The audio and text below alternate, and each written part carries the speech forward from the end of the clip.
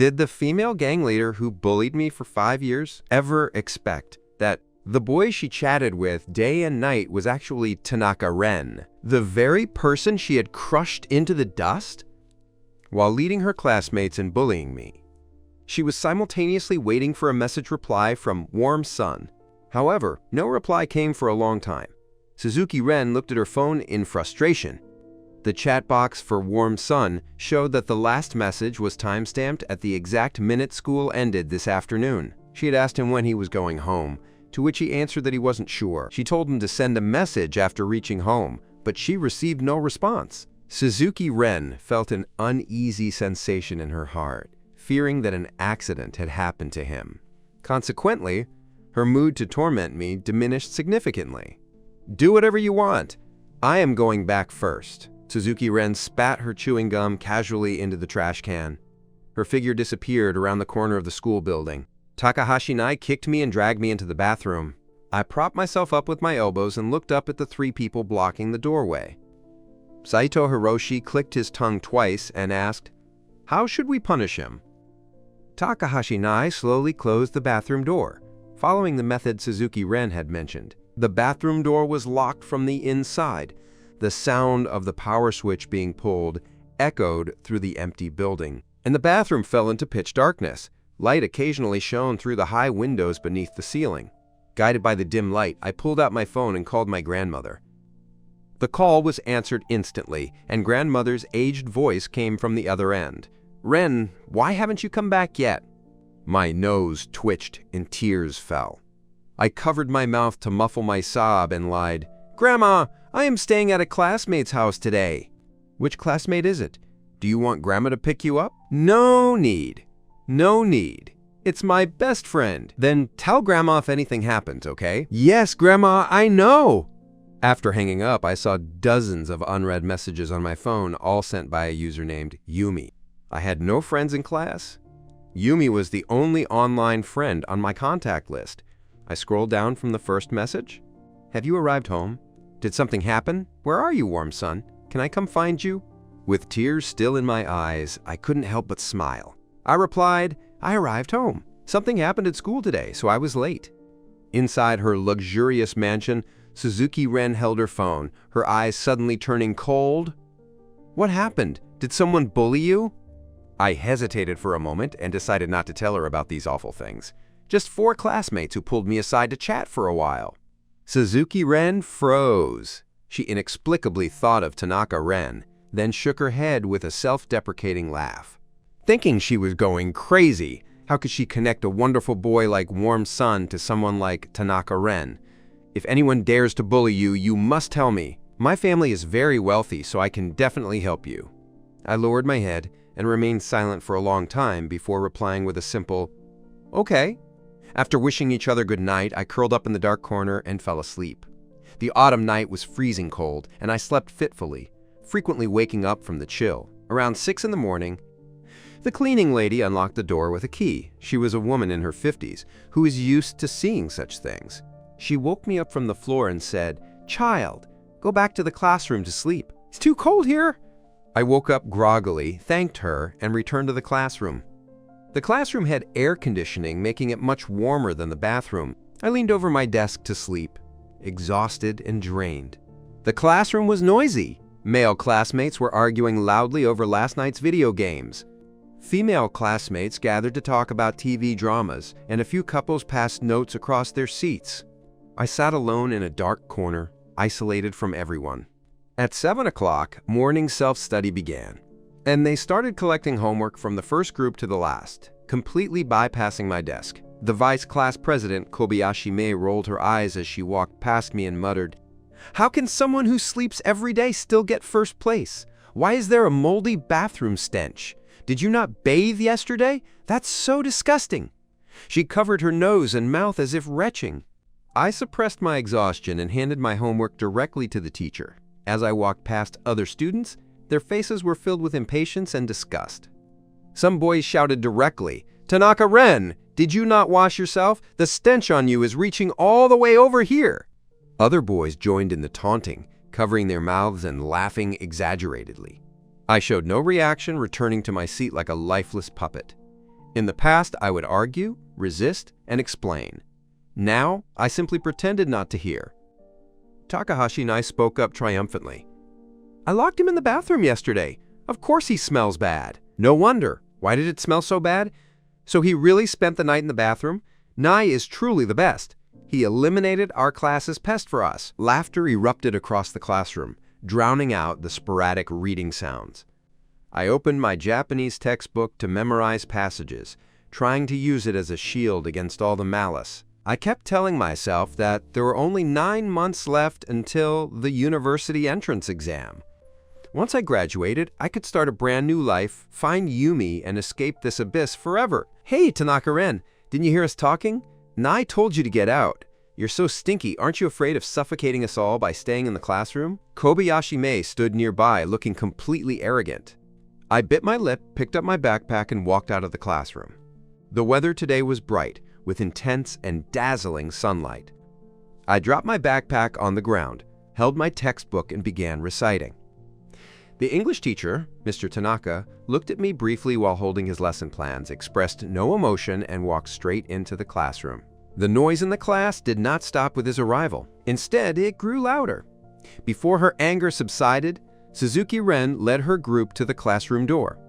As she approached, she heard the clear sound of reading amidst the noise. Under the early autumn morning sun, I stood at the classroom door in my school uniform, my eyes reflecting stubbornness and defiance. Suzuki-Ren glanced at me as she stood beside me.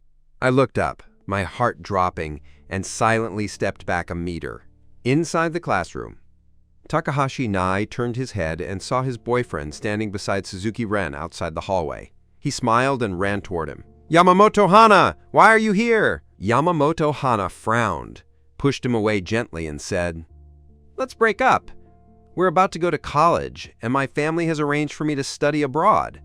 I cannot leave any bad record behind." Previously, to protect his boyfriend, he had even dragged his best friend Suzuki-Ren into the campus bullying incidents. But now, he had to draw a clear line with Takahashi Nai. He was different from Suzuki-Ren. Although Suzuki-Ren was an illegitimate child of the Chen family, she was the sole heiress. The joy in Takahashi Nai's eyes vanished instantly. He looked at Yamamoto Hana in disbelief. "Hana, how can you do this?" Yamamoto Hana wore gold-rimmed glasses and asked coldly, "What's wrong? Is there something incorrect?" Takahashi Nai roared furiously.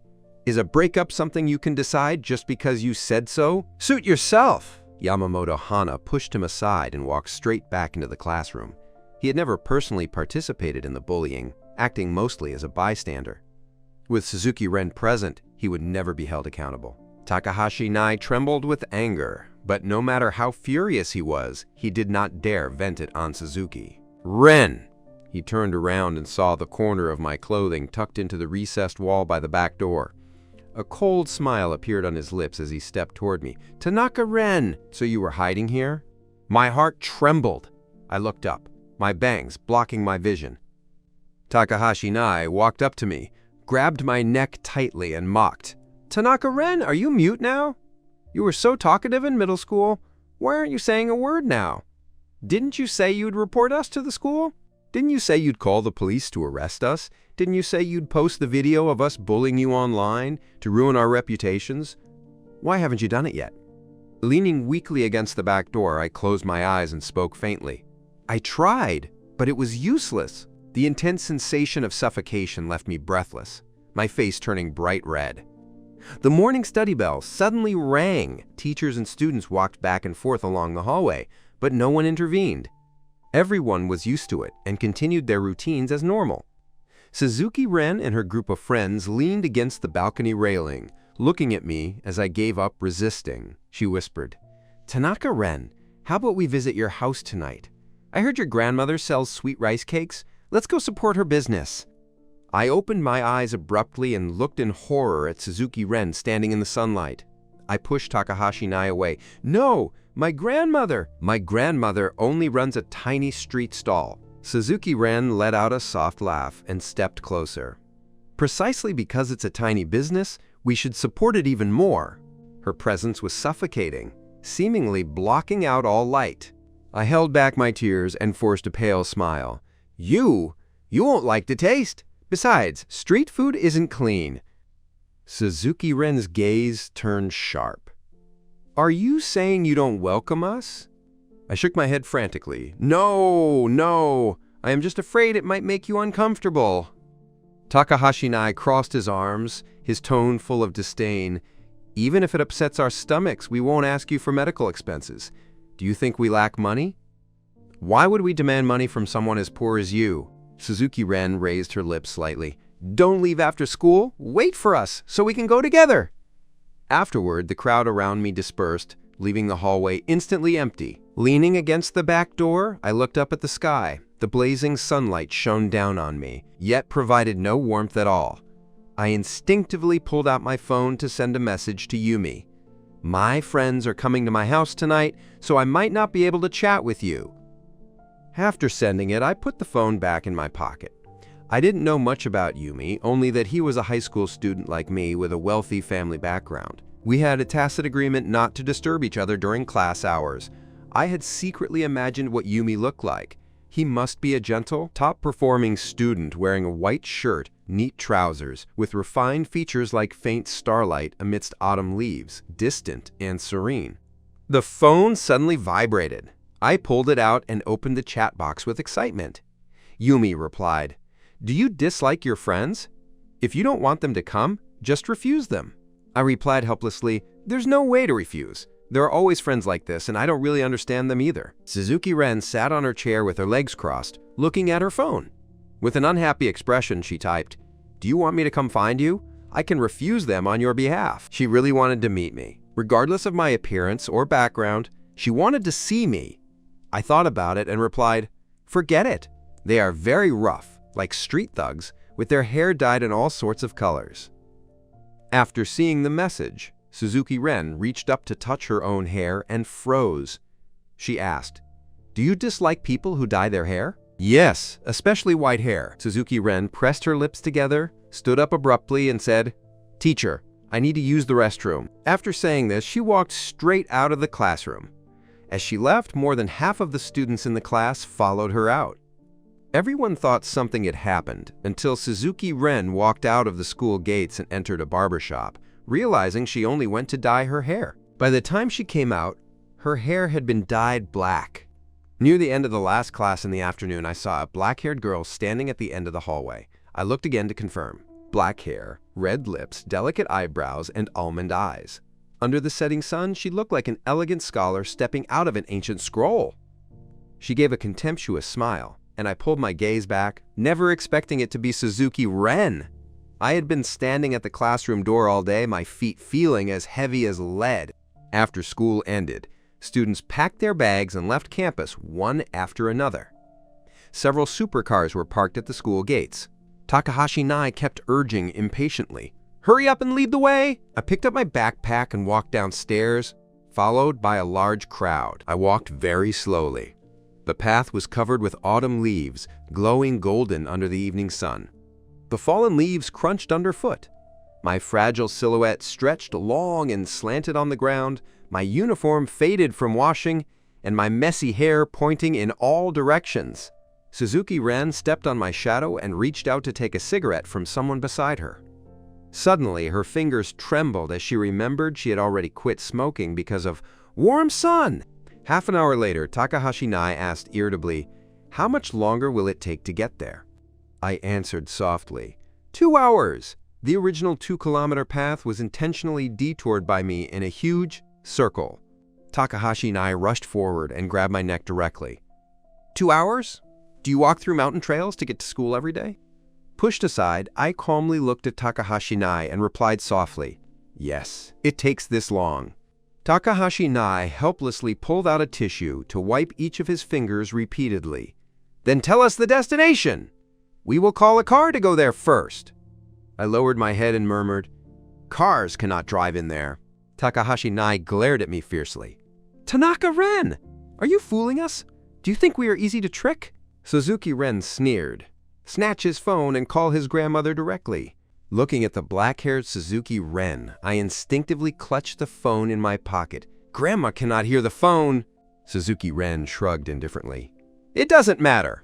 If she can't hear, keep calling. We have plenty of time. In a daze, I forced a bitter smile. Oh, I know a shortcut through a small alley. I then led them past the prosperous streets to a dilapidated, dark building complex. Before us lay a muddy path, a narrow, quiet old street from the last century. An elderly woman with white hair was guarding a small stall selling sweet rice cakes by herself. Her movements were slow and careful, and the stall was covered in a layer of dust. Tanaka Ren, is this your grandmother's stall? Takahashi Nai's voice was full of disgust and mockery. Grandma's hair was silver white. Hearing the sound, she turned slowly toward the source. Ren? Is Ren back? Her eyes were vacant, but her face held a warm smile. My eyes burned with tears. I wanted to rush forward to hug her, but I forcefully restrained myself, trying to figure out how to resolve the situation. Suzuki Ren stepped forward and held Grandma's arm. She smiled at me, taking in the terror and pleading in my eyes, and said word by word, Grandma, we are Ren's friends. We came today to eat your sweet rice cakes. Grandma was very happy to hear this, tapping Suzuki Ren's shoulder with her wrinkled hand. So you are Ren's friends? Grandma will make sweet rice cakes for you. Suzuki Ren looked at me with satisfaction, enjoying the fear displayed on my face. She asked Grandma, how much is one sweet rice cake? Usually 2 yen each, but since you are Ren's friends, Grandma will give them to you for free. Ren, where are you? I composed my emotions, stepped forward to push Suzuki Ren aside, and said, Grandma, I'm right here. Since my friends are here, go inside to pour some plum juice to entertain our guests. Grandma agreed, but I didn't move. I just watched them. Suzuki Ren found a seat and sat down, leaning against the chair back while shouting at me, Tanaka Ren, why aren't you pouring water for us? Is this how you treat your friends? I looked at her in surprise. Grandma urged, Ren, is that any way to treat guests? Go pour water for them quickly. I bit my lip, endured Suzuki Ren's teasing gaze, and turned into the house. Outside, as Suzuki Ren sat down, the others gathered around the small table. Dressed in luxury brands, they looked completely out of place in this poor, run-down environment. They had never intended to come to my house to prank me. Just thinking about this dirty environment gave them goosebumps. If it hadn't been for Suzuki Ren's demand today, they wouldn't have come at all. Come eat sweet rice cakes. The cakes are ready. Grandma slowly walked over holding a tray of sweet rice cakes. Not knowing the exact number of people, she made a total of 20 cakes. Suzuki Ren stood up to take the full plate. Thank you, Grandma! Are we really going to eat these? Saito Hiroshi complained quietly. I brought out the poured plum juice and served a bowl to each person. When I reached Suzuki Ren, my heart pounded furiously and my hands trembled slightly. Did Suzuki Ren come to my house with such fanfare just to eat sweet rice cakes? Apprehensively, I handed the paper bowl to Suzuki Ren. She held the plate and looked at me. She didn't catch the bowl properly, and her hand slipped. With a crash, 20 sweet rice cakes fell onto the ground, and the ceramic plate shattered in the mud. Suzuki Ren smiled, her voice gentle, almost like pillow talk. It doesn't matter. We can just eat off the ground. Grandma heard the noise and said cheerfully, Ren is always so careless. It's okay. I've been making sweet rice cakes all my life. I'll just make another batch. Ren, sweep up the shards so no one gets hurt. Grandma smiled, the wrinkles at the corners of her eyes deeply etched by time. Grandma, we can sweep it ourselves. After saying this, Suzuki Ren leaned close to my ear and whispered, How about you pick them up? Suzuki Ren! What exactly do you want? The autumn wind blew past, leaving my frail figure swaying precariously in the breeze. I stared at her, suppressing my tears. Suzuki Ren's gaze suddenly turned vicious. Pick them up, or let your grandmother pick them up. Choose one. I'll pick them up. I'll pick them up. I endured my tears and squatted down. Taking a deep breath, I grabbed the shards in my palm. The sharp edges sliced my skin, and bright red blood dripped into the mud. Under Suzuki Ren's gaze, I picked up the shards piece by piece and threw them into the trash can. Takahashi Nai sat with his legs crossed, casually taking pictures of me. Ren, the sweet rice cakes are ready. You mustn't spill them this time. Grandma smiled and handed me a new plate of sweet rice cakes. My hands were covered in cuts, with blood pouring out continuously. The scalding plate pressed against my fresh wounds, almost making me drop it again. Grandma held her hand palm up in midair. "Ren, is it raining? I heard water dripping." "No, Grandma, the neighbors have a leak." I placed the sweet rice cakes on the table. My wrists were scalded red and my palms were still bleeding. But I didn't stop to bandage them. Suzuki Ren pulled out banknotes from her wallet, casually holding a few large denomination bills between her index and middle fingers. Then he threw it in my face. "Consider this a reward for you." His tone was disdainful, like a superior bestowing favor upon an inferior. The banknotes scattered onto the ground. The people beside him followed suit. They pulled out money and threw it at my face until suppressed, embarrassed flushes appeared on my pale little face. Suzuki Ren then stood up. "Turns out earning money isn't easy. Take the money and hold on to it." He smiled, his tone indifferent. He simply enjoyed watching those optimistic people get oppressed by them, and then slowly lose all longing and expectation for this world, bit by bit. He wanted to snap the spine of the proud, rip out the conscience of the kind, and make these people turn into the very ones they hated most because of the money and power they so revered. This was his twisted sense of humor. He was sick in the head. Earlier, Takahashi Nai had picked up the sweet rice cake from the table and flipped it upside down onto my head. I gasped in panic and quickly reached out to cover my mouth. The freshly made sweet rice cake left oil stains and red marks on my skin. "Ren, what happened?"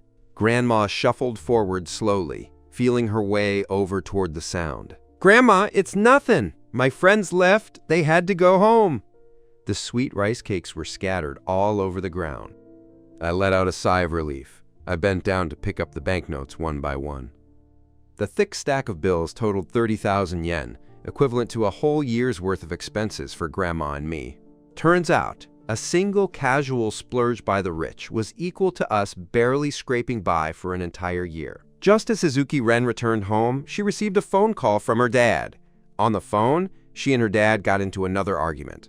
After the call was disconnected, Suzuki Ren collapsed onto the floor in exhaustion. The curtains weren't drawn, and the bright moonlight poured through the balcony glass onto her face. Her delicate side profile was as perfect as a night-blooming cereus. In the silent night, she looked as decadent as a rotting rose, possessing a beautiful exterior yet emitting waves of foul stench. Suzuki Ren pulled out her phone and opened the chat box pinned at the very top. It was 1 a.m. now. We had already said goodnight to each other back at 10 p.m. She typed out a message and deleted it, afraid of disturbing the sweet dreams of the boy on the other side. Suzuki Ren put down her phone and walked toward the balcony with wandering steps, like an aimless lost soul. The hydrangeas in the garden were blooming beautifully, and the wilderness had saved a place for the lavender. The phone vibrated. She quickly opened the chat box and a new message popped up. "Are you asleep?" A spark of light flashed in her dark eyes. She curled her lips into a gentle smile. "Not yet. What about you? Why aren't you asleep yet?" "I had a nightmare." "What about you? Aren't you asleep either?" "I got into a fight with my dad. He told me to go die. The person who deserves to die isn't you. This world isn't somewhere we chose to come to on our own. They birthed us after venting their own desires, yet they never once asked for our opinion. This was never our choice at all. If whether to be born or not were decided by ourselves, I'd rather be a part of the universe, unconscious." Seeing the message I sent, Suzuki Ren couldn't help but smile. As the night breeze blew past, the hydrangeas in full bloom swayed with the wind, casting shimmering shadows. In the lonely late night, she looked up, her cold, dark eyes reflecting tens of thousands of stars. In this awful world, it was a kind of happiness to have someone sharing the same plight, keeping each other warm in the endless darkness. The hostility around her dissipated as she controlled the smile on her lips, typing carefully and nervously. "Will you leave me in the future?" Suzuki Ren's chest pounded violently. Holding her heart with a trembling hand, she silently prayed, desperately wanting a positive answer. Seasons change, the sun and moon rotate, and in the long river of time, everything disappears and reappears. But memories never die. Yumi, what you might not know is that I truly relied on the memories of you to pull through these terrible 4 years. It was true in the past, and it remains true now. You ask if I will leave. That happens to be what I wanted to ask you as well. The wandering traveler found his way home, and the desert of the mountains and rivers bloomed with green shadows. I will never leave you. Suzuki Ren felt at peace. Shrouded in the darkness of the night, petals fell into her hair, and in this long, dark night, she plucked away all her thorns. A faint light appeared at the horizon. The darkness would eventually dissipate, and the sun would rise as usual. I gave the 30,000 yen to Grandma as living expenses under the guise of a school scholarship. I picked up my backpack and went to school. Outside the school gate, housekeepers dressed in suits stood respectfully, ready to act as handrails for the aristocrats. Every passing car had a price tag in the tens of millions. The evergreen trees on campus stood tall and erect, and the magpies on the branches didn't fly away despite the approaching winter. Suzhou Foreign Language High School always maintained this flourishing, vibrant appearance. I walked to the door of Class 2, where the sounds of classmates laughing and fooling around came through. I hesitated for a moment before pushing open the classroom door. The noisy environment instantly turned quiet. Everyone's eyes turned toward me. They rolled their eyes at me, occasionally making disgusted and gagging noises to express their hatred. I tightened my grip on my backpack straps, lowered my head, and walked straight to my seat. The seating arrangement in the class changed every week, but my spot was the only one that remained constant. Here, the only thing that could truly change one's fate was getting into a key university. To encourage students to study, the school organized an exam every month. The homeroom teacher walked into the classroom carrying a thick stack of test papers. "Classmates! The monthly exam results are out. The first place in our class this time is Tanaka Ren. At the same time, he is also the first place in the entire school. Let us congratulate him." The homeroom teacher led the applause, but the entire class remained dead silent. The questions this time were exceptionally difficult and obscure, yet Tanaka Ren's score was a full 50 points higher than the first place in the neighboring class, ranking first in the entire school. The school prepared a 10,000 yen scholarship for this monthly exam, and the money would be transferred directly to the bank card. Only when announcing the results of each monthly exam would the homeroom teacher offer a smile to me sitting in the corner. I had no reaction, because I knew very well that only when my grades were bright enough to be known nationwide would these people refrain from messing with my university entrance exam results in the future. Before the class ended, harsh discussions came from the front row seats. What's the use of having good grades? Working hard for a lifetime can't even compare to our starting point. The interest on my dad's bank card for 1 second is more than this scholarship. We were born to enjoy life, while the meaning of his existence is to be trampled by us. Ha ha, aren't you afraid he'll hear you if you speak so loudly? So what if he hears? The treatment for the school's top student is nothing more than this. Who would be friends with this poor ghost? Yesterday, Takahashi Nai even posted a video of him picking up shards with his bare hands on the school forum. Look at his rundown, trashy house. Working hard for a lifetime will only get him one house, whereas I was born owning multiple properties. Suddenly, a small paper ball was thrown onto my desk. I opened the paper ball, and on it were a few crookedly written words. "You are already very amazing." I broke into a smile, looked up, and saw the girl in the second-to-last row smiling at me. Her name was Suzuki Haruka, one of the few people in the class who hadn't shown any malice toward me. She got along well with everyone. The school posted the results of this monthly exam on the honor roll on the first floor.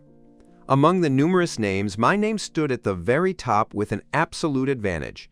Getting into a key university from Suzhou High School and then taking the graduate entrance exam was the only way to change one's social class. A key university and a civil service job were the stepping stones for people at the bottom to live a decent life. Those students from aristocratic families gathered in front of the honor roll, and many were still shocked by my grades.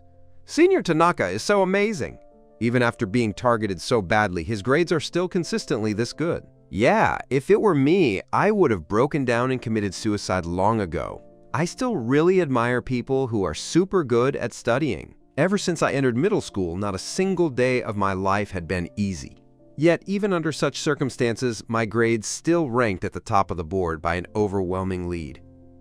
During lunch break, I shared this good news with Yumi at the very first moment. My grade in this monthly exam was rated as first class. Wow, Ren, aren't you first place again? Turns out you're a study god. I froze for a moment, suddenly realizing that Yumi was using an affectionate nickname for me. My original username was Warm Sun, and because there was a Ren in my name, I paused for a moment and accepted the nickname Ren. I'm not really a study god. This doesn't count as a study god? To be able to study to this extent, do you want to become a scientific researcher? What university do you want to get into? I thought for a moment, my eyes filled with determination. Yes, I want to go to Lincheng University. I must take Grandma away from Suzhou and head to Lincheng. I want to escape this place forever, far away from this bottomless abyss. After school, Takahashi and I blocked my way. Tanaka-ren, are you feeling proud because you got first place? Immediately after, the classroom door was slammed shut heavy-handedly by Saito Hiroshi. He also stared at me with ill intent. Takahashi and I stood on the podium with his arms crossed, looking down at me sitting at the desk. Contempt and jealousy intertwined in his eyes. He had to admit that I was indeed very handsome. In the entire school, I was undoubtedly the handsomest one. But in his eyes, why should a poor person like me be allowed to look good and have great grades too? He just wanted to destroy me. Ever since middle school, he had wanted to ruin me. I sat back in my seat, my voice flat. There's nothing to be proud of. Takahashi and I stepped forward and shoved my head. So you know there's nothing to be proud of? Then who are you acting arrogant for? Hiroshi, no matter how awesome the first place is, in the future he'll just end up as a director at my family's electronics factory at best. I bit my lip and didn't say a word. Yo, why aren't you talking anymore? Hiroshi, bring a knife over here. I'm going to slash his face directly, strip his clothes off, and post it online. As Takahashi and I spoke, he walked toward me. Right at that moment, footsteps came from outside the classroom, and the door was kicked open. Takahashi and I screamed out loud, "What are you doing? Who dares to open the door?" He turned his head and met Suzuki Ren standing at the doorway. He hurriedly restrained his anger. We found a fun game and planned to slash his face. I closed my eyes in despair. What Suzuki Ren would do to me would only be worse than Takahashi and I. Let him go. The young girl's voice was cold. She walked into the classroom with a few people. What? Takahashi and I's eyes widened as he looked at Suzuki Ren in disbelief. Why let him go? He's going to tutor me in my studies. From now on, he will stay behind after school every day to tutor us in our schoolwork, 1,000 yen per hour. At this moment, Suzuki Ren saw me slowly packing my things over there. Growing impatient from waiting, she turned and gave a look to Rise. Rise stepped forward, grabbed my wrist, and forcibly dragged me up to the podium. Just tutor us obediently. What are you dawdling over there for? After saying that, Rise threw out a stack of cash. This is given to you by Sister Ren. You'll help us tutor for 3 hours every day. I glanced at it, then looked at the rebellious youth sitting upright in their chairs, and I still agreed. It wasn't easy for Grandma to raise me all by herself. The monthly tutoring fee from this group of people could allow Grandma to rest for 3 years. What do you want to learn today? Suzuki Ren looked at me coldly. Learn math.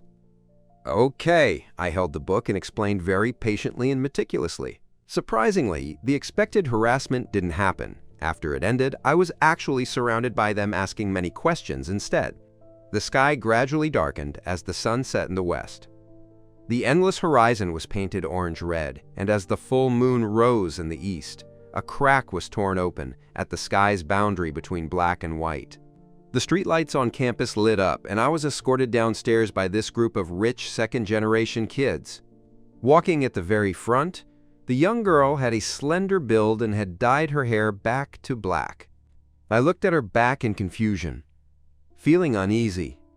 Recently, the matter of Suzuki Ren dyeing her hair black had caused a huge stir, with the outside world speculating that she had a boy she liked. How could a cold-blooded person like Suzuki Ren have someone she liked? The young ladies and masters got into their respective luxury cars with their housekeepers. I looked at the black-haired girl who remained alone on the spot, staring at me, and suddenly realized she wanted to give me a ride. I stammered, I can go by myself. My words were swallowed by the sharp gaze in the girl's eyes. I followed her pace and sat in the back row of the Maybach. Shrinking into the corner, I tried my best to minimize my presence. I turned my head to look at the scenery outside the car. The scenery gradually changed from a bustling city to run-down, low-rise buildings. My high-hanging heart finally landed when we arrived at the entrance of the alley heading home. I pushed the door open to get off, hesitated for a second, but still spoke to thank her. "Thank you for giving me a ride home." The girl didn't respond and closed the car door tightly. The gray residential building wasn't even favored by the moonlight. It hid in the darkness, where only broken light could lead the way home. I turned past the narrow, muddy road where an elderly woman with silver-white hair stood leaning on a cane at the entrance of the street.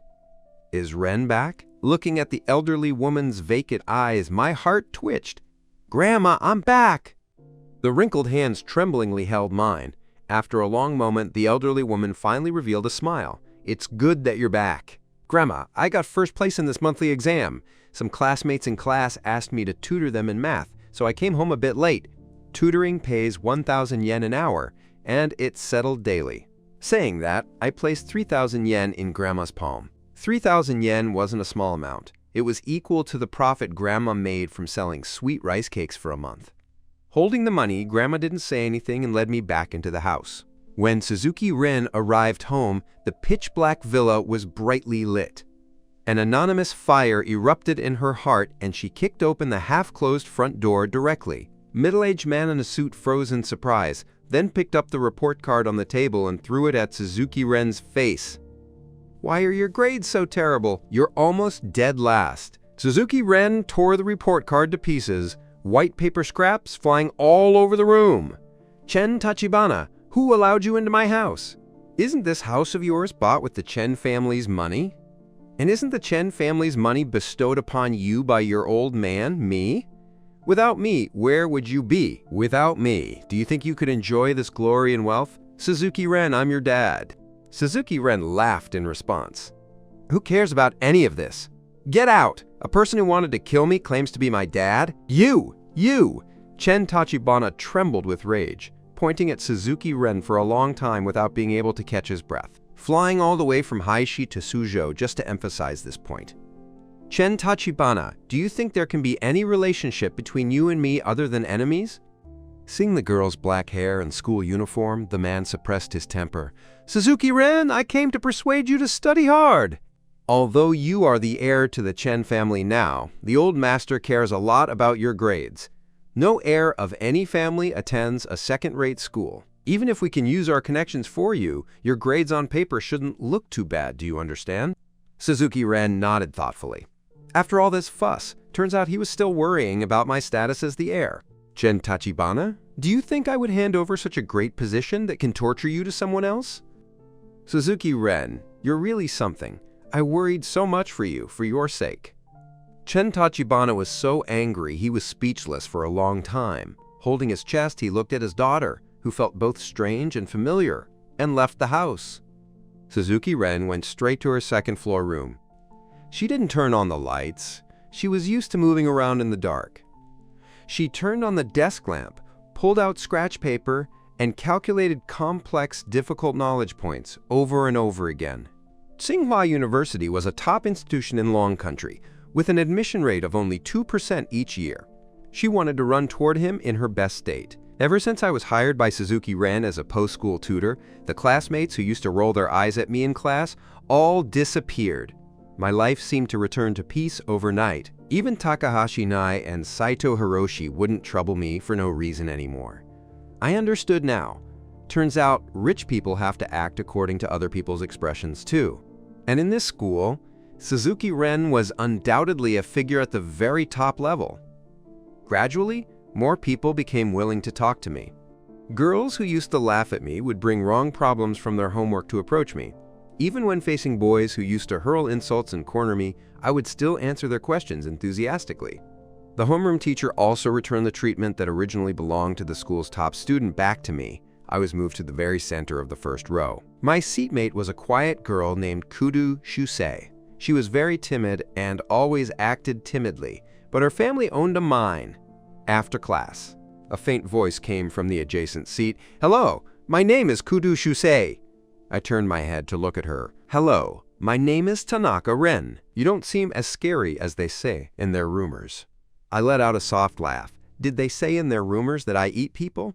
Kudu Shusei shook her head. "They said you're a poor ghost who makes a living picking up trash, your house is crawling with cockroaches, you're very unhygienic, often don't bathe or brush your teeth, like to stalk rich girls in middle school, always peeked at others bathing, and all your grades were cheated.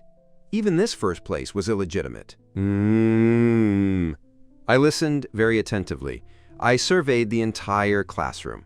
The classmates were covered in designer brands, every single strand of hair refined to the extreme.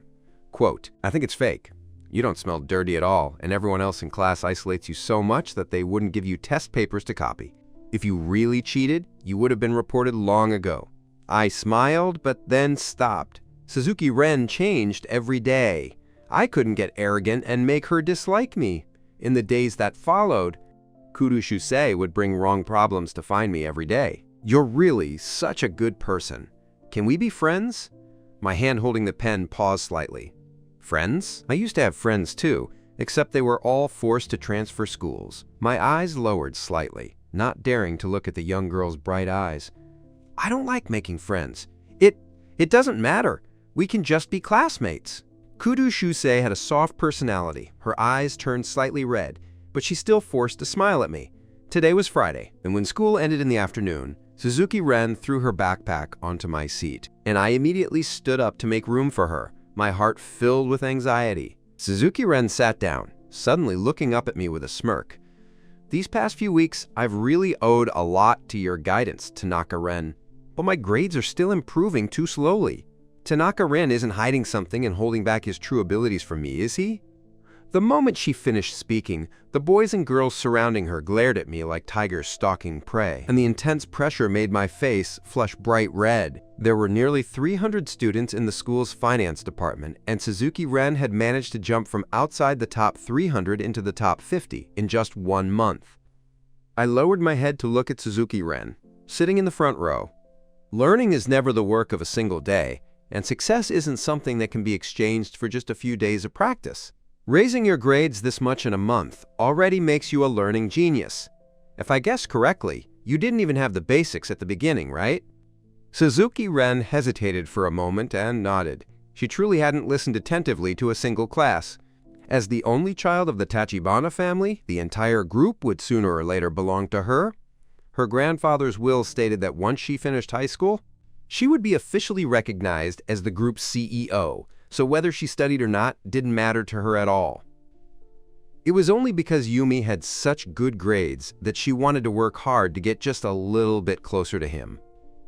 Her parents were bitter enemies, and as for her own marriage, she would only marry the boy she loved most. I explained carefully and patiently. "So you're already very talented. Among those studying alongside you, no one has raised their scores as fast as you.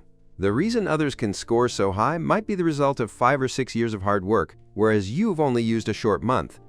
Suzuki Ren narrowed her eyes slightly and ultimately said nothing more. When the class ended, it was already 8:30 p.m. On a November evening in Suzhou, the sky turned mostly pitch black by 6:10 p.m. In this autumn season, there were no longer any flowers in the city. Only bare, withered yellow trunks and sky-filled fallen leaves crushed into the mud. I sat in the back row of the Maybach. For the past month, I had been riding home in Suzuki Ren's car every day, and apart from classroom questions and cold mockery, Suzuki Ren wouldn't say a single extra word to me. "Come to my house this weekend to tutor me. You must make me take first place before this winter break. Do you understand?" The girl's voice was very cold. I froze. So taking first place meant she wanted to surpass me? What a pity that I wouldn't give up this position. I agreed softly. "My car will pick you up here at 8 a.m. tomorrow morning. Overtime on weekends will be counted at 2,000 yen per hour, 8 hours a day on both Saturday and Sunday." Once the car came to a steady stop, I got out and walked home. Over the past month, my grandmother's sweet rice cake business had been booming, earning a lot of money, and everything seemed to be moving in a good direction. Late at night, as usual, I held my phone and chatted with Yumi. The old wall clock in our late-century home made a ticking sound, and in the dark night, wood chips fell from the rotting wooden door. No, let's meet this winter break. I'll come to your house to find you. With a loud thud, my phone dropped onto the floor. Under the gentle moonlight, I picked up my phone lightly. The damp air left the small house covered in moss.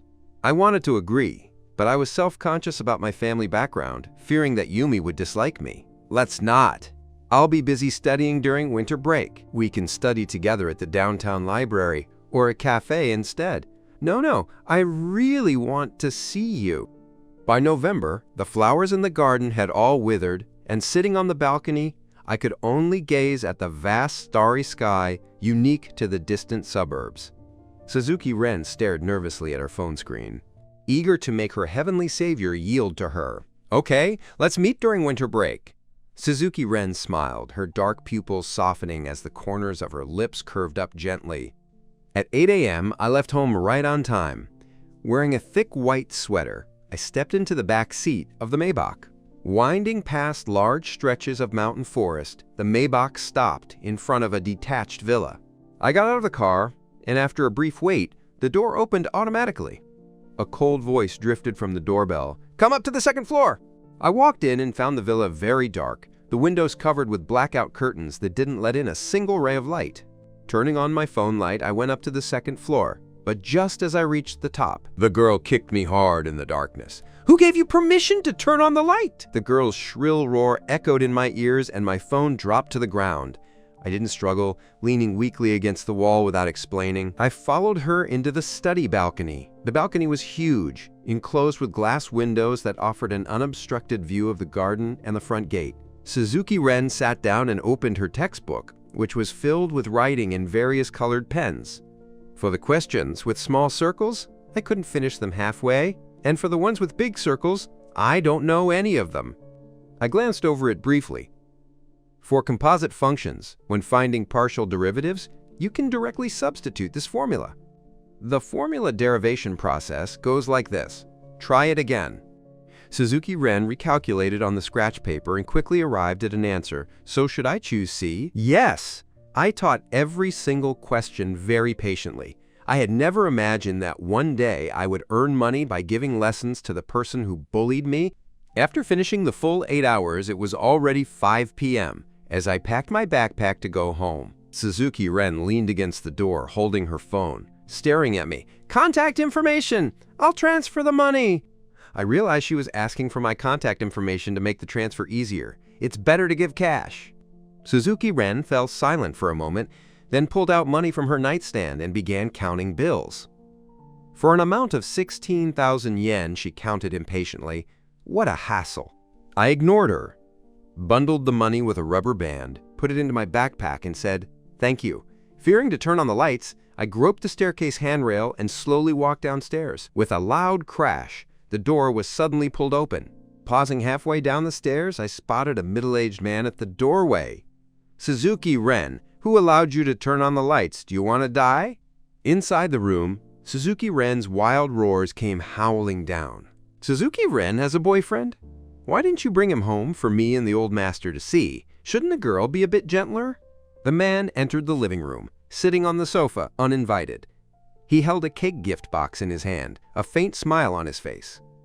Suzuki Ren walked downstairs from her room, looking coldly at the man on the sofa. "What did you run over here for?"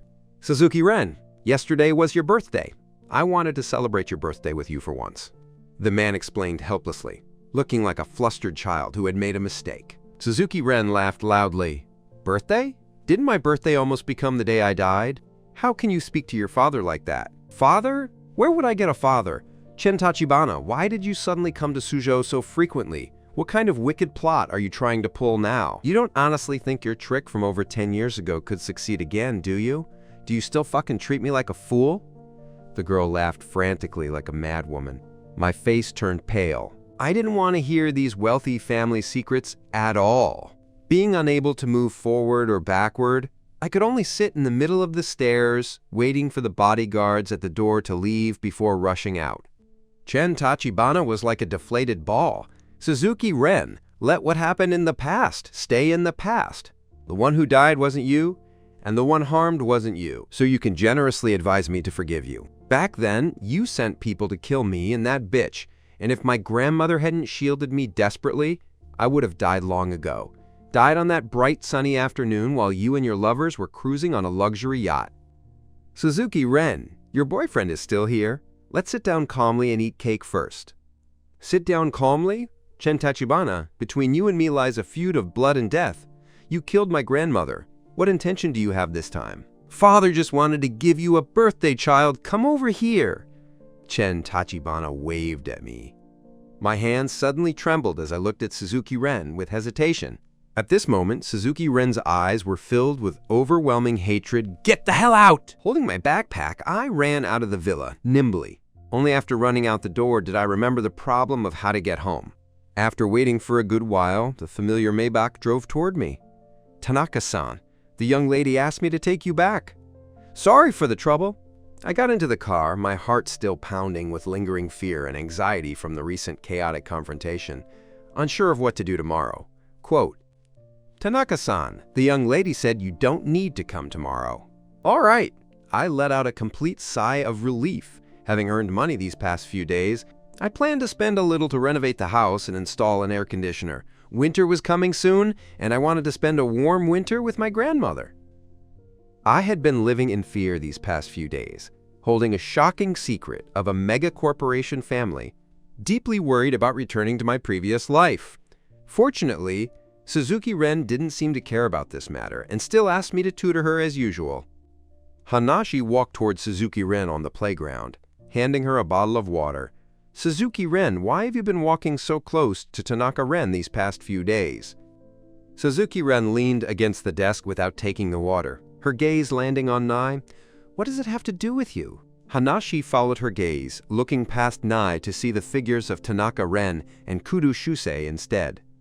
He gritted his teeth secretly, hatred burning in his eyes, before carefully probing Suzuki Ren. If you like Tanaka Ren, we won't bully him anymore in the future. Suzuki Ren suddenly turned her head, staring coldly at Hanashi.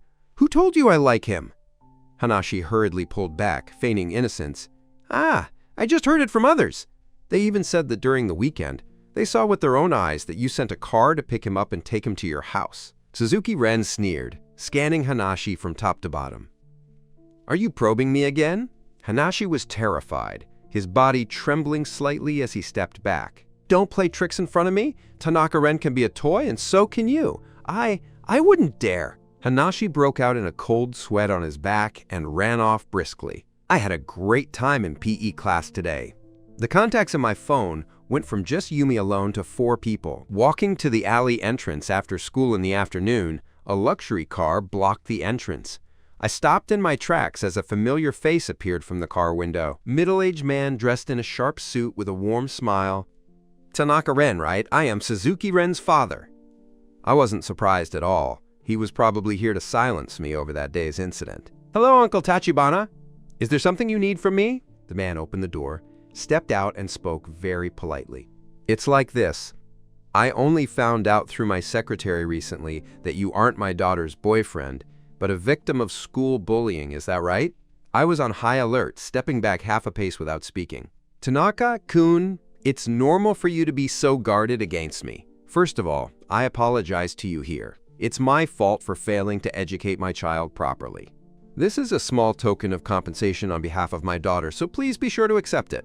Chen Tachibana pulled out a bank card from his suit and handed it to me. I didn't take it, remaining unnaturally calm instead. I don't understand what you're talking about. I'm going home. It was so strange. An apology I had waited over 5 years for suddenly felt so unimportant at this moment.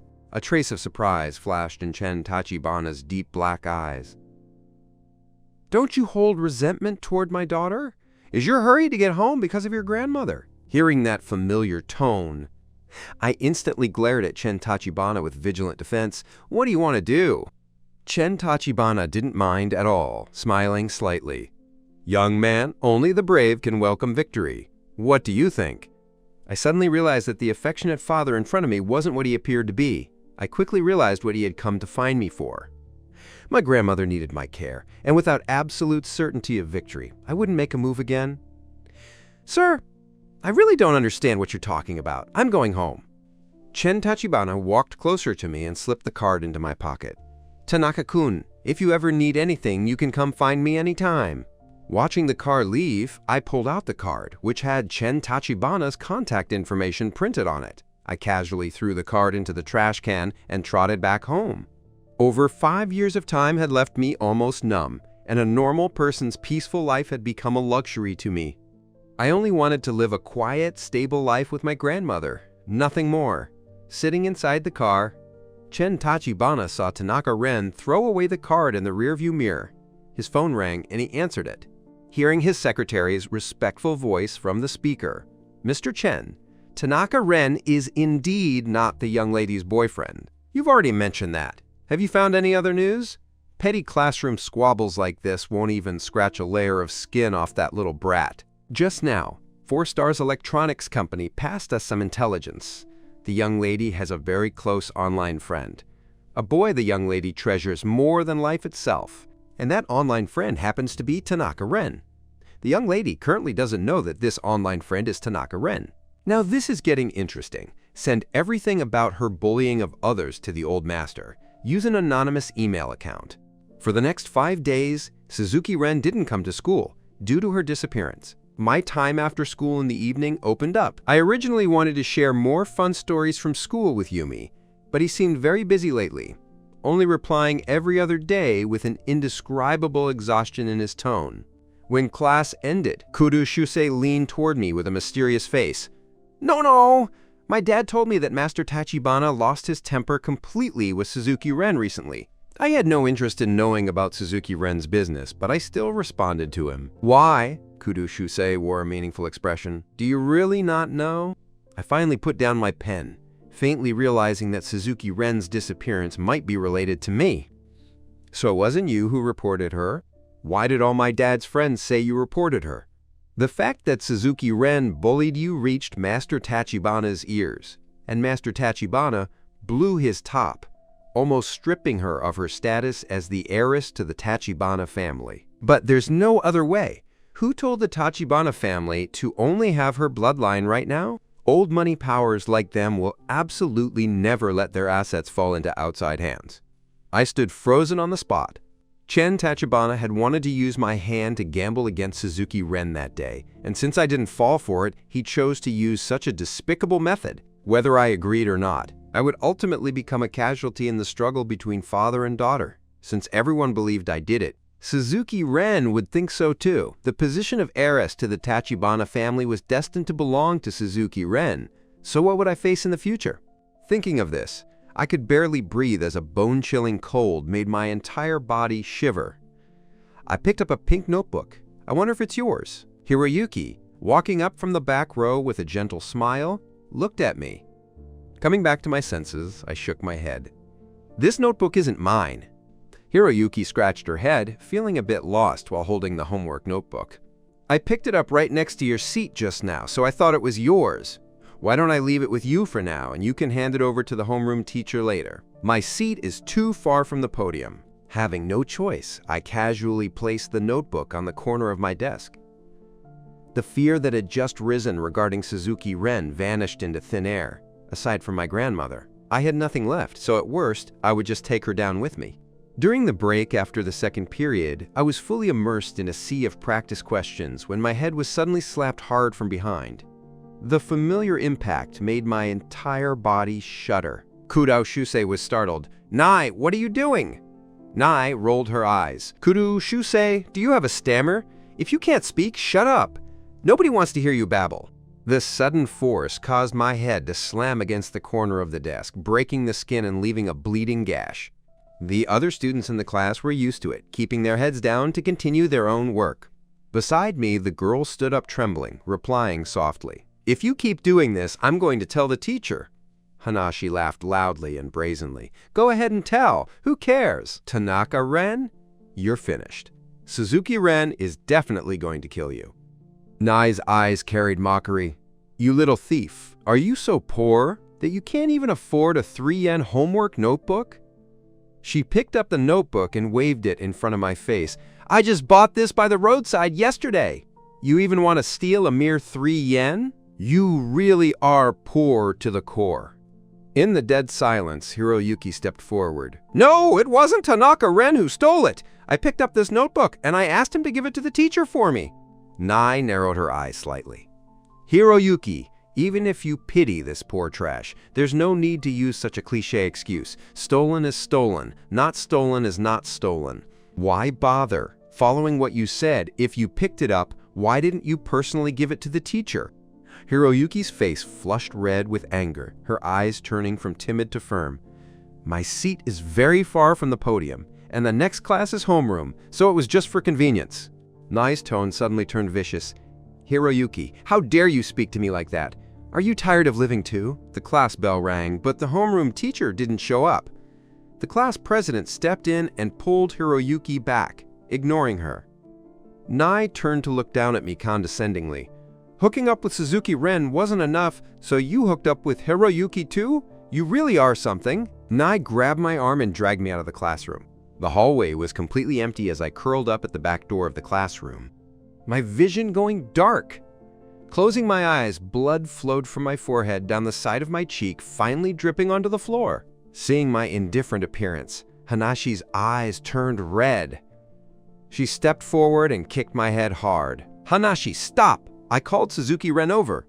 Kudo Shusei's trembling voice echoed in the school building. Hanashi snapped her head up, catching Suzuki Ren's icy dark gaze. Terrified, she backed up a few steps. I slowly opened my eyes. "Suzuki Ren, you're back? I didn't report you. Chen Tachibana came to find me, but I didn't accept, nor did I ever look for him. I know you did well, but you brought me trouble. All of my plans, just a little bit more, and they would have all been ruined because of a person like you." I felt Suzuki Ren was sick in the head. If she hadn't gone crazy and bullied me in the first place, it wouldn't have led to today's situation. Suzuki Ren leaned close to my ear, whispering softly, "A nuisance like you should just be killed." I looked at her calmly, my eyes appearing completely hollow. "Whatever! I'll drag you down to hell with me." Suzuki Ren patted my face, saying word by word, "I was already in hell." Afterward, she stood up and walked straight back into the classroom. Just as the rest of them were about to continue teaching me a lesson, Kudo Shusei rushed over and shielded me. "What are you doing? He's bleeding! Do you want him to die? He has to go to the hospital to bandage the wound." "Kudo Shusei, do you want to go against 4 Stars Group? Believe it or not, we'll ruin you right along with him." Kudo Shusei trembled all over, but his gaze was filled with determination. 4 Stars Group belongs to the Rise family, and your father is just working for 4 Stars Group. Who do you think you are? Would 4 Stars Group really treat human lives like grass just for a bunch of wage-earning workers like you? Or is it simply because I'm protecting my friend that you want your parents to target my father? If you want to do that, then bring it on. Let's see if your parents will actually join forces to target my father over your unreasonable throw of a tantrum." Nai stared back blankly, her eyes wide with rage, and raised her hand as if to strike Kudo Shusei. Hanashi quickly held back the furious Nai, knowing that their fathers could never go against Kudo Shusei's father over trivial school matters like this. Kudo Shusei's family held vast gold mining resources. Even if people disparagingly called them upstarts behind their backs, everyone inevitably had to do business with them and frequently needed to curry favor with their family. After those two left, the homeroom teacher, who had been missing for a long time, happened to appear. "Shusei, take Tanaka-kun to the infirmary." The school doctor was a young woman with a doctorate. "How on earth did you get hurt like this? At such a young age, this is going to leave a scar." On the hospital bed, my face was pale, and my head was wrapped in layer upon layer of gauze. My eyes were slightly red. This time, I didn't push away Kudo Shusei's kindness. Perhaps I had even dragged Shusei into this deep water, but when a person stays in the dark for too long, they can't help praying for a single ray of light to shine in. At lunchtime, I picked up my phone and saw a new message notification count exceeding 99. Thinking of Yumi, I hurriedly unlocked the phone and tapped into the chat box. Quote, "Nono, I miss you so much. Is Nono super busy right now, or are you mad at me? A lot of things happened at home recently, which is why I rarely contacted you those few days. A few days ago, I couldn't even touch a phone and had to borrow one from someone else."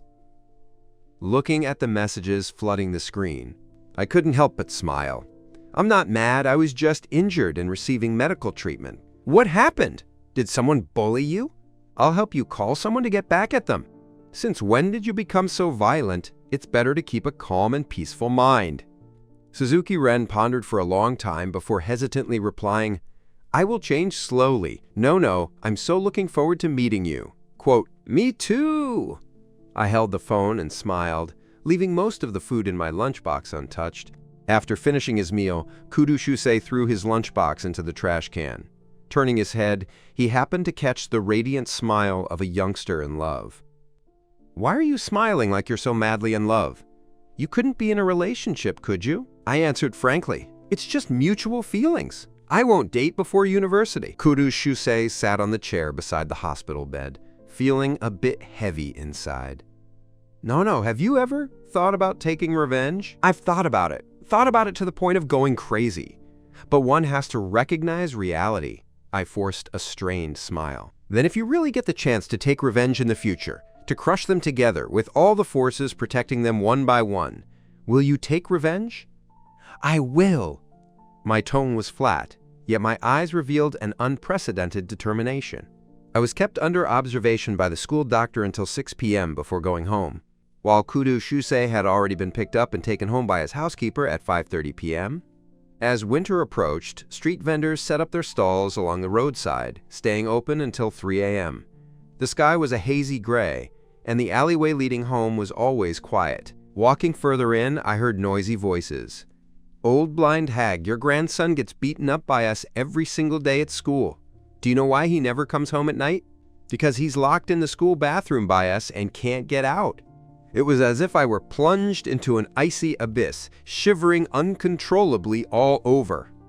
I ran toward home like crazy, and what met my eyes were shattered lights, the bullies who always put on a high and mighty posture, a sugar pancake stall scattered all over the ground, and my grandmother who had been pushed down onto the pavement.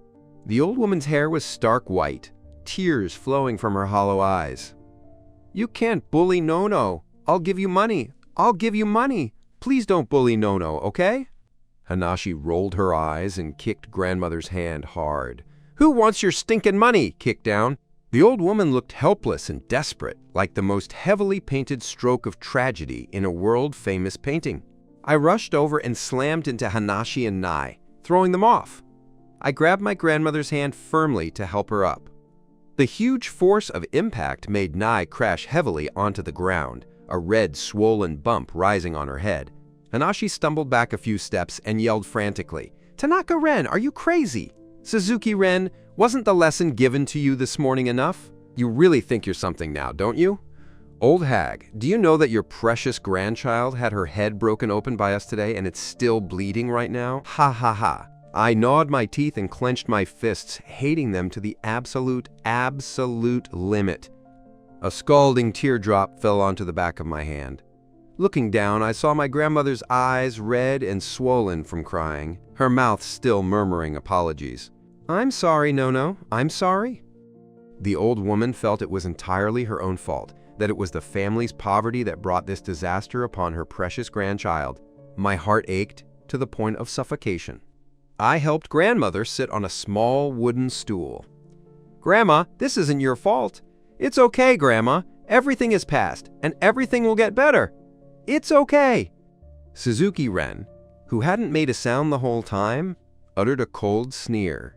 Tanaka Ren, you really are optimistic. Our path ahead is still very long. Grandmother was trembling all over, gasping heavily in rage as her chest heaved violently. Touching her head, Nai laughed even louder. Is this old hag about to die? If she dies, it has nothing to do with us. We didn't do anything. When people get to this age, they just get angry so easily. Better open your mind or don't get yourself angered to death. I stood up abruptly, snatched the rolling pin that had fallen onto the ground, and smashed it recklessly toward Nai's head. Is this something to be proud of? Bragging about illegal acts like this? Nai, you people are demons. The ones who deserve to die are you. It's you. No, no! Stumbling, grandmother wanted to stop the enraged youth, but seeing only total void before her eyes, she couldn't see anything. She covered her face helplessly, in agony at this moment, resenting the unfairness of fate. If all retribution was to fall, let it fall on her. Why make her precious grandchild go through such things? Nai's continuous shrieks echoed through the narrow alley as blood flowed outward from the open wound. Everyone around was stunned stupid. No one expected Tanaka-Ren would actually fight back. You! All of you, quickly stop this lunatic. I'm going to be beaten to death. I'm really going to be beaten to death. Realizing what was happening, Hanashi wanted to pull Tanaka-Ren away, but the strength bursting forth from the usually frail youth was impossible for anyone to pull apart. Tanaka-Ren, are you crazy? Do you believe we'll call the police to lock you up? You talk about calling the police? I find that hilarious. You beat me up every day and even film videos without going to jail, so why on earth should I go to jail? I swung the stick frantically, aiming straight at Hanashi. Beside us, grandmother was crying tears of desperation. No, no, stop hitting! Something terrible will happen! Having watched for a long time, Suzuki Ren approached the youngster whose eyes were entirely blood red. Let's call it a day here. Afterward, Suzuki Ren led the group away in grand style. Nai and Hanashi supported each other as they left. Out of everyone, Nai was beaten the worst, with 3 bloody holes smashed into her head and dark purple bruises left all over her body. Suzuki Ren, shouldn't we call the police to lock Tanaka-Ren up? I was beaten up so badly, it should be enough to put him in jail for a year and make him miss the college entrance exams, right? Suzuki Ren stopped and looked at Nai. A single glance from those cold, chilling eyes was enough to make her whole body shiver. Stuttering, Nai stammered a response. I was just making a suggestion. The stall was a complete mess. Shaking, grandmother hugged the thin youngster, weeping uncontrollably. It's Grandma who is useless, letting my precious grandchild suffer such huge grievances and torment. Grandma, it's their fault. You treat me the best, I replied in a muffled voice, hugging the old woman back. My parents had divorced very early on. My mother remarried, and my father gambled. Both considered me a burden and abandoned me back in elementary school. After my mother left, she never came back to see me, while my father returned once a year, his sole purpose being to sweep away the money grandmother earned from selling sugar pancakes. If I tried to get even a little close to him, it would only bring a severe beating. Gradually, my expectations for my parents diminished until I eventually became habitually numb. Grandmother cried heartbrokenly. No, no, how about Grandma takes you to transfer to another school? Let's not attend this school. Grandma will take you to transfer and we'll rent a house in another city to go to school. My eyes turned red. How could I tell grandmother that I couldn't leave? The school had forced me to sign an unfair contract. If I transferred, I would have to compensate the school 1 million yen. 1 million yen was an astronomical figure for us. After tutoring Suzuki Ren and adding the school scholarships, there was only 100,000 yen left. Grandma, it doesn't matter. The college entrance exam is coming up soon. My grades are so good, I will definitely get into Tokyo University. When that time comes, let's go to the capital together, okay? Grandmother held Tanaka-Ren's hand. No, no, those people aren't good people. Continuing to stay at this school will only mean being bullied. Listen to Grandma. Let Grandma take you to transfer, okay? Don't worry about the money issue. Haven't we made it through all these years like this? As long as you can be okay, no hard work is too much. My tears fell in an instant. Grandma, forget it. Let's not leave. There's only half a year left until the entrance exam. My life at school actually isn't that bad. Grandmother faintly realized something. No, no. Tell me the truth. Did something go wrong, which is why you're unwilling to leave? Is the school not letting you go? Grandma, I signed a contract with the school. If I get into a top university after graduation, the school will award me a prize of 500,000 yen. But if I break the contract by transferring, I have to compensate the school 1 million yen. Grandmother went silent for a moment. After a long while, grandmother made up her mind and spoke. Let's sell this house. For the money that's not enough, we'll go take out a bank loan. Grandma, I don't want to. My tears kept sliding down continuously. Grandmother loved me so much. No matter when, she only wished for me to live happily and comfortably. What do you mean you don't want to? You've been bullied like this by them. The teachers don't care, the school doesn't care, and the police don't care. How big of a psychological trauma is this going to leave on you? Ever since your parents abandoned you, I've held a breath in my heart. I must raise my grandchild healthy, strong, and happy. Okay, Grandma, I agreed through my tears. Once I got into university, I could work part-time while studying to pay off this massive loan. The stars in the sky were dazzling, while the full moon lost all its brilliance, hidden beneath thick layers of clouds. I was loved by someone, and the future path of my life would surely be smooth and clear. At the beginning of December, after gathering enough money, Grandmother went to see the principal of the Foreign Languages High School. Sitting in the principal's office, Grandmother held a woven sack tightly in her hands. Grandmother Sue, there might be one thing you don't know yet. No other school will be willing to accept a student who has signed this contract. Leaning on her walking stick, Grandmother stood up abruptly. Not allowed to transfer? You are simply acting like monsters. You're just picking on an old woman like me. You cannot do things like this. Which law or regulation says my grandchild isn't allowed to transfer? Grandmother Sue, please calm down. If you insist on withdrawing, it's not impossible, but I have to explain these things to you in advance. If no other school accepts Tanaka Ren, we won't take him back either if you look for us again later. Besides, the college entrance exam is right around the corner, so you can think it over yourself. The old woman's eyes turned red, filled with tears. I must trouble you, Principal, to take good care of my no-no! As the sun sank in the evening sky, sitting by the window in the back row, I caught sight of the old woman's familiar figure. The woven sack was heavy, and I knew clearly in my heart that my transfer had failed, and this group of people would not let me off that easily either.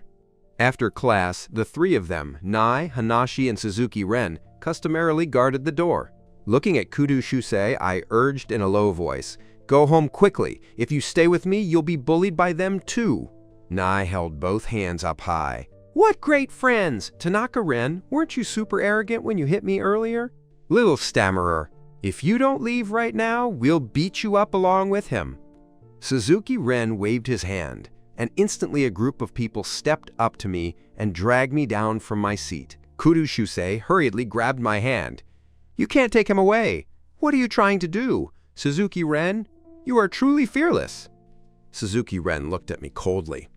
Back then, we spent a fortune to get you over here. Do you think you can leave when you want and stay when you want? Looks like the previous lesson still didn't teach you. Looking at Suzuki Ren, I pleaded earnestly. I beg you, let Shusei go home. Kudo Shusei looked at me with firm eyes. No, why do you need to beg him like this? Can he actually kill us or something? Suzuki Ren's gaze suddenly turned sharp. Below the teaching building stood two vans. He ordered his men to stuff us into the trunk. Sitting in the passenger seat, Suzuki Ren unlocked his phone to share the splendor of the sky with his beloved one. The sky is so beautiful today too!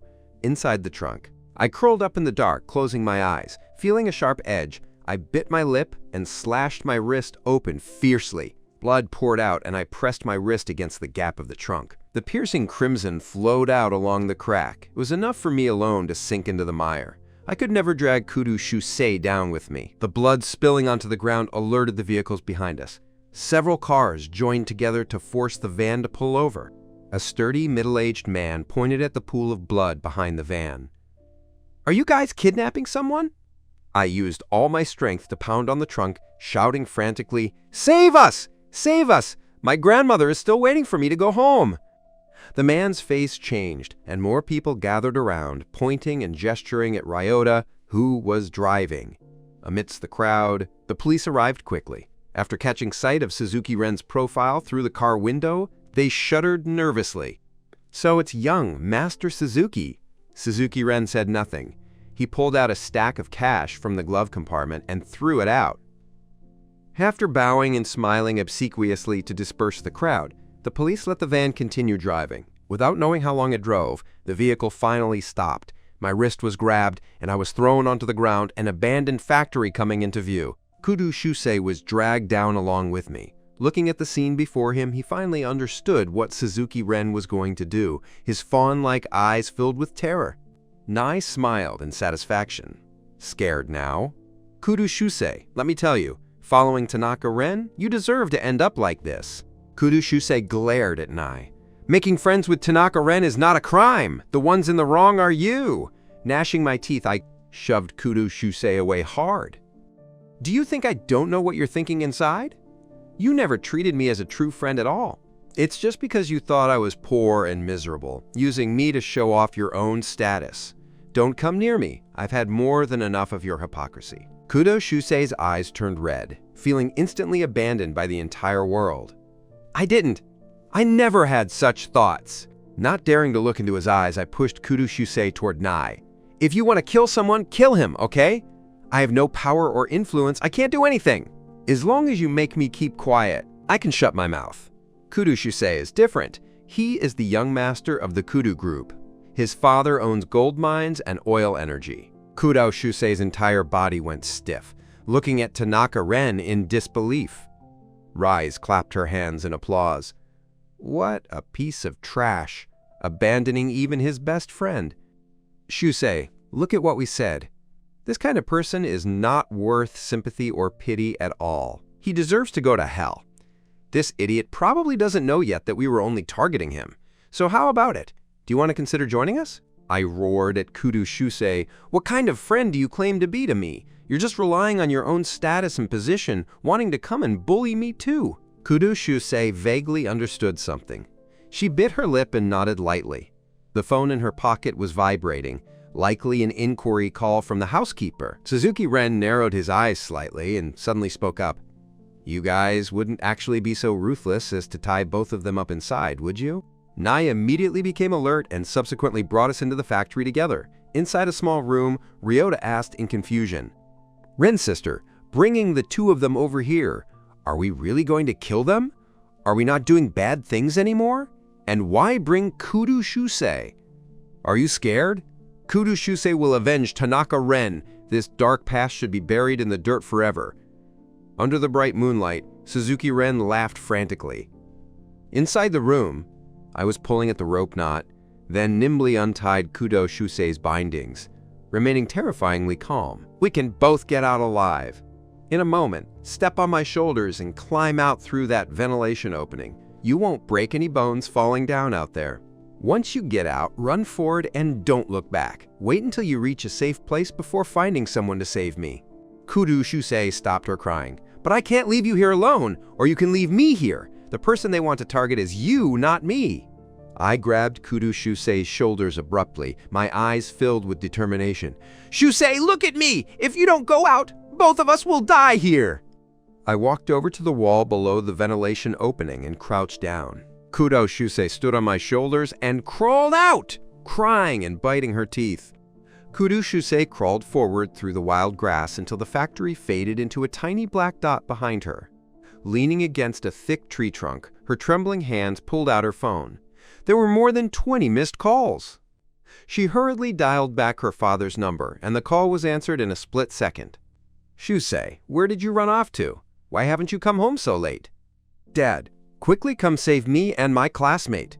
My classmate gave me the chance to escape and stayed alone in the abandoned factory to face those bad people. Quickly send your location to Dad. Don't be scared. It's okay. Dad will call the police right away. Don't call the police. Don't call the police. The police are in league with them. The person who kidnapped us is Suzuki Ren. Dad, quickly bring people over. Tanaka Ren is going to be tortured to death by them. Send the location to Dad right now. Mom and Dad will come save you immediately, sweetheart. Don't be scared.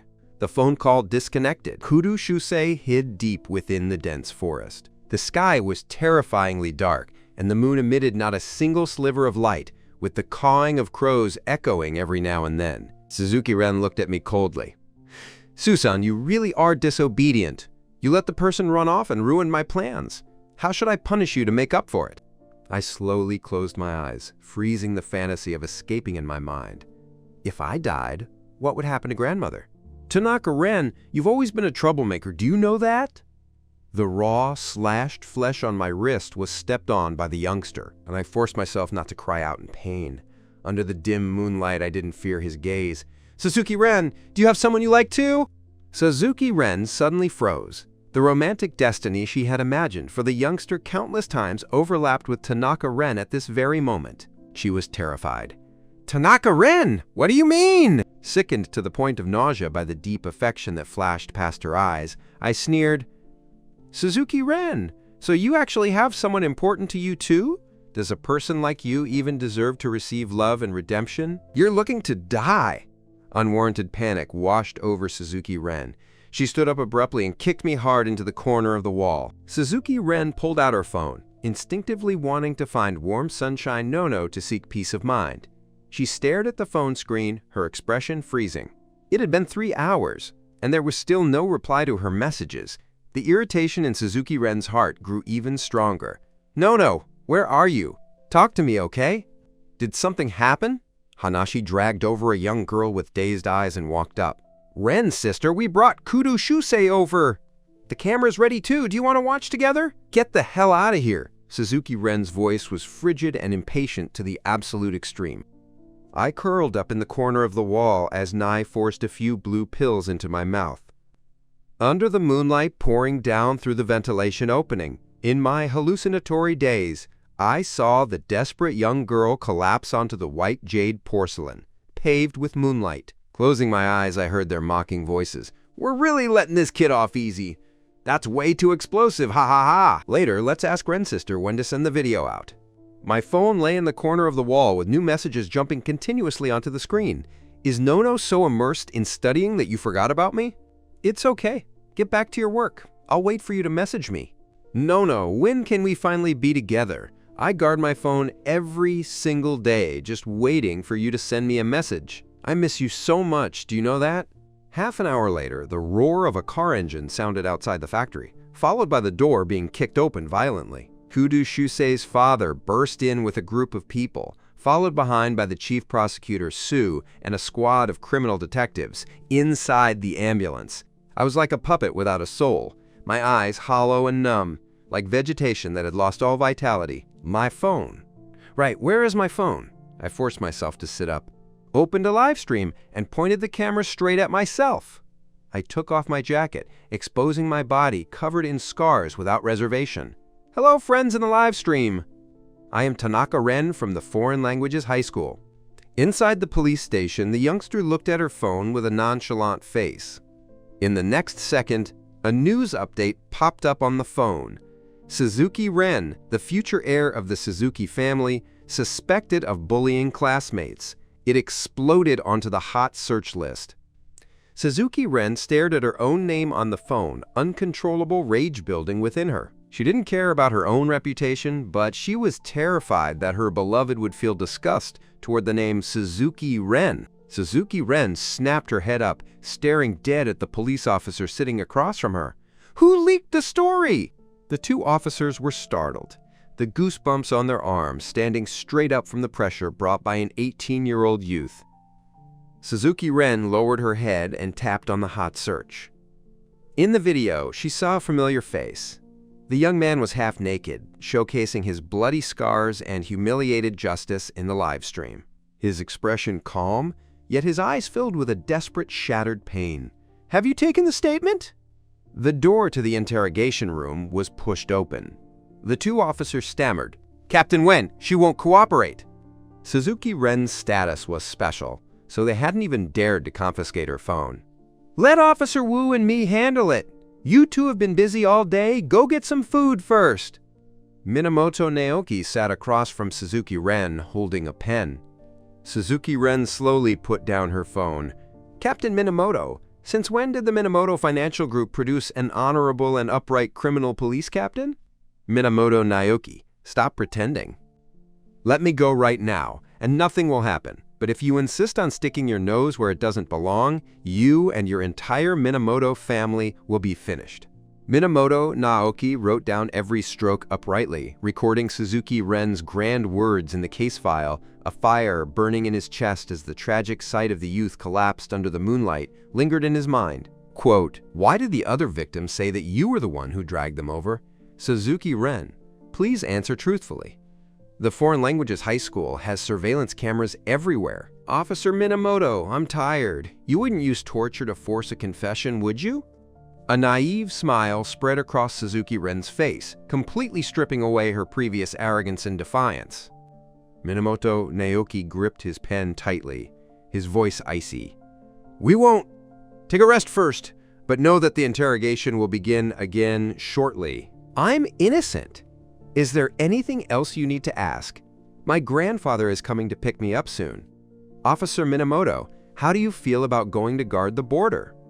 Minamoto Naoki paused his steps, his expression unchanged. "You are more than welcome to try." 5 hours later, Suzuki Ren was released without charges. All hot searches across the entire network were cleared clean, and anything related to Tanaka Ren became a banned search term. Minamoto Naoki watched with his own eyes as Suzuki Ren walked proudly out of the cell before flashing a satirical and contemptuous smile at him. The moment Suzuki Ren stepped out of the police station and sat in the car, a walking stick smashed down onto her back in the very next second. "You bastard, causing such a massive mess!" "Grandfather, your granddaughter was wrong." Suzuki Ren lowered her head obsequiously, looking like a completely different person from her crazy state in the police station. The old man's attitude softened. "Fine, it's not that big of a deal anyway. Pay the kids some money and seek the guardian's forgiveness, then the impact will be microscopic. The entrance exam is right around the corner, so stay obediently in school and don't embarrass our Suzuki family." "Grandfather, I understand." The car drove off. Suzuki Ren lowered her head and scanned her screen. It was 5 a.m., and warm sunshine Nono still hadn't replied to her message. Suzuki Ren returned to the villa and sat in the dark, with only the phone screen on the balcony table remaining lit. "I'm sorry, I was admitted to the hospital last night." All the strength in Suzuki Ren's body drained away, a trace of softness appearing in her eyes. "Is it serious? Do you want me to come visit you?" "No need, it's not too serious. Yumi, if I said I had been bullied before and was even drugged and forced into a relationship with someone, would you still be willing to meet me?" Suzuki Ren's expression went rigid, her eyes flushed red. She stared at the 3 words, "Warm sunshine no-no," the desperate look in the youth's eyes flashing through her mind. Until this moment, the pain inflicted upon Tanaka Ren was repaid to her twice over. All kinds of fantasies rushed through her mind. Would the culprit treat Warm Sunshine Nono the way they treated Tanaka Ren? The answer was painfully obvious. She closed her eyes, a teardrop sliding down her cheek as she broke down in remorse. "Who was the culprit?" She stared dead at the screen. The other side was silent for a long time, until the sun rose and a message popped up on the phone. It was a very long time ago. "I don't really remember. If you feel that I no longer fit your standard for a friend, you can block me."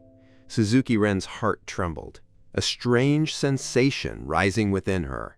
She raised her hand to cover her chest. "No, my heart just aches for you. Like I said, no matter what you are like, I love you." I curled up in the corner of the hospital bed. It was clearly just a simple sentence, yet it made me burst into tears. Kudo Shusei slept in the VIP ward, sleepless through the night as she silently watched the moon disappear and the morning sun rise. The door to my hospital room was kicked open violently, and Nai spoke up triumphantly. "You dead old hag, do you know what your grandson has been going through these past few years?" The old woman's tears fell one by one, the anxiety and unease on her face turning into a complete breakdown in an instant as she fell to her knees on the floor. "It's all my fault. It's all my fault. I'm sorry." Pulling out my IV needle, I rushed off the bed to support grandmother. "No, it's not Grandma's fault." I shoved Nai away hard. "What are you doing here, you group of criminals?" Nai sneered. "Why can't we come?" "A classmate had an accident, so of course we came to visit. Get out, do you hear me? Don't think that just because the police let you go, you can keep acting like this for the rest of your lives." Nai twirled her blonde hair with her fingers. "Too bad, we just happen to have the rest of our lives to act however we want." "Nai-san, this is a hospital ward." A stern male voice sounded from outside the door. Annoyed, Nai turned her head and saw Minamoto Naoki wearing a police uniform. Trembling all over in fear, she fled the scene. Holding a bouquet of small daisies, Minamoto Naoki placed the flowers on the table, bent down to help the old woman up, and seated her on the sofa beside the hospital bed. "Thank you, officer," I expressed my gratitude. Turning around, Minamoto Naoki saw the youth in hospital clothes standing in the sunlight, his eyes carrying unyielding determination and firmness. His heart ached, If not for the bullies, Tanaka Ren would undoubtedly be a star figure admired by everyone in his school days. "Officer, will those bad people be arrested?" Hearing his voice, grandmother grabbed Minamoto Naoki's sleeve like grasping a life-saving straw. Standing in the sunlight for the very first time, Minamoto Naoki felt truly helpless. How was he supposed to answer a pitiful old woman? "Grandma, it takes time for the police to handle a case, so let's wait patiently for the results, okay?" Minamoto Naoki decided to obey his inner heart. "I will do my best." He had no qualifications or authority to meddle in this case, but he still wanted to use all his knowledge and family background to bring the bullies involved to justice as much as possible. Raising my head in disbelief, I realized what was happening and shook my head at Minamoto Naoki, signaling him not to meddle in this case. "Thank you, officer. Truly thank you. You don't know how much hardship our Nono has suffered. Nono is a good child. A very, very good child." "I know. I will do my best." Minamoto Naoki's voice was steady and firm. He had originally come to notify Tanaka Ren that the case would not be filed, but this time, he decided to follow his own heart. Leaving the hospital, Minamoto Naoki returned to his office. He combed through the gathered materials regarding Tanaka Ren, suffering from bullying from beginning to end, and a bold idea spontaneously arose. 3 days later, Lin Group's eldest son, Nai, bullying classmates for 5 years, rapidly surged onto the hot search list. In the hot search was a nearly 2-hour video showing every bit of her bullying Tanaka Ren. Various platforms attempted to take down the video, only to find that the video was like a virus. Even after being taken down, it would still reappear on various platforms in a high-profile manner. Under the blockage of major platforms, it successfully triggered a backlash from netizens, creating a massive wave of public opinion online. Finally, in mid-November, higher authorities accepted a reporter interview, stating that they would give the public a satisfactory answer. The next day, grandmother and I were invited to the police station. The mediation room was packed with people, with Suzuki Ren's group standing near the door. Unlike before, except for Suzuki Ren, the eyes of the rest were filled with fear and panic. Looking toward the corner, I saw Tanaka Kenji and Chu Shinran, my parents who had been missing for over a decade. Even though we hadn't met in years, I could still confirm their identities at first glance. When the two happened to look at me, their eyes turned red. I knew what they came here for, and I let out a cold smile. The mediator spoke up. "The situation goes like this. We understand that the victim's family is facing severe financial difficulties, and Miss Suzuki here is willing to offer 2 million yen to settle. Nai-san is willing to offer 500,000 yen, and the remaining people combined will offer 1 million yen, totaling 3.5 million yen. Do you agree to settle on your side? If you agree to settle, just sign this letter of understanding." Nai and the others gripped their hands uneasily. They had never imagined that things could develop to this point. If they didn't obtain the victim's forgiveness, they might really have to go to jail for a year. Grandmother was extremely emotional. "We don't want anything. We just want these scoundrels in jail. Not a single cent." "Mom, don't be like this. Everything can be negotiated, right?" The first to stand up and persuade was Tanaka Kenji, and Tanaka Reiko joined in as well. "Yes, no, Grandma, let's not jump to conclusions so hastily. The family situation is indeed not good." Grandmother sneered. "Aren't you two just here for those stinking dynamic payouts?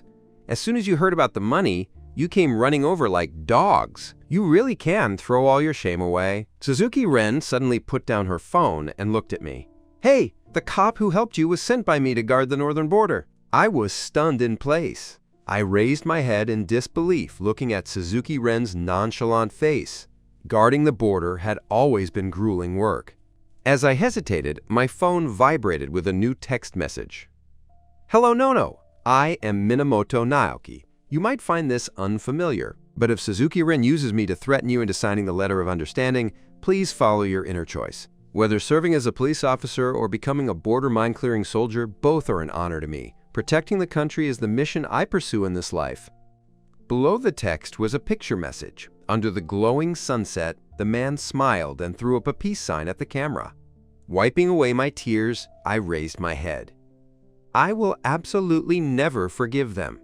Saying that, I led grandmother away from the police station.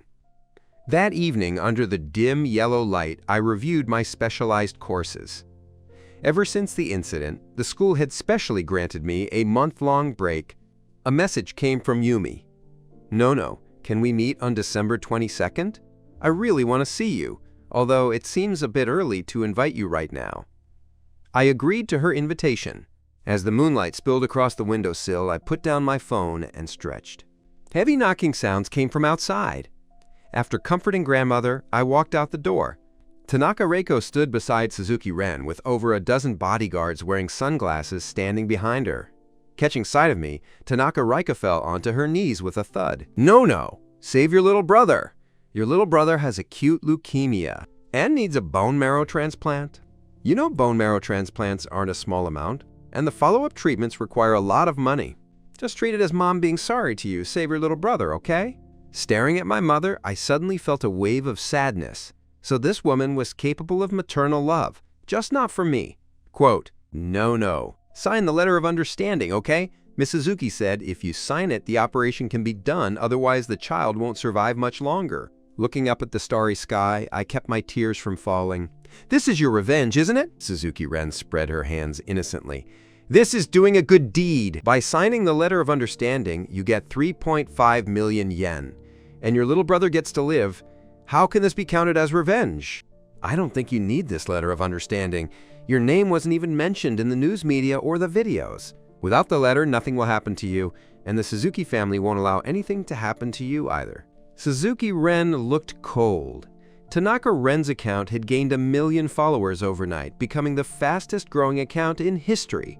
As long as she silenced him until December 22nd, the day she was scheduled to meet her beloved, and got the letter of understanding, she would wash her hands clean and try hard to disguise herself as a good person that warm sunshine Nono would like. Taking a deep breath, my eyes filled with tears, I looked at Suzuki Ren and smiled. Why do you think I would sign a letter of understanding for a woman who abandoned me for 20 years? Suzuki Ren wasn't surprised, nodding as if it were expected. You don't have to sign! Signing or not isn't important. I'm just leaving the choice of whether your little brother lives or dies in your hands. For the first time, I made no attempt to hide the towering hatred in my eyes, shooting back, What can I decide? You, Suzuki Ren, have power and influence. Saving a person is just a matter of a single sentence for you. You're just using this form of pressure to force me into signing the letter of understanding. If you want to do a good deed, then do it to the end. The woman was still kneeling on the floor, not daring to beg Suzuki Ren, and could only reach out her trembling hands to pull me and show me pictures of her son. Tanaka Kenji ran out from nowhere, and out of hatred for the woman, he pushed Tanaka Reiko away hard. Chushinran, how can you be so cruel to our son? How can you use his pain to exchange for your other son's life? You really are a piece of trash. Tanaka Reiko pointed at Tanaka Kenji's nose and cursed loudly. And what kind of good thing are you, a gambler? If Grandma hadn't held on as an old woman, Nono would have died long ago. As the two argued incessantly, I closed the door with an expressionless face. Suzuki Ren had already left with her people. After resting for 3 days, I carried my school bag back to campus. Today was also the final deadline agreed upon for the letter of understanding. Just as I entered the classroom, Nai's mocking voice came from nearby. Did you and Kudo Shusei have a great time last time? Giving you 3.5 million yen is already generous. How much do you think you're actually worth?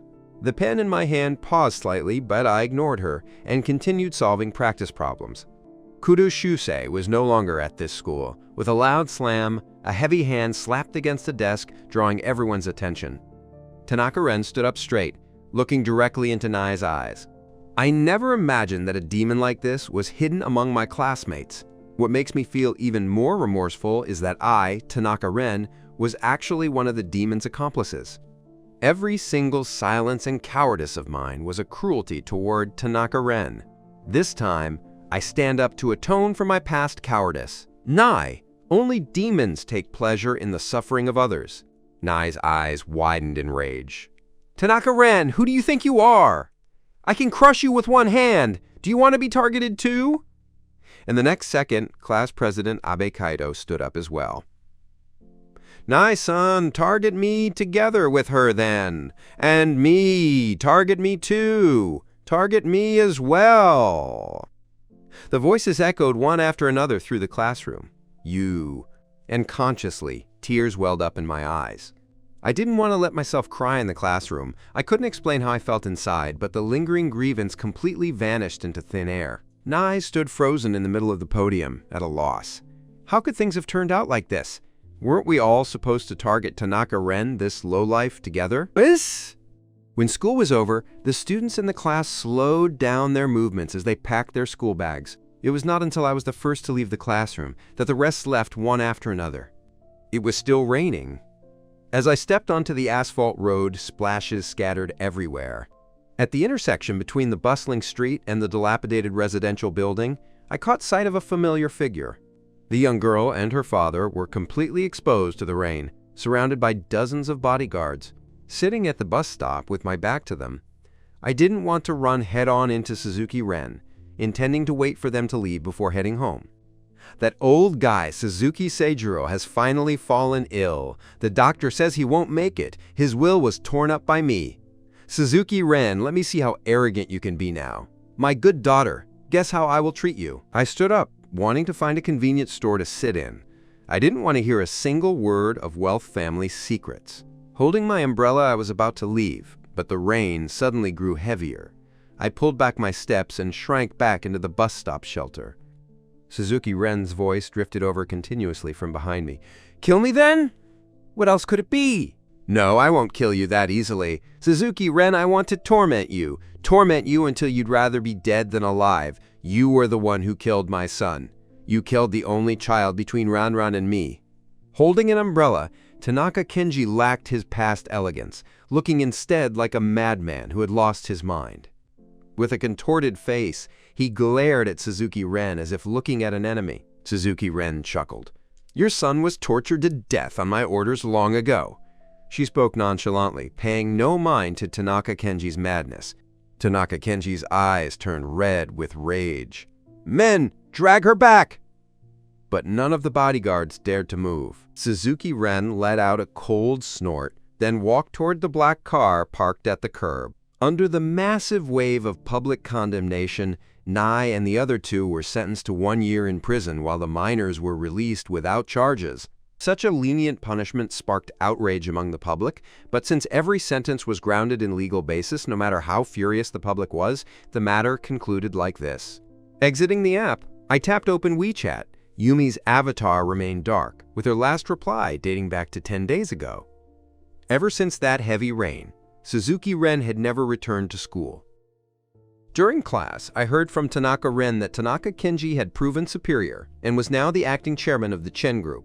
Suzuki Ren was tortured half-dead by Tanaka Kenji before finally being rescued by her grandfather's lover. Tanaka Ren also mentioned that Suzuki Ren's grandfather's lover was very mysterious. Clearly just an ordinary person, yet somehow possessed the influence to rescue Suzuki Ren from the Tanaka family. I felt nothing inside, thinking only that evil reaps its own reward. The sky was foggy and gray. In the winter of sushi, dawn was coming later and later. Today was Sunday, and dressed in a thick padded jacket, I arrived at Renhei General Hospital. I stopped outside the ward, looking through the glass window at the hospital bed. A boy lay weakly on the bed, while the elegant woman had lost her former radiance, her hair messy and her eyes red and swollen. "Tao, you clearly came from my own body. Why can't Mom's bone marrow match yours? Mom, don't cry. Even after I leave, I'll turn into a guardian spirit and stay by Mom's side. Mom must remember to send me lots and lots of chocolate." Holding his mother's hand, the boy feigned strength and smiled. "Mom, I'm so hungry. Mom, buy me some breakfast, okay?" I stepped away into the hallway, feigning interest in the view outside the window. Once the woman in the ward hurried away, I stepped into the room.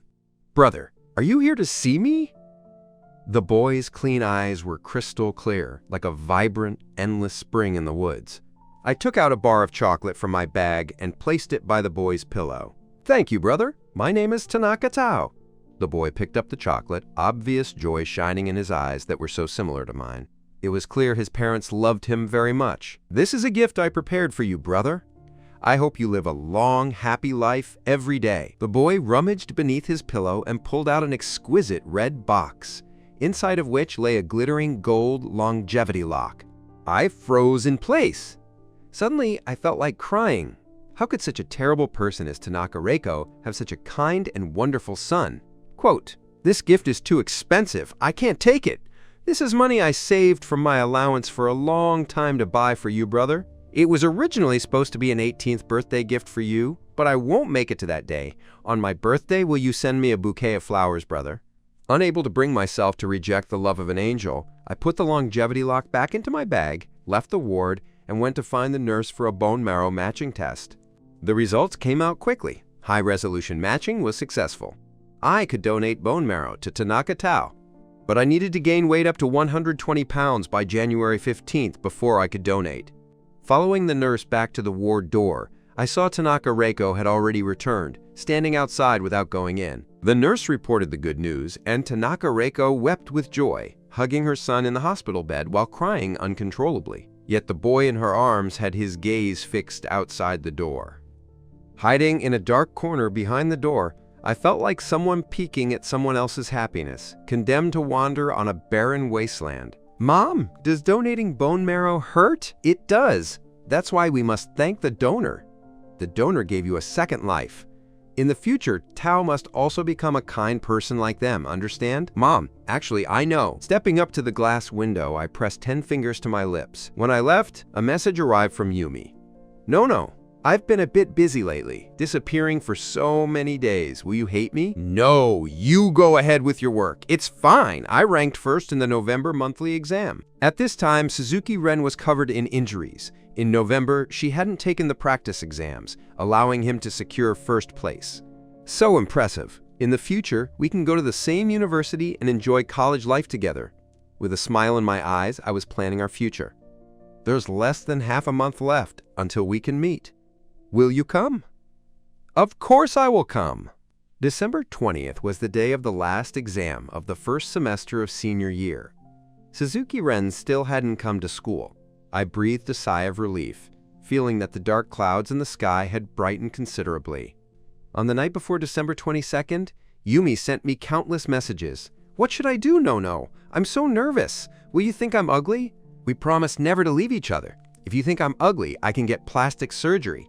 I laughed until my stomach ached. How could a girl be so cute? To evade Tanaka Kenji, the two of us agreed to meet at a cafe in the far suburbs. Suzuki Ren's palms were drenched in sweat.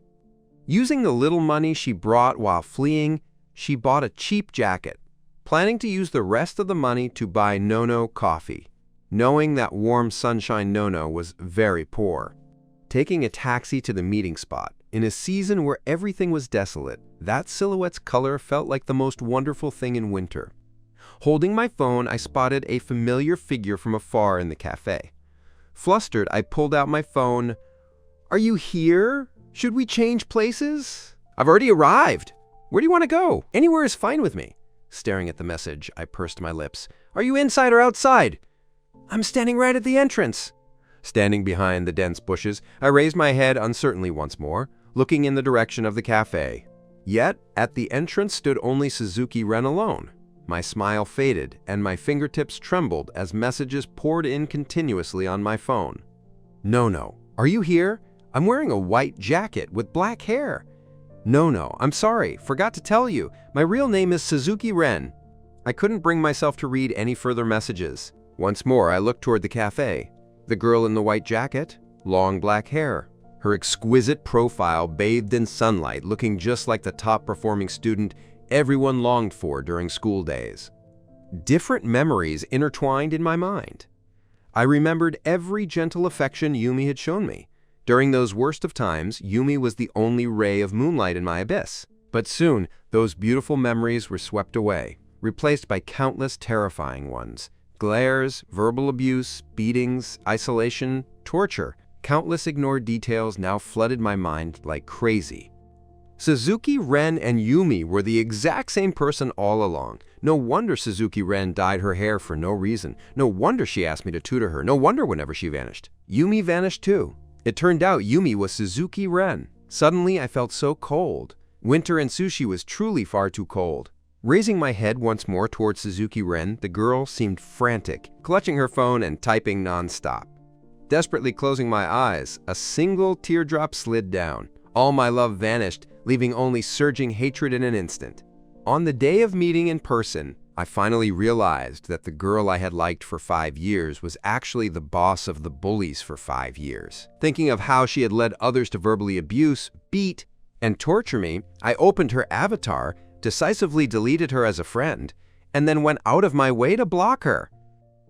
Through the bare tree trunks, I looked back at Suzuki Ren one last time. I saw her violently smash her phone to the ground. Someone so proud was now frantically looking around for someone on the street, grabbing every passing man and begging piteously for information, but passersby treated her like a lunatic, steering far around her. Suzuki Ren stood dejectedly at the cafe entrance. As she raised her head, her eyes happened to meet mine. I caught sight of tears in the girl's eyes.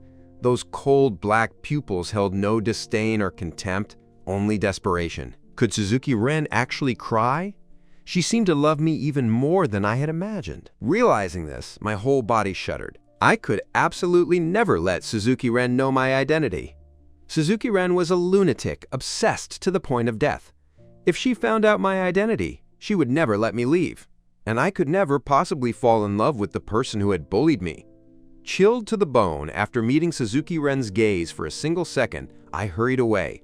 The weather in sushi changed on a whim. The moment I reached home, the bright sun hid behind dark clouds and a heavy downpour began. Today the sugar cake stall was closed, so Grandma went to the market specifically to buy steak. Business had been booming those days, leaving her so tired her back couldn't even straighten. Grandma said she wanted to fatten me up, and my terrible mood vanished into thin air. Grandma spoiled me so much, I wanted to be Grandma's good grandson for a lifetime. Leaning on the windowsill, the roaring rain stirred up dust. My disturbed thoughts returned. Was Suzuki Ren still waiting there? I shook my head frantically, driving the demon's face out of my mind. On rainy, gloomy days to prepare for the college entrance exam, I decided to minimize my internet usage before the exam. Afterward, I plunged into a sea of test papers. The heavy rain kept falling. Standing in the downpour, Suzuki Ren was soaked through, waiting at the cafe entrance, watching day turn into night bit by bit. Her body, washed by the rain, swayed unsteadily.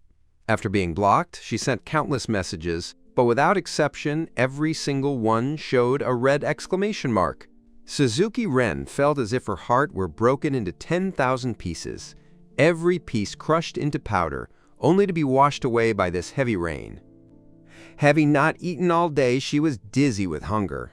Crouching at the cafe entrance, she kept scrolling through messages, hugging her knees and weeping in suppressed anguish. In a corner of the world, she was abandoned by everyone, betrayed by the person she loved most. Warm Sunshine Nono didn't want her anymore. Text messages popped up one after another on the phone. With red eyes, she hurriedly opened them, but without exception, none of them were from him.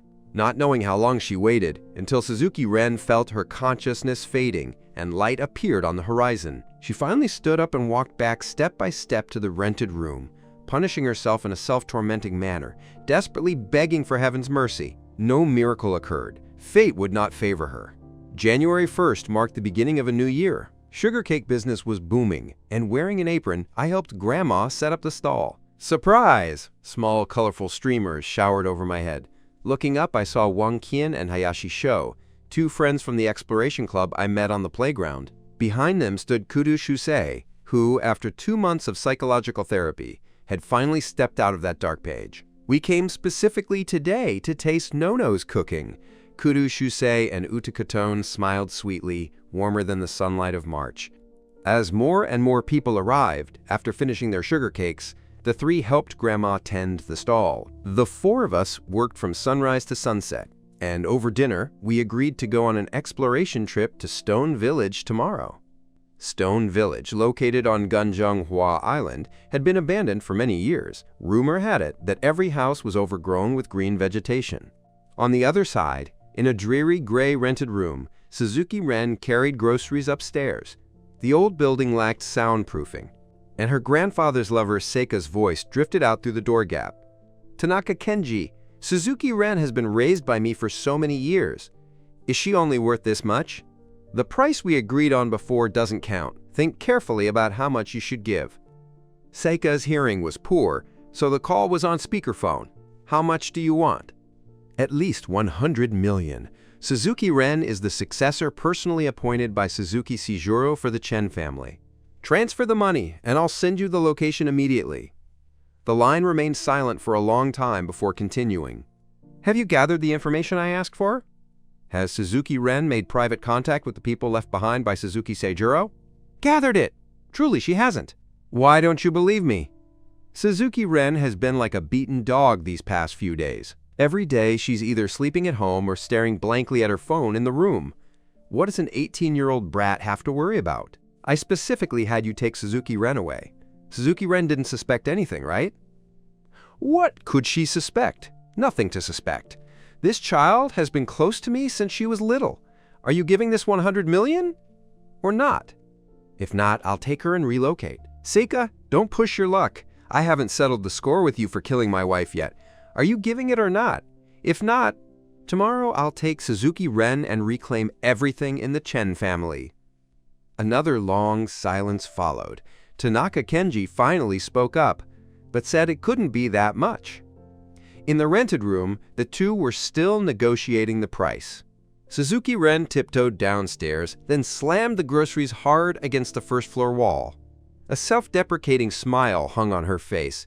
Even though she had known the outcome long ago, she couldn't help feeling chilled to the bone. Suzuki Ren bought a mask and hat, looked at the cracked phone screen, searching for a place to hide. In bustling Sushi, there was only one place, Ganjiangwa Island, surrounded by abandoned villages everywhere. Suzuki Ren shoved her phone into her pocket and set off on foot toward Ganjiangwa Island, her eyes fierce as she swore to herself that once she returned to the Chen family, the first thing she would do was drag Warm Sunshine Nono out. January 2nd. Light snow fell over Sushi. Dry branches adorned with white snow. Pedestrians sparse on the streets. Everything buried in white mist. Arriving at the agreed location at the Ganjiangwa Island ferry terminal, snowflakes fell on my hair and melted into water, my small hands frozen red. After waiting about 5 minutes, I saw the other three walking over in thick down jackets, fully equipped with large, heavy backpacks. "Are you two ladies planning to stay overnight in Stone Village? Carrying so much stuff, aren't you afraid of ghosts at night?" Gazing at the sea island shrouded in mist, I unconsciously swallowed hard. Uraka Tone rolled her eyes and poked my waist with her elbow. "What a coward! Shusei and Hayashi Sho aren't afraid at all!" Hayashi Sho chuckled awkwardly, pulling out 3 boat tickets. "Let's go board the boat. My dad bought us a private cabin." This was my first time taking a boat. Following Hayashi Sho to the top deck, we went to the cabin at the end of the hallway. The cabin was huge, offering an unobstructed view of the seascape outside, while I sat stiffly on an extremely luxurious feather sofa, experiencing the gap between the rich and the poor so vividly for the first time. A knock-knock sounded at the door. Hayashi Sho stood up to open it, instantly becoming alert. "Can I help you?" Standing outside was a man in a suit with 5 bodyguards carrying guns behind him. The lead man bowed in apology. "Young Master Yang, very sorry to bother you. We are here looking for our Miss Suzuki." "How would we know where Suzuki Ren is? She hasn't been to school in a long time." "It's like this. Our Miss Suzuki was kidnapped by Seika. After Seika fled here with Miss, his whereabouts became unknown. We followed the clues here as well. If you have any leads on our Miss, Young Master Yang, please be sure to notify Mr. Tanaka. Mr. Tanaka is very worried." After closing the door, Hayashi Sho frowned slightly, realizing the severity of the situation. Uta Koton covered her mouth and lowered her voice. "Suzuki Soro is gravely ill in the hospital." Tanaka Kenji somehow tore up the will and turned some veteran shareholders in the Chen Group against her. Now Suzuki Ren is marginalized without any say. Just in case, Tanaka Kenji wants to destroy Suzuki Ren. Kudo Shusei's eyes widened roundly. "But Suzuki Ren is Tanaka Kenji's daughter. Why would Tanaka Kenji want to kill her? You wouldn't understand. It's all wealthy family grudges. Why do you think Suzuki Ren, an illegitimate daughter, could return to the Chen family? Wasn't it to curry favor with Suzuki Sejiro? To take over the Chen family, Suzuki Ren killed Tanaka Kenji's son, her half-brother. Ever since then, father and daughter have been at water and fire. But I only heard this from my dad. Pursing my lips, I recalled what Yumi had once confided in me. She said her parents didn't love her and even wanted to kill her. That day in the luxurious villa, the girl had confronted her birth father like a madwoman, shouting with hatred.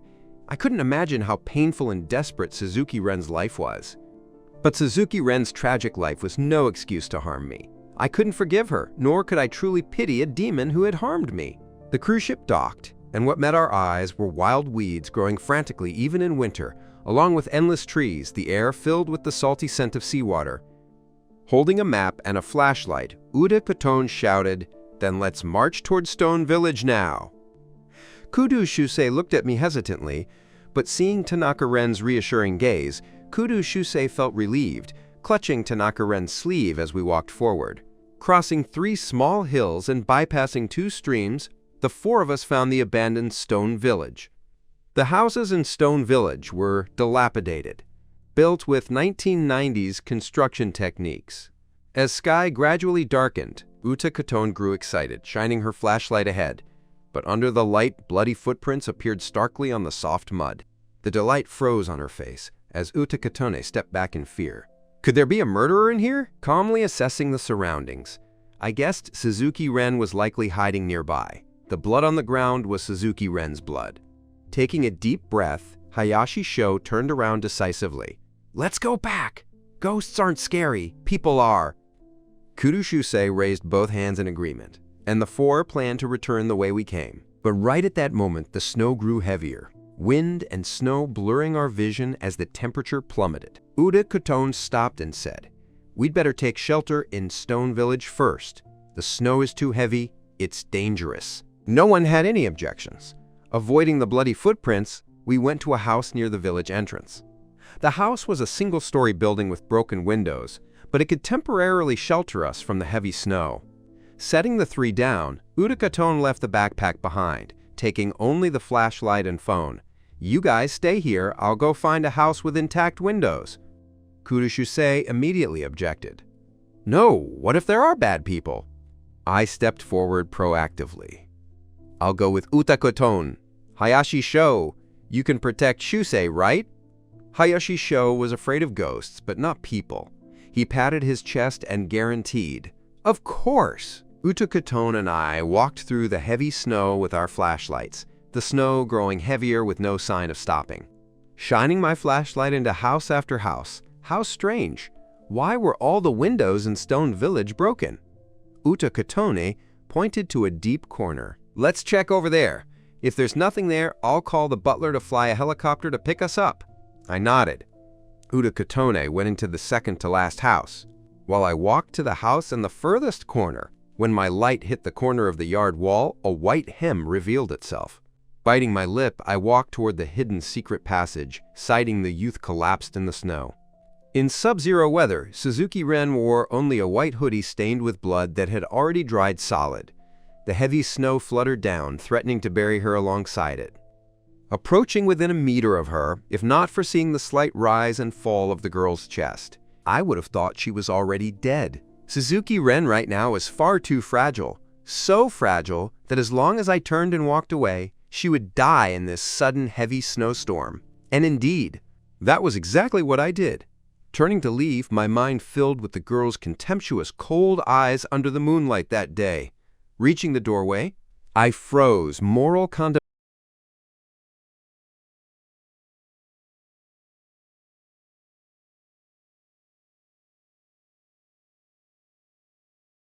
I actually hesitated. Why is Tanaka Kenji the one doing bad things, but now I'm the one suffering through this agony? If I leave her to die, then my conscience really will have been stripped away by these evil people, and my pride beaten out of me. I turned around abruptly, mocking my own worthless kindness. Stopping beside the girl, I took off my heavy padded coat and draped it over Tanaka Kenji, letting the warmth envelop her. Opening her eyes weakly, Tanaka Kenji saw a thin figure in her hazy vision. Her fingers twitched slightly, wanting to touch the boy's face. No, you came to find me." The wind and snow lost all reason, raging wildly and blowing up his black hair, exposing the familiar side profile to her eyes. Tanaka Kenji froze. The person saving her was Tanaka Ren. She closed her eyes, thinking it was a dream. How could Tanaka Ren possibly come to Ganjanghwa Island? And how could he possibly come to save her? It would be a miracle if he didn't tear her to pieces.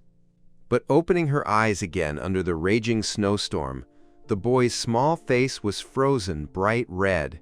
He was extremely focused, his hands beneath the padded coat, using tissues to clean the knife wound on her abdomen bit by bit. Warmth spread, and Tanaka Kenji gradually regained consciousness, feeling a sharp pain. She finally snapped out of it. This wasn't a dream. The person she had bullied in the past was currently saving her. She stared unblinkingly at Tanaka Ren. He wasn't wearing much. After giving her his padded coat, he only had on an ugly white sweater, clearly knitted for him by that blind old woman. He was very skilled, his wound dressing technique exquisite. Recalling the countless times she had beaten him bloody, Tanaka Kenji quickly understood why. Examining him closely for the first time, Tanaka Kenji suddenly realized that Tanaka Ren was actually quite handsome, with a straight, delicate nose and bright eyes holding clear autumnal waters. "You're awake?" Seeing that she didn't answer, I turned to leave. I was only wearing a single sweater, and the moment I opened the door, I felt like I was freezing solid. Tanaka Kenji looked at the thin boy, her bright red blood still sticking to his fingers. She called out weakly, "Save me!" Amidst the swirling snow, Tanaka Kenji clearly saw Tanaka Ren pause for half a step, but then he left with absolute resolve. How interesting. He threw me a padded coat and cleaned my wound, yet he refused to play the Good Samaritan to the very end. She watched the boy's back disappear into the wind and snow, and everything returned to how it was. Propping herself up with effort, Tanaka Kenji sat up little by little, then pulled out the food hidden in the corner and began to eat. Uda Kotone found a house with intact windows on the diagonal side of the village. The house was tightly wrapped in vegetation, preventing the snow and wind from penetrating and allowing the four of them to take shelter temporarily. Uta Kotone lit a candle, and under the dim candlelight, she saw that Tanaka Ren was dressed thinly. She hurriedly took out other clothes and put them on Tanaka Ren. "No, where's your coat?" I ran into Tanaka Kenji in a corner. She was stabbed, dressed thinly, and exposed to the snowstorm, so I gave her my padded coat. The three were left utterly dumbfounded. Kudushusei reached out hesitatingly to feel my forehead. "You don't have a fever." "No, did you freeze yourself, stupid? Why would you save Tanaka Kenji?" "It's not that I wanted to. I just didn't want to look back in the future and have the illusion that he died because I didn't save him." The topic fell silent. Uta Kotone pitched a tent, and the four made do and slept for the night. The next day, the snow had stopped. We took the cruise ship back and bade farewell at the ferry terminal where we started. As I walked into the secluded alley on my way home, I was suddenly pinned against the wall by a powerful force.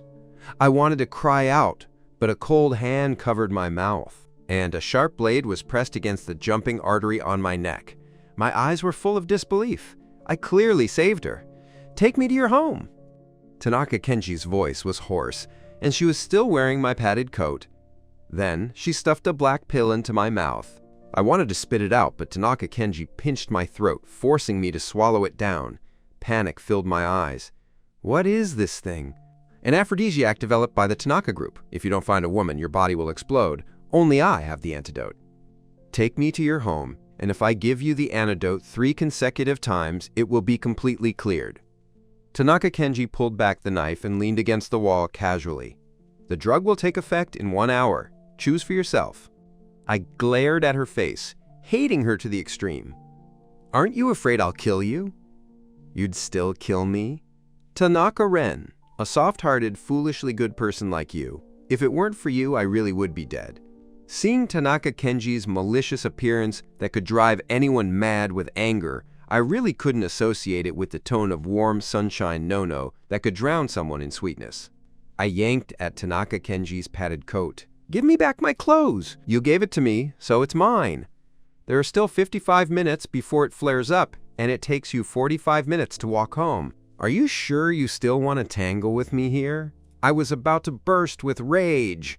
After a long standoff, I finally couldn't help but ask, "Why are you going to my house?" "To live, of course. You sleep with your grandmother, and I'll sleep in one room. I'll stay for 3 weeks at most." "Miss Tanaka, you've fallen to such a state now? If you come to my home, you'll have to sleep on the floor." Tanaka Kenji gave Tanaka-ren a strange look. "Are you willing to sleep in the same room with me?" "I'm not willing! I'll sleep with my grandmother, but you have to pay rent." "Sure. Is 300,000 yen enough for 3 weeks?" I suddenly felt it wasn't that hard to accept after all. I nodded with difficulty as an agreement. After all, I also needed her antidote. I walked to the front door of my house and opened it. The inside was dark and empty. Grandmother was resting today and hadn't returned from buying groceries yet. Tanaka Kenji stood at the doorway and saw the bed in the living room at a glance.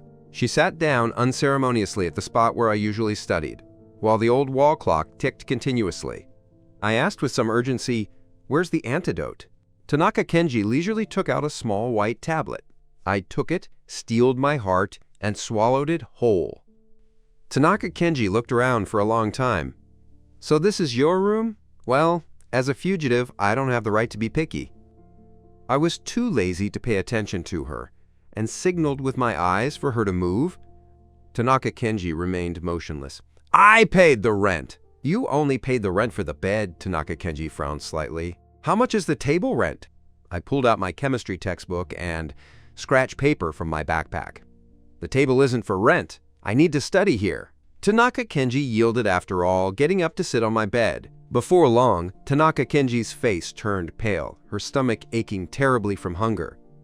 She picked up the drying pole leaning against the nightstand and poked Tanaka-ren.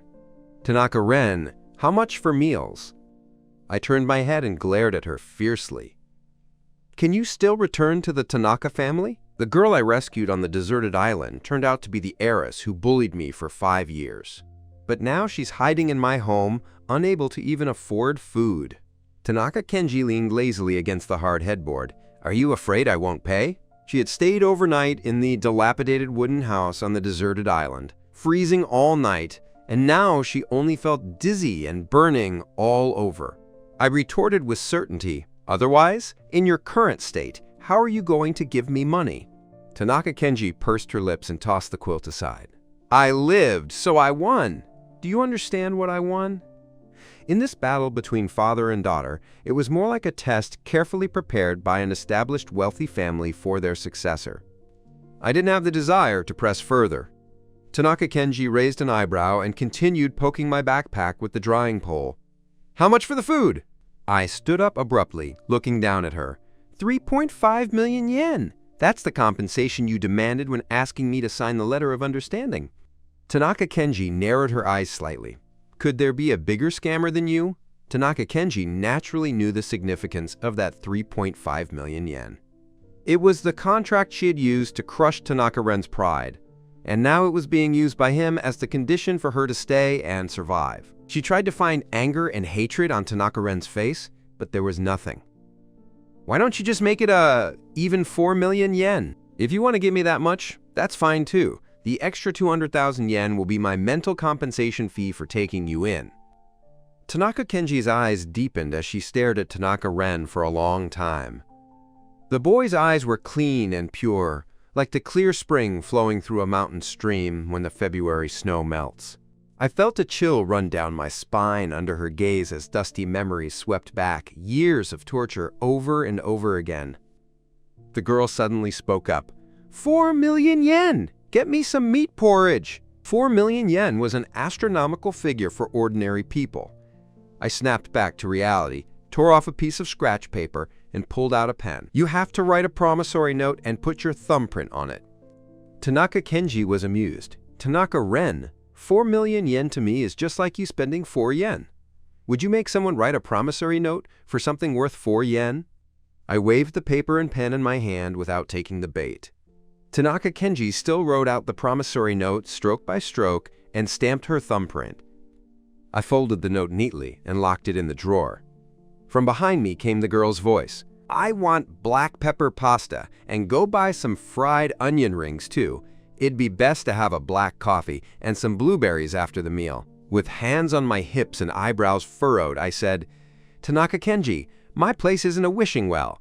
On an average day, grandmother only earns 100 yen. And now this single meal of yours costs 100 yen. You can't give me the money right now. Are you planning on having us sell our house to feed you for these 3 weeks? Tanaka Kenji spoke slowly with a drawn-out voice. Tanaka-ren, for 4 million yen, you're not going to make me eat vegetable leaves, are you? I turned and went to the kitchen to make a bowl of instant noodles, paired with 2 hot dogs and a small dish of spicy cabbage. Tanaka Kenji sat up straight and glanced at it. I don't eat instant noodles. Growing up with Seika, she had never eaten instant noodles before, even though it smelled very fragrant. Eat it or don't. Since you haven't given me the money yet, if you don't eat, you starve. I placed the bowl and chopsticks on the nightstand and went back to studying. Tanaka Kenji ate it anyway, and ate it very clean. She took the bowl and chopsticks to the kitchen to wash them. Grandmother returned from buying groceries and bumped right into Tanaka Kenji, who had just finished washing the dishes. No, did you have fun going out with your friends? The old woman's eyes were hollow, her expression amiable and gentle. I hurriedly ran over and took grandmother's hand. Grandmother, this is my classmate. Something happened at her home, so she needs to stay at our house for 3 weeks. She's paying rent, 30,000 yen for rent. A classmate? Then why would we need rent? No, you sleep with me and let her sleep in your bed. Rent is still necessary. Otherwise, she'd feel embarrassed to stay. What's there to be embarrassed about? Now that a classmate is here, I didn't even buy a few extra meat dishes. No need to buy them. Grandmother, she doesn't like eating meat. Tanaka Kenji originally wanted to protest, but in the end, she silently got onto the bed. To respect my body, I was eating a lot for every meal now, and I would add another meal at 10 p.m. Grandmother slept very early. After making the late-night snack, she went straight to sleep. So as not to disturb grandmother's sleep, I would eat in the living room at night. For over 10 consecutive nights, I ate high-calorie food.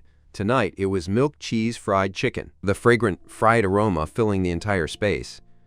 Tanaka Kenji held her phone, completely wide awake. She sat up and finally couldn't help speaking. Tanaka-ren, I want to eat too. I wouldn't dare feed these to Miss Tanaka.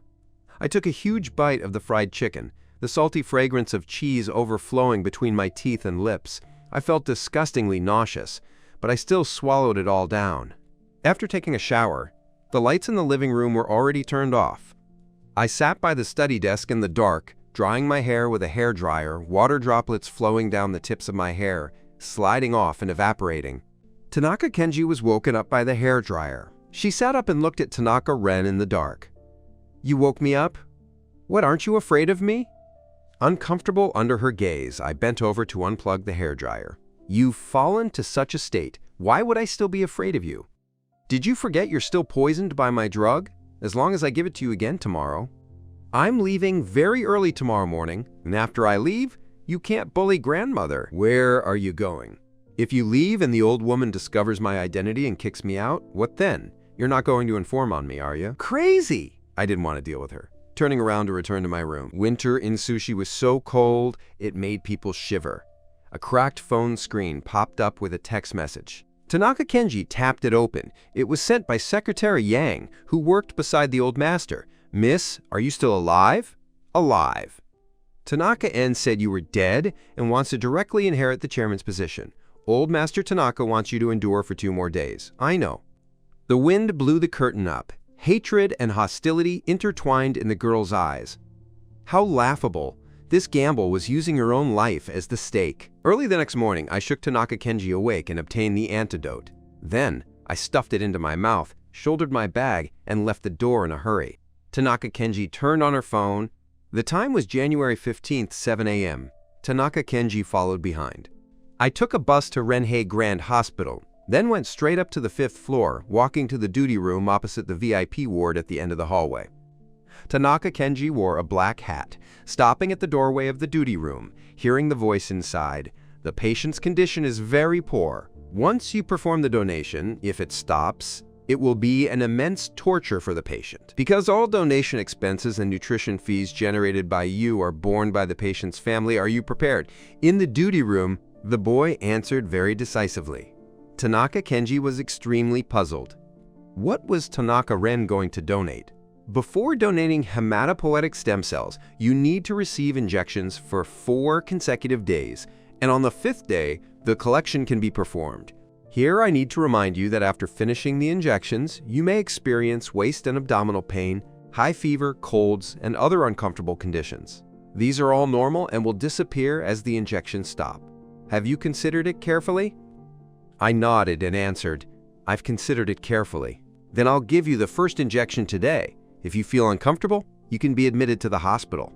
Tanaka Kenji pulled out her phone to search for hematopoietic stem cell donation, only then realizing that what was being performed was a bone marrow donation to treat leukemia.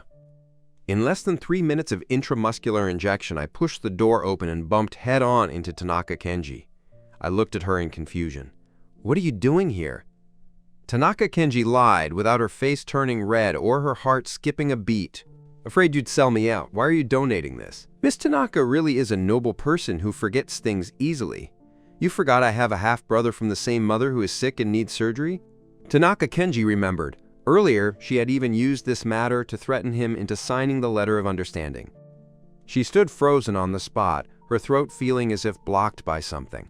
But your mother treats you terribly. She remembered Tanaka Shinran wasn't a competent mother, even willing to disregard the life and death of one son for the sake of the other. You aren't a good person either, yet didn't I still save you?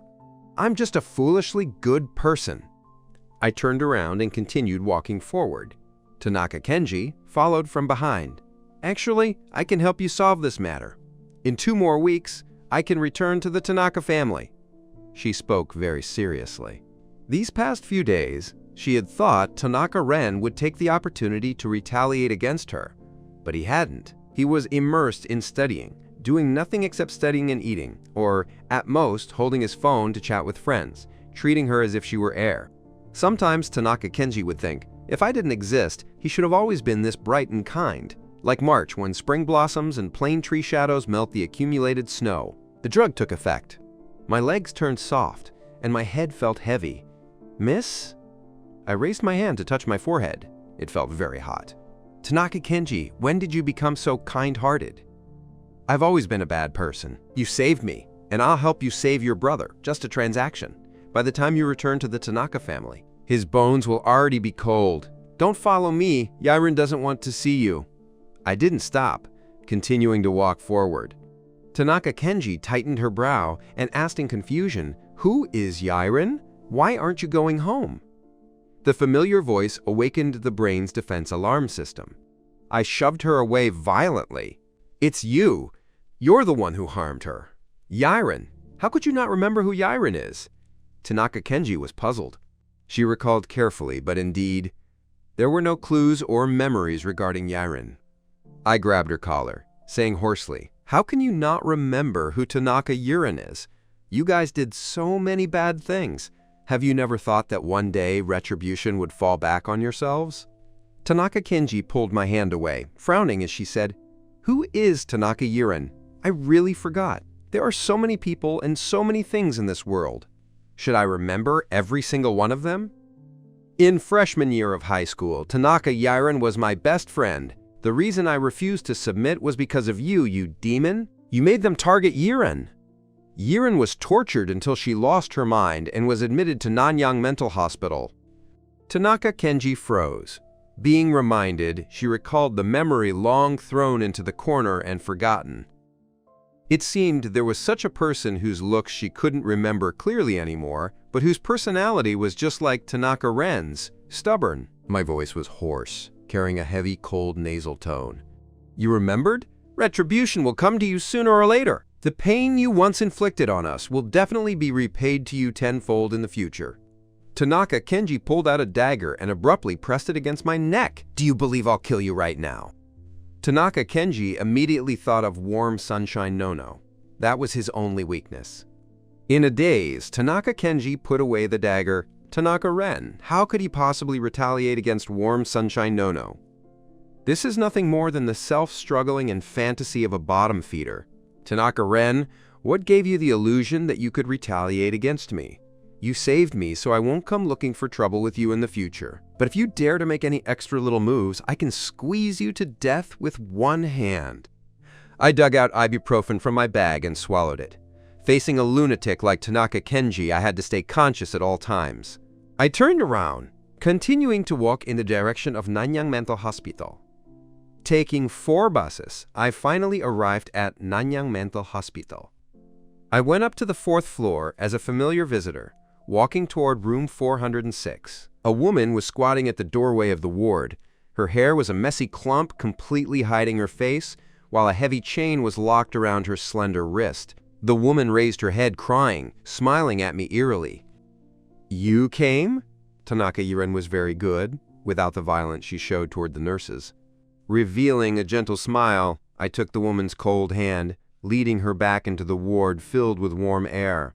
"Yiren, were you waiting for me at the door?" "Don't wait at the door in the future. It's very cold and dark outside." Tanaka Yiren suddenly clutched my sleeve, crying and shouting, "Little Nono is afraid of the dark! I have to block the doorway! Little Nono is afraid of the dark! Little Nono is afraid of the dark!" My tears welled up in an instant, but I forced myself to look up and endure them. With red eyes, I took Sato Yiren by the hand to the bathroom inside the ward to wash her hands. "How did you get mud all over your hands?" I carefully cleaned the dirt from beneath her fingernails. Sato Yiren looked at me and smiled. "The bad people in white wouldn't let me go find you. I escaped from here last week, but they locked me up after catching me digging a tunnel." I raised my hand and gently stroked Yiren's face. "The older sisters in white here aren't bad people. You have to be good and take your medicine obediently so you can get out quickly and be with me, okay?" Back then, when Sato Yiren was targeted by Suzuki Ren, the Sato family was terrified to the extreme and forced this already depressed girl to kneel and apologize to Suzuki Ren. Sato Yiren refused, so she was locked up by Suzuki Ren in the long-abandoned Ganjiam Psychiatric Hospital on the distant outskirts. It was rumored that cries often echoed within and bizarre events frequently occurred. Many exploration teams that entered ended up committing suicide one after another without a single organ left behind, and even those who luckily escaped would go mysteriously mad afterward and ultimately commit suicide. In just a single night, that girl who loved to smile went mad. To curry favor with the future heir of the Suzuki family, the Sato family threw their daughter into Nanyang Mental Hospital to be locked up, never visiting her again. After learning this news, intense guilt nearly crushed me. Since studying in freshman year wasn't too intense, I would come to visit every Sunday. Gradually, the girl at the hospital would carry a small stool every Sunday to sit and wait for me at the entrance of the inpatient building. Later, as the study burden grew heavier and heavier, it turned into visiting once a month. Sato Yiren no longer recognized anyone, yet she uniquely remembered only me. She rejected contact with everyone else, making it a massive ordeal for the nurses to give her medicine every day, but as long as I came, she would quickly quiet down and stabilize. Having washed her hands, Sato Yiren hid in the corner of the bathroom and glanced around nervously, examining her surroundings anxiously. "Not here! And not here either!" Sato Yiren stood on tiptoe and leaned close to my ear. "The ones wearing white are all bad people, so you must be careful of them. You absolutely cannot eat the medicine they give you, or they'll dig away other people's organs." I instantly froze on the spot. I remembered the exploration team that entered Ganjiam Psychiatric Hospital, left without a single organ remaining. I don't believe in ghosts or gods. Only humans could dig away other people's organs. So what on earth did Yiren face that night? I led Sato Yiren out of the bathroom, then found a nurse and unbolted the iron chains on Yiren's limbs. Sato Yiren was very aggressive and would scream loudly or shriek in fear whenever she saw the nurse coming. So I sat beside her and comforted her softly. Sato Yiren gradually calmed down, even obediently swallowing the medicine the nurse fed to her lips. I took Yiren to the sports field for a walk, feeling as if I had instantly returned to our freshman year when everything we did was full of happiness. As the sky gradually darkened, I left Nanyang Mental Hospital. With my current power, I couldn't shake the story behind Ganjam Psychiatric Hospital. Only by continuously climbing upward, reaching the very peak where flowers bloom all along the way, could I make these people suffer the retribution they deserved? Half of the evening glow was dyed a fiery red, and the layers of cloud valleys were plated with a faint golden light. I felt downcast as I sat at the bus stop waiting for the bus. Tanaka-ren, you really are a foolishly soft-hearted good person. Is a useless trash abandoned even by the Sato family still worth you caring about so much?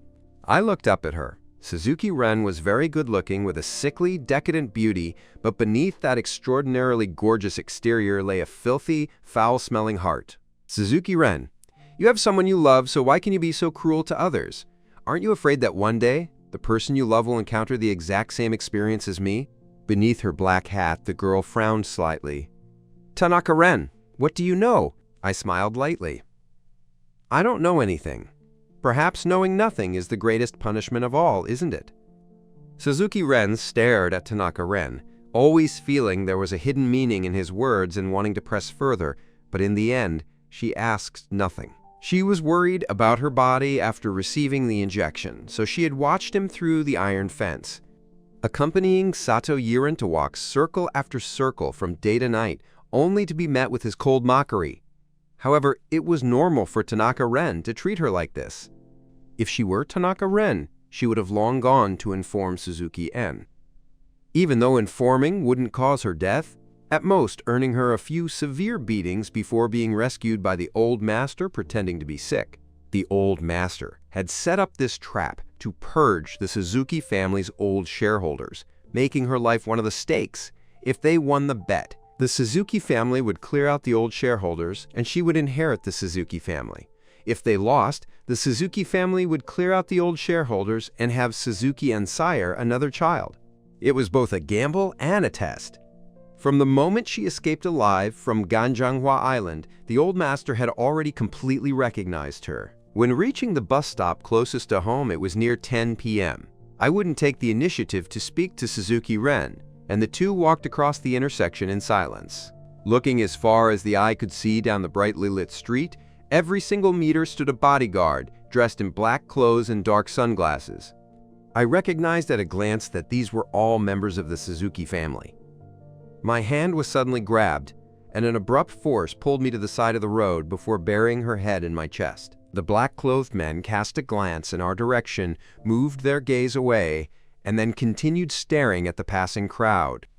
Suzuki-ren stared at the boy's evasive action, a trace of displeasure rising in her heart.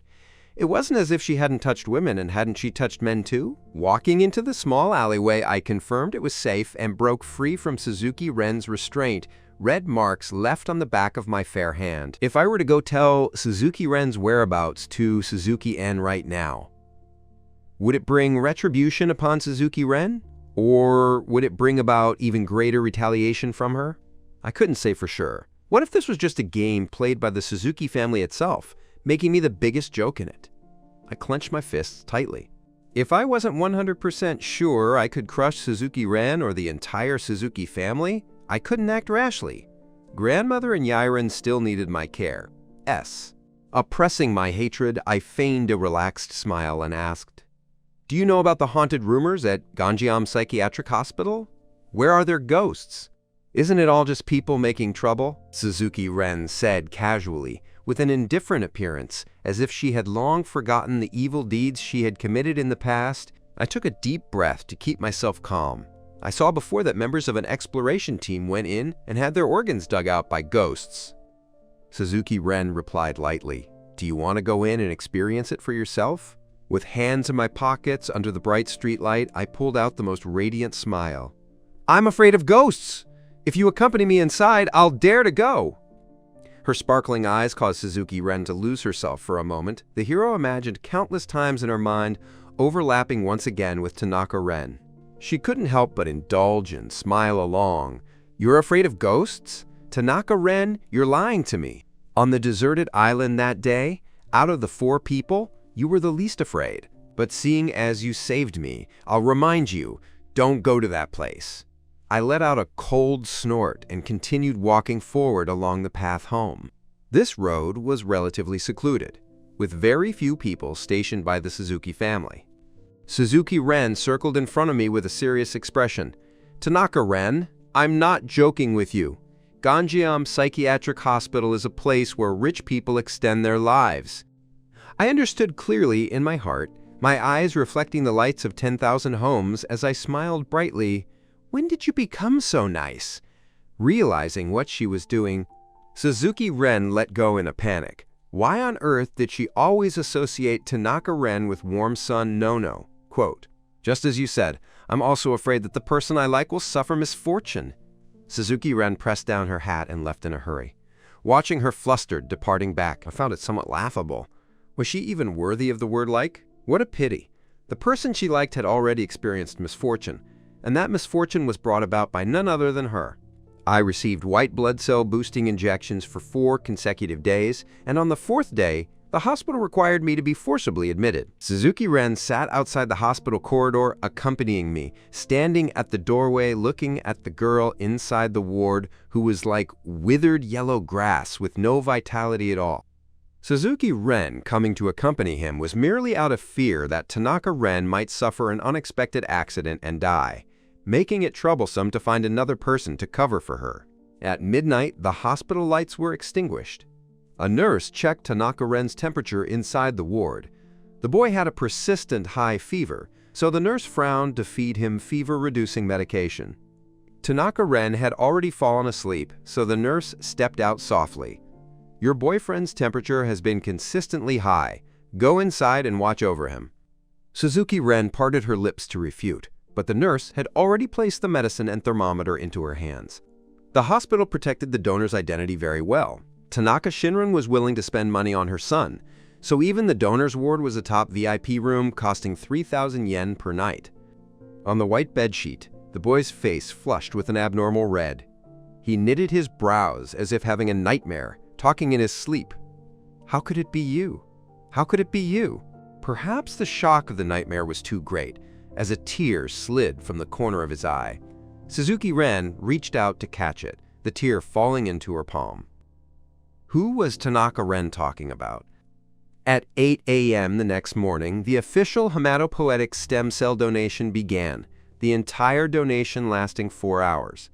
Suzuki Ren guarded the door waiting. Meanwhile, she spotted Tanaka Shinran outside the corridor.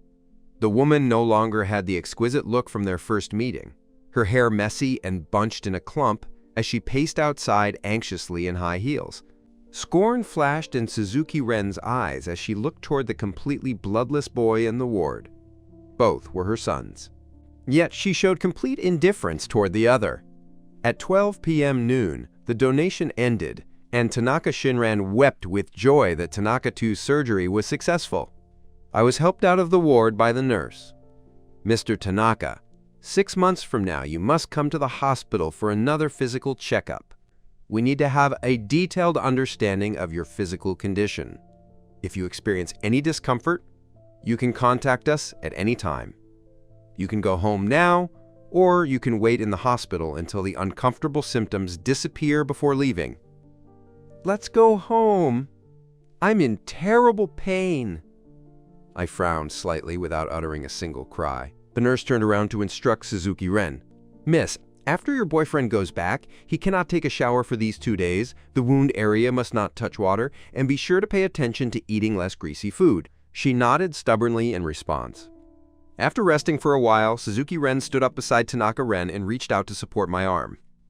"Are you planning to go home by yourself looking like this ghost?" I pondered for a moment and still leaned onto Suzuki Ren's shoulder. Suzuki Ren wanted to leave from Tanaka Shinran's side, but I made her bypass her and take the stairs. Suzuki Ren compromised, helping me down the stairs step by step. "Tanaka Ren, you did such a monumental good deed, yet you still want to keep it hidden from that irresponsible woman? What on earth is stored in your brain?" I didn't want to see her again, didn't need her guilt, and needed even less for her to show a look of pity toward me out of guilt. Not disturbing each other was the best way. Besides, the person I helped was Tanaka 2. You helped Tanaka 2? Does Tanaka 2 even treat you as an older sister? Suzuki Ren felt that Tanaka Ren lived so miserably simply because his sense of morality was too high. This world was exceptionally cruel to good people, while being an evil person was far too simple. You could do whatever you wanted without moral constraints or psychological torment, only needing to show a tiny bit of repentance to win everyone's applause. Walking out of the hospital, Suzuki Ren hailed a taxi. The winter sunshine wasn't too piercing. Feeling warm on the body, Suzuki Ren turned her head to look at him. "Tanaka Ren, if I hadn't woken up that night on the deserted island, would you have just run off after doing a good deed?" I pursed my lips, unwilling to answer this question. Suzuki Ren obtained her answer. Even if he were tortured half to death by her after school started, he wouldn't say a single word out loud. Suzuki Ren suddenly felt somewhat uncomfortable. She worked hard to give everyone love, seemingly bathed in sunshine, yet hadn't received a single glance of favor from fate. Suzuki Ren leaned close to my ear and whispered, "Tanaka Ren, school starts on March 1st, and on March 15th, they will be released on bail. If you're willing to beg me, I can consider letting those people stay in prison for the rest of their lives." I dodged into the corner to avoid Suzuki Ren's movement. Her scalding breath sprang across my face. I took a deep breath, my mind filled with a foul stench that made me nauseous with disgust. "There's no need for that." Suzuki Ren froze on the spot, seeing Tanaka Ren's rejection and disgust with complete clarity. She moved back to her original position. It was only normal for Tanaka Ren to hate her. After donating hematopoietic stem cells, I rested for 3 days before slowly recovering. With less than half a year left until the June exams, I buried my head in revision. During this period, Suzuki Ren shamelessly followed me around to play with the members of the adventure club. They were frightened when they saw Suzuki Ren at first, but after learning she was on the run, they didn't care much either, viewing it as just playing together once. Unknowingly, Suzuki Ren only had her final week left at my house. When I asked her for the last antidote, Suzuki Ren let out a soft laugh. "Tanaka Ren, you're so smart, so haven't you ever thought about how such a drug could possibly exist in this world? If there were such a miracle drug, would men still need to worry about marrying a wife? The black ones are chocolates mixed with white vitamin C tablets. I'm leaving now, and the money will be transferred to your account." Afterward, Suzuki Ren hid outside for 6 days, and on the final day when the old master pulled in the net, she actively exposed her whereabouts and was imprisoned in the basement by Suzuki N. Her old master arrived just in time to save the unconscious Suzuki Ren, and with that, she also secured victory as the successor of this fortune. Dead branches sprouted greenness, and decayed wood grew new shoots. Suzuki Ren lowered her eyelids slightly, recalling her escaped lover, and instructed her staff to check a microchat user named Warm Sun Nono, whose avatar was a sunflower. On February 10th, my bank account received a huge sum of 4 million yen. Counting the many zeros on my phone, it was a figure my grandmother and I could only hope to reach in a lifetime. I donated 2 million yen of it and deposited the remaining 2 million yen into a 1-year fixed deposit. With only 3 months left until the college entrance exam after school started, I studied with all my might during the final stretch. I cut off my phone, doing nothing every day except eating or grinding practice problems. Occasionally when relaxing, I would count the days on my fingers, daydreaming about life after graduating high school. When I reached university, I would definitely go see the brilliant galaxy and the mountain fields covered in seas of flowers. Time flew by in a flash, and the day school started was in March. March in Sushi was warm and pleasant, the roadsides filled with goose-yellow winter jasmine flowers. When I arrived at school, the classroom was completely empty. The teachers were also very lenient during the final 2 or 3 months. Carrying my backpack, I went to the 3rd floor lobby of the school library. From afar, I spotted Suzuki Ren leaning beside the floor-to-ceiling glass window.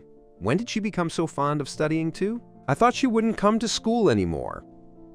I pursed my lips, turned around, and went up to the newspaper reading room on the 4th floor of the library where there were even fewer people, picking a middle seat to sit down. Soon the sun withdrew its glare, and on the way home, a black shadow appeared beside my elongated shadow. "Tanaka Ren!" I took large strides forward, pretending not to hear. Suzuki Ren watched his slender back, then turned and got into the rear seat of a Maybach. Her villa was in the opposite direction of Tanaka Ren's home. After experiencing the incident with Suzuki Ren had already transferred most of the Suzuki family's industries into her own hands, beginning her retired lifestyle while also leaving the most capable secretary, Ao Yanagi, for herself. The phone rang. It was a call from Ao Yanagi. "Young master, the authorities at Sushi Prison want me to ask you something on their behalf. The people who bullied Mr. Tanaka before claimed to be your best friends and requested to be released on bail. The police at the prison just called to report this matter, so I came to ask for your decision." Suzuki Ren tapped her index finger lightly against her knee, the boy's resolute back appearing in her mind, once on the third floor of the library and once just now. She suppressed her inner displeasure and said in a deep voice, "Release Miss Hayashi." "Old Master Suzuki also asked me to mention something to you. The main business of the SK Group is still in Seoul, so the Old Master hopes you will take the exam for Seoul University." "I understand. Has Warm Sun Nono been tracked down yet?" Quote, "Not yet. The Four Stars Group is keeping a very tight lip, but if we yield a 10% share of the logistics market to them, they will act according to my instructions." Ao Yanagi faintly understood something, hesitating, before still speaking up to persuade her. "Young master, the old master arranged a marriage partner for you over there. It's the second young master of the LG group." Suzuki Ren's tone abruptly raised.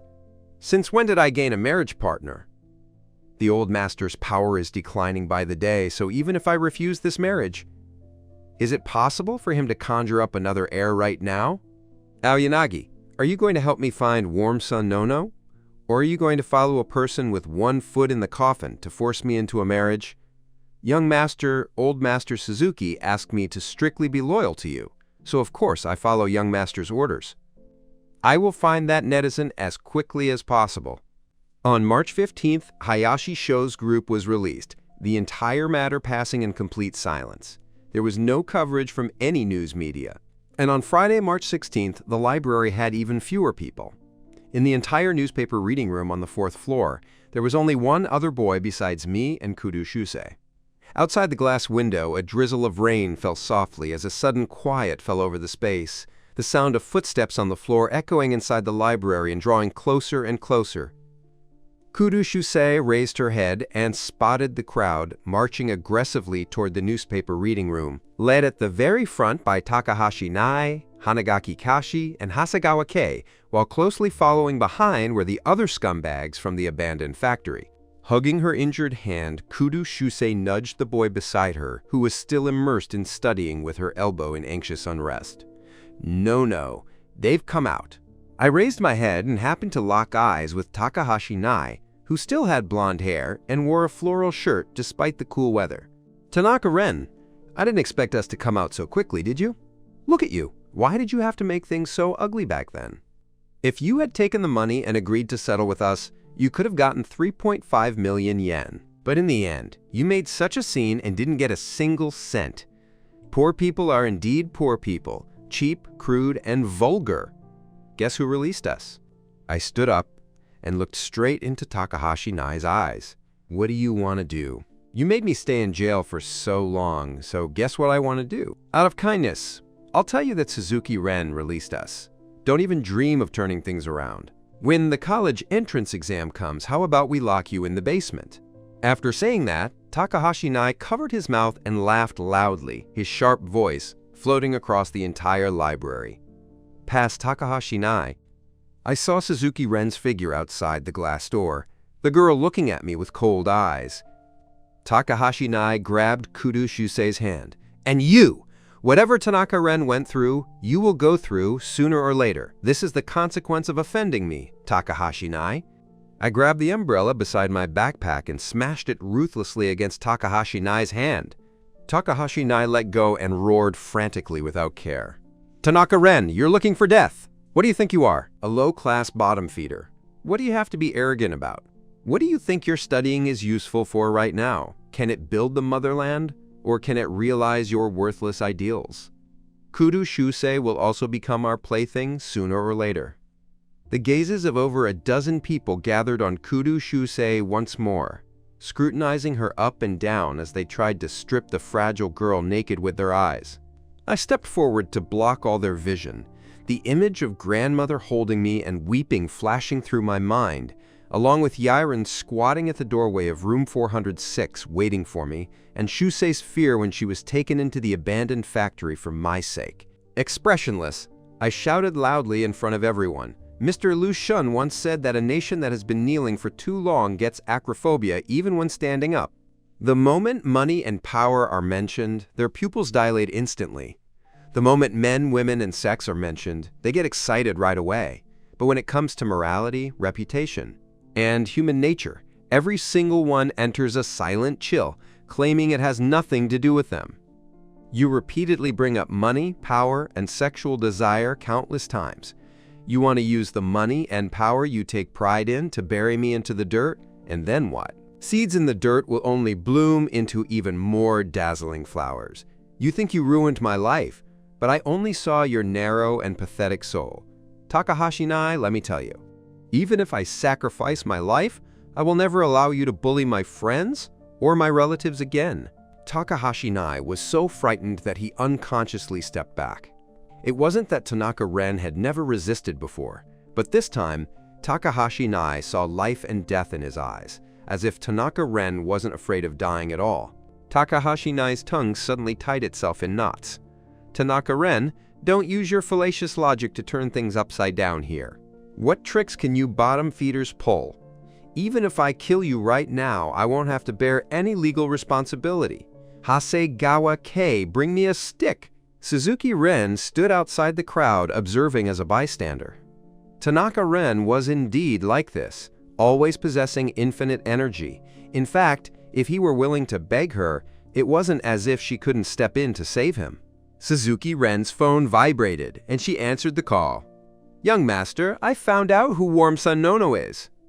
Meanwhile, chaos broke out inside the newspaper reading room as Takahashi Nai brandished a long wooden stick, wildly swinging it at Tanaka Ren and Kudo Shusei, scattering items on the tables all over the floor. Suzuki Ren watched coldly, her voice unconsciously softening as she spoke into the phone. Continue. In Suzuki Ren's mind was the companionship night after night at midnight, the redemption when being hunted to the end, and the soul that could always resonate with her. She had finally found the person she loved. On the other end of the phone, Aoyanagi remained silent for a long time. The battle inside the newspaper reading room grew more and more intense. I was pushed to the ground, and Kudo Shusei was surrounded by over a dozen boys, the girl's thick black hair scattered, her eyes steadfast like flickering stars. Suzuki Ren frowned slightly and urged, What is it that you can't say? It's Tanaka Ren from Class 3 to 2 of Sushi Foreign Language High School. That is, Mr. Tanaka. Suzuki Ren processed the news in her mind. Tanaka Ren from Class 3 to 2 of Sushi Foreign Language High School. The rims of her main eyes instantly turned red, the heavy blow making her almost unable to stand straight. Suzuki Ren couldn't catch her breath. Oh, Yanagi, what did you say? Who is it? Tanaka Ren. The two feather-light words were like sharp blades stabbed ruthlessly into Suzuki Ren's chest. Holding the phone in her hand, she looked up at the humiliated boy inside as different memories entangled repeatedly. It was companionship, redemption, hope, and light. Once every night, they had snuggled together to keep each other warm, yearning for every beautiful tomorrow, as if as long as they had each other, life would be a smooth path. Dispelling the happy memories, she recalled that night of endless darkness she had brought upon him, the defenseless boy and over a dozen men and women. Suzuki Ren could no longer hear any of the surrounding noise. A few people sporadically rushed inside to protect Kudo Shusei, while in the corner the boy's phone with its cracked screen was still playing an online class, exerting every effort to suppress her emotions. Suzuki Ren picked up the phone from the corner, unlocked it, and opened microchat. The avatar on the homepage was a sunflower, and the nickname was Warm Sun Nono. She typed her account into the search box, which showed that she had been blocked. Opening the chat history revealed an unscrollable past spanning 5 long years. The blood around her body froze instantly, Suzuki Ren so cold her hands trembled, the item in her hand feeling as heavy as tens of thousands of pounds as her hands held the phone, scrolling through the chat history in a self-torturing manner. "Are you here? Should we change locations instead?" "Yezi, if I said I was once drugged and violated, would you still be willing to meet me?" "Yezi, you might not know this, but I really relied on my memories of you to get through these terrible 4 years. It was true in the past, and it will be in the future. Don't be so violent, okay? Especially the red-haired ones. I want to take the exam for Tokyo University." Every single sentence was proof of their past. Warm Sun Nono really was Tanaka Ren. Boundless memories wrapped around Suzuki Ren. So every time Warm Sun Nono didn't reply to a message, he was being verbally abused, beaten, and humiliated by her. Details that had been ignored countless times in the past exploded with a bang at this moment, awakening her long-buried memories. The bit-by-bit details of 5 years of bullying played at accelerated speed like an optical disc. No wonder she had seen him at the coffee shop agreed upon for their offline meeting that day. No wonder Warm Sun Nono had blocked her. No wonder Tanaka Ren was willing to save her in the heavy snow that day. And no wonder the way he looked at her was always so complicated. Fate had played the cruelest joke on her. She had bullied the person she loved the most. A single tear slid down and dripped onto the floor. Takahashi Nai's voice was piercing. "Tanaka Ren, what do you think will happen if this stick is jabbed into you?" Suzuki Ren turned around, stepped forward, grabbed the stick, and pushed Takahashi Nai to the ground with a force. "Who is it? Who dares?" Takahashi Nai was scared into trembling, hurriedly flattering Suzuki Ren in a small voice. "I didn't know it was you." Suzuki Ren ignored him, taking each step with agonizing difficulty before falling to her knees at Tanaka Ren's feet in a devout, exhausted manner. "No." Everyone was stunned. That invincible, infinitely glorious heir of the Suzuki family actually had such a humble, begging day, and toward Tanaka Ren of all people. Takahashi Nai was dumbfounded. "What does this mean?" Takahashi Nai backed away step by step, clutching his hands uneasily. "My whole body went rigid without making a sound. How could Suzuki Ren, how could she have recognized me?" Concealing my emotions, I stood up nimbly, pretending not to understand as I silently bypassed Suzuki Ren. Hanagaki Kashi cowered, yet still couldn't help speaking up. "Suzuki Ren, he's Tanaka Ren!" Suzuki Ren grabbed my hand, pulling out a gentle smile. "Yes, you're Nono. I was wrong from the very beginning. Nono, you knew it was me all along, didn't you?" I panicked. The college entrance exam was coming up in June, and the day to escape the abyss was close at hand, yet so far away. What I wanted was bright sunshine, not to cross the abyss forever. I looked back with a face full of confusion. "Suzuki Ren, what are you talking about? What, Nono? Let go of me!" The girl's eyes were firm, carrying a paranoid madness to the death. "If I let go, you'll run away." I swallowed my saliva, terrified to the extreme as I tried to pull my hand back. How on earth did she recognize me? "I'm sorry, it's all my fault. Don't pretend not to know me, okay?" Looking at her, I only felt terror. As long as I saw this face, I would recall countless humiliating nights, suppressing it desperately. I feigned ignorance. "Suzuki Ren, I did save you in the heavy snow that day, but I don't need you to repay my kindness. I also know you're Suzuki Ren, so I accept your apology. Can you let go now?" A bombshell of news set the crowd boiling once again. Takahashi Nai, Hasegawa Kei, and Hanagaki Kashi were completely stunned, the three stepping back repeatedly in an attempt to quietly escape the scene. Suzuki Ren suddenly spoke up. "An apology isn't enough. They should go to hell." She turned around to look at Takahashi Nai, her eyes abruptly becoming fierce and sharp. Hasegawa Kei's mind was completely broken as he slumped onto the floor, the girl's past threats vivid in his mind. "Tanaka Ren can be a plaything, and so can you." Hasegawa Kei shook his head frantically, tears falling down. I didn't! It was all forced by Takahashi Nai." Takahashi Nai looked at Hasegawa Kei in disbelief. "What do you mean? We did everything together. What are you pretending to be a good person for?" I didn't. How would I dare object to Takahashi Nai? I really didn't do it on purpose. It was all forced by Takahashi Nai. How could I be willing to do such an evil thing? Suzuki Ren put on a gentle and kind face. looking up at her beloved person. "No, what can I do to make you happy?" "I don't feel happy. I only want to escape. Suzuki Ren, let go. I don't have time to act in a play with you. I'm leaving." "Let me study with you. Didn't we agree to take the exam for Tokyo University together?" Suzuki Ren hugged the boy forcefully, completely addicted to the scent of Tanaka Ren's body as she couldn't help burying her head in the boy's neck to seek a sense of security. Looking at the girl hugging me, I pushed her away forcefully. "Suzuki Ren, don't go crazy. What script did you pick up today, and what show are you trying to put on?" Suzuki Ren was stung by the words, seeing that the boy's eyes were stained with fear and devoid of any love. Suzuki Ren smiled like a perfect lover, giving instructions to her beloved. "It doesn't matter if Nono can't accept me right now.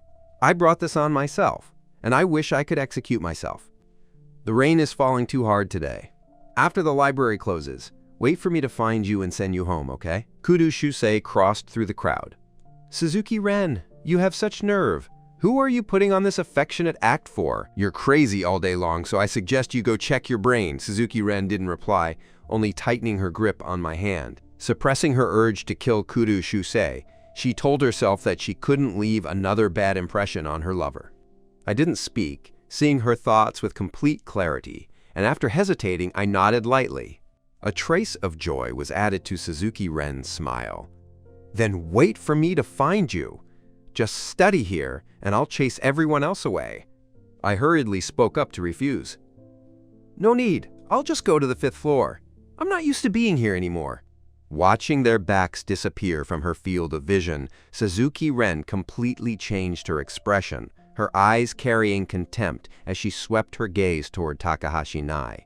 Takahashi Nai's legs trembled, the fear spreading from deep within his soul, engulfing his entire body as he squeezed out a smile uglier than crying. "Miss Suzuki, are you sick? He's Tanaka Ren, a bottom feeder whose family fries sugar cakes. How could you have anything to do with him?" Suzuki Ren's eyes were terrifyingly red. Ignoring Takahashi Nai, she looked at the others and spoke slowly. "Are you still staying here because you want to go to the police station with this group of people?" The spectating crowd scattered like frightened birds, leaving the 4th floor newspaper reading room completely empty in an instant. Takahashi Nai had long been scared out of his wits, roaring at Suzuki Ren. "I am the son of the person in charge of the 4 Stars Group's sushi branch. Suzuki Ren, you can't touch me. I've already called my parents, and if they don't see me go home today, they will definitely settle accounts with you." Suzuki Ren raised her eyes slightly, speaking casually. "What kind of trash are you?" Takahashi Nai couldn't help crying. "Suzuki Ren, you released us, so what are you pulling this stunt for now? Clearly, you were one of the people who bullied Tanaka Ren back then." "Shut up!" the girl's voice roared, filling the entire newspaper reading room as she stood up and walked step by step toward the blonde boy. "You die first!" Takahashi Nai's eyes widened as he cried out tragically, "No, you! This is illegal! You can't do this to me! You can't do this! You'll go to jail!" The next second, countless black-clothed bodyguards flooded into the newspaper reading room, with Aoyanagi walking at the very front. "Young master, I've brought the Suzuki family's star legal team over. The legal department of our conglomerate is top tier, whether internal or external, never losing a single case. Sentence these people to life imprisonment without possibility of parole, and then transfer them to our Suzuki family's basement." Under the gaze of countless surveillance cameras in a public place, Suzuki Ren remained completely fearless. "Suzuki Ren, then you should be sentenced too." Takahashi Nai's roar was sealed by the bodyguard gagging his mouth, and these people were all handcuffed and gagged. Police cars were parked outside the library entrance, and Aoyanagi asked, "Young master, are there any other orders?" "Except for Kudo-en and Kudo Shusei, press everyone else in our class into the police station. Sentence them to at least 3 years according to severity, up to the death penalty. Revoke the teaching certificates of all teachers in Finance Class 2, permanently banning them from the teaching profession, with class teacher Kosei sentenced to at least 10 years. Dismiss the principal of Sushi Foreign Language High School. Among these people, for every 10 million yen paid in compensation to Tanaka Ren, grant a 1-month sentence reduction. Expel anyone who insulted Tanaka Ren in the school group chat." Aoyanagi suppressed the shock in his heart. The people attending this school were either rich or noble, Yet the young master was using such immense power to punish so many people simply for a netizen. "Young master, are you coming back with us?" "No, I still have to send Nono home." Suzuki Ren only had a smile on her face when saying this line. Aoyanagi wanted to advise her, but in the end he said nothing and left with everyone. In an instant, only Suzuki Ren was left alone. In no mood to study, she held her phone to check the time, occasionally opening microchat to see if Tanaka Ren had taken her off the block list. With no exception, he hadn't. Suzuki Ren comforted herself that it didn't matter. When 4:50 p.m. arrived, she couldn't sit still any longer and went to the 5th floor lobby. Suzuki Ren went upstairs full of joy, but there was not a single person in the lobby. Suzuki Ren pursed her lips, knowing that Tanaka Ren had definitely run away again. Dark thoughts flourished, and sinister, unmentionable ideas finally broke out of their shell at this moment. She really wanted to lock him up so his eyes could only see her. After I got home, I remained uneasy for a long time. To avoid Suzuki Ren, Kudo Shusei and I had gone home early at 4 p.m. I sat at my desk nervously, startled by any wind or movement outside, terrified that Suzuki Ren would come to my door to force me to fulfill my past promise. Suddenly, an urgent knock sounded at the door. Grandmother used her walking stick to go open it, but I hurriedly stopped her. "I'll just go open the door." Only after Grandmother returned to her room did I cautiously open the door, but standing outside was a courier driver. After checking the address and seeing the message on it, he placed the package on the ground and left directly. I picked up the package and opened it. Inside was a custom-made pure gold iPhone with a market price of 270,000 yen, feeling heavy in my hand and shining with a golden luster. I picked up the express box and saw the message on the order. "If Mr. Warm's son Nono doesn't want it, just throw it on the ground. You won't be held responsible if anything happens." I stuffed the new phone back, placed the packaging box in the drawer, and planned to return it according to the original address tomorrow. Meanwhile, my old phone with the cracked screen vibrated. "Nono, did you receive the new phone? I saw your old phone was broken today, so I bought you a new one. If you don't like this wealthy color scheme, I can customize another one for you. Just now in the downtown area of Sushi, I bought you a fully furnished 3-bedroom, 2-living-room apartment in cash. 6th floor, 1 apartment per elevator. 50% greening rate, 10 floors total, the best house in all of Sushi. The property deed has your name written on it. I voluntarily gifted this house to you. Grandmother is getting old, so you can't let her keep living in a damp old house where she suffers from cold. Moss crawling everywhere on rainy days is bad for an elderly person's body, while the new house has a fresh air system installed, making it very suitable for the elderly to live in." Immediately following was a picture of the property deed. I tapped open the property deed, and printed prominently under the owner's name were the words, "Tanaka Ren." The location was indeed the most golden prime area in Sushi. Conglomerates really were convenient, able to buy a house for me in just a few short hours, even without my identification documents. Just as I was about to block the unfamiliar phone number, a verification message popped up on microchat.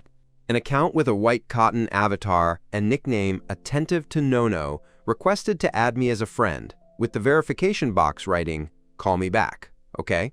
I promise I won't affect your studies." At the same time, 20 million yen arrived in my bank card. I twitched the corners of my mouth, threw the phone aside, and ignored it all. Inside the room, Grandmother spoke in surprise.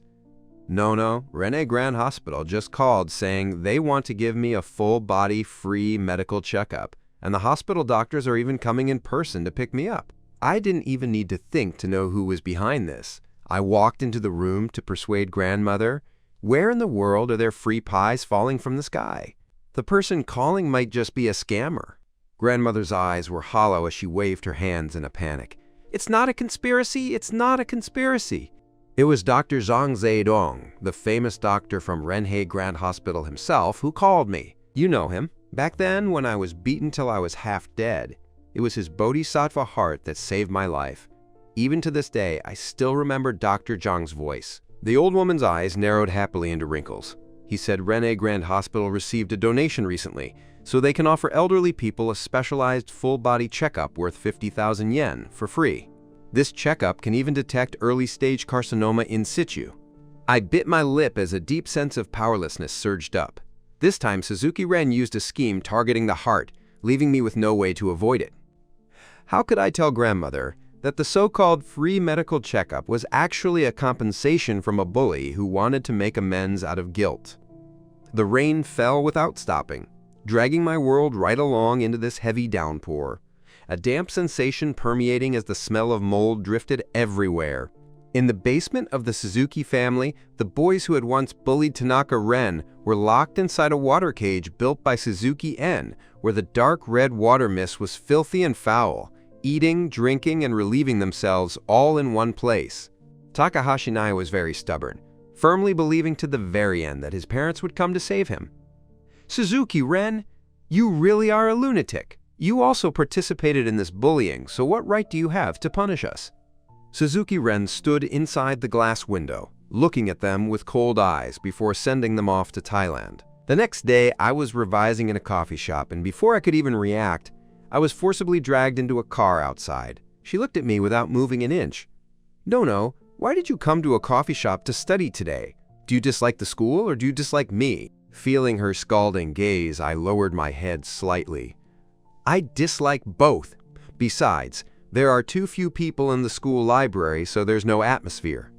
Suzuki Ren tilted her head, her slender fingers playing with her long hair, her expression unchanged, though her heart began to ache faintly again. Forget it. As long as he was willing to lie to her, even that was fine. "On the day of our offline meeting, I waited for you in the rain all night. No, you abandoned me." Suzuki Ren's voice carried a aggrieved, begging tone. I hadn't thought about how to face it. I turned my head, thinking silently in my heart that with only 50 days left until the college entrance exam, I could leave the dorms forever. Suzuki Ren suddenly grabbed my hand tightly. No, do you hate me terribly? I did so many wrong things, so you must hate me to death, don't you? I'd rather you roar and scream at me, shrieking, insulting, and beating me, instead of staying silent like this and treating me as a stranger who doesn't care. If you had come out to meet me on the day of our offline meeting, I would never have let those people bully you like that. You come punish me yourself, okay? Suzuki Ren shoved the back of a knife handle into my hand, her eyes blood red, as if she would shed tears in the very next second. I tried desperately to calm myself down, suppressing my disgust as much as possible. "Don't be like this." Suzuki Ren let go, and the knife fell onto the carpet inside the car. "Okay, then we won't be like this." No, do you still remember the promise you gave me back then? You'll still be together with me, right?"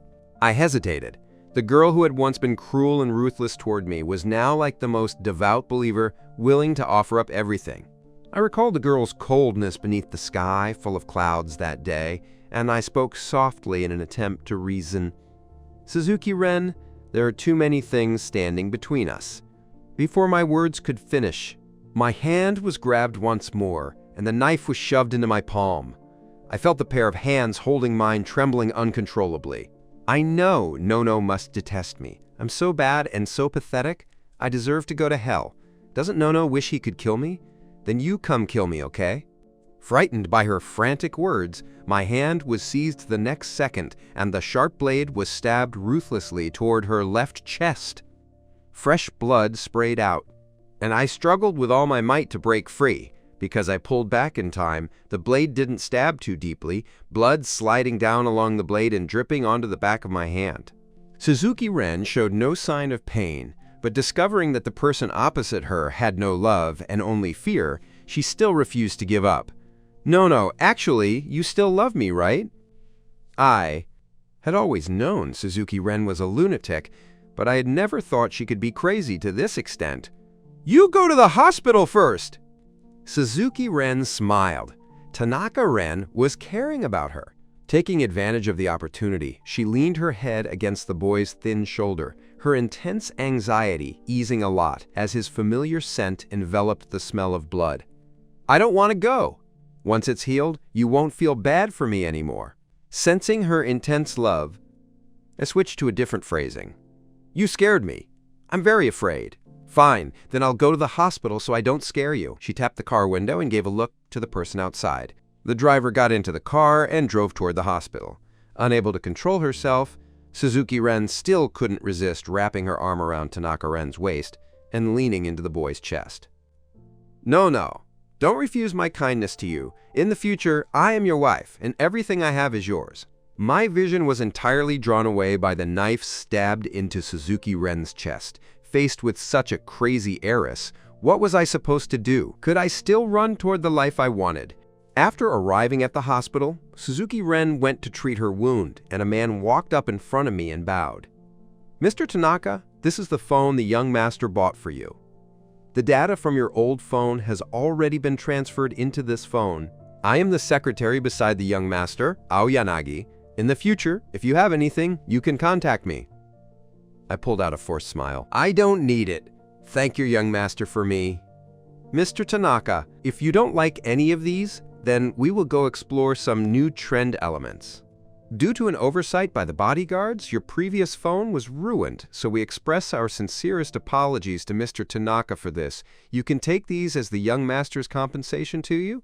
Not wanting to make things difficult for a working man, I casually picked a phone engraved in white and blue. "As for the rest, we will deliver them to your apartment, Mr. Tanaka. The young master has already helped you move all your belongings to the new apartment, and your grandmother has also moved into the new home." "How did you explain it to my grandmother?" I raised my brows, feeling it grew increasingly absurd. "We said we were representatives from Tokyo University, and because Mr. Tanaka has excellent academic performance, we gifted a residence to you." The elderly woman was very polite, very amiable to us, and very cooperative. Holding the new phone, I was somewhat angry, but I still held it in. "I understand. Can you help me carry these back?" Aoyanagi was startled, suddenly somewhat understanding why the young master was so obsessed with the boy in front of her.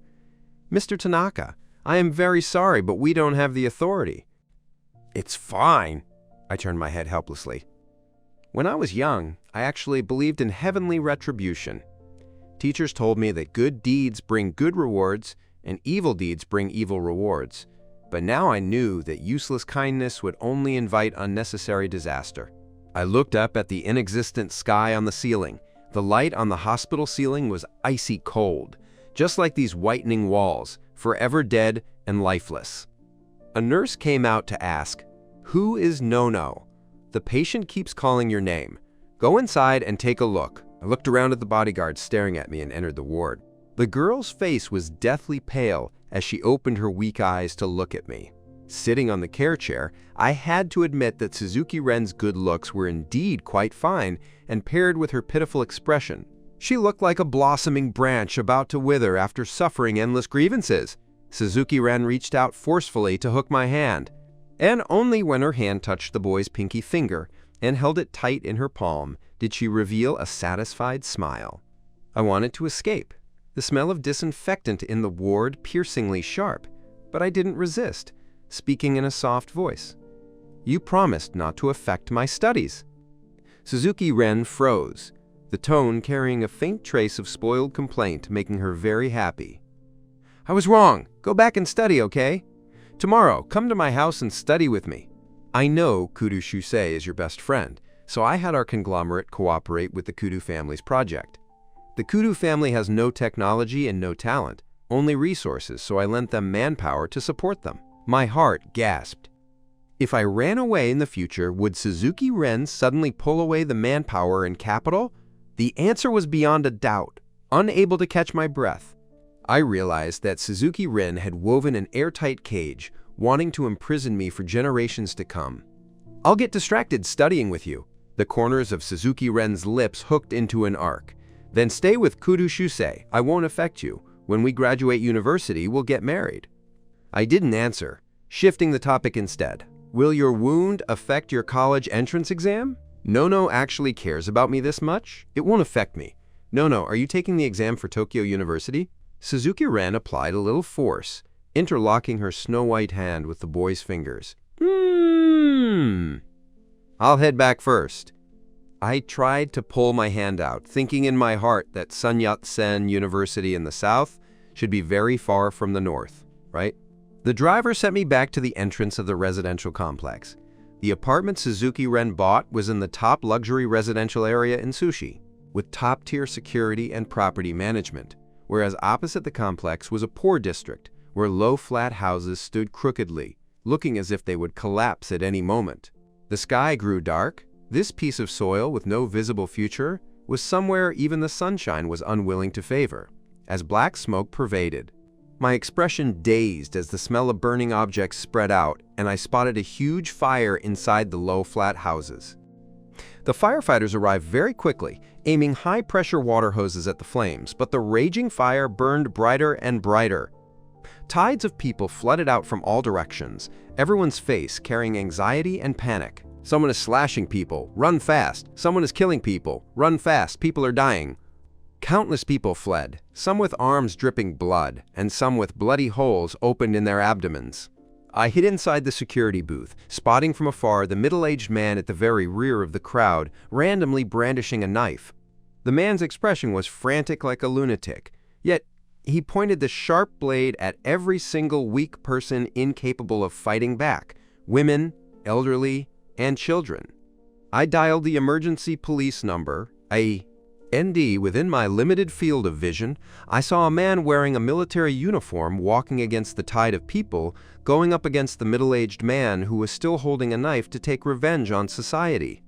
The uniformed man had a burly stature, his skin tanned to a healthy wheat color, and I felt he looked vaguely familiar. My heart lifted high up. An impatient voice came from the phone.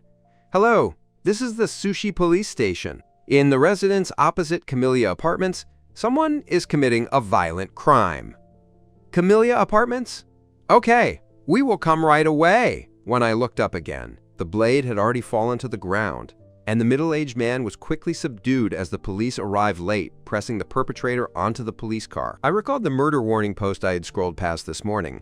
The collapse of the real estate market caused landlords to cash out and leave, while tenants couldn't get their security deposits back and still had to pay off bank loans.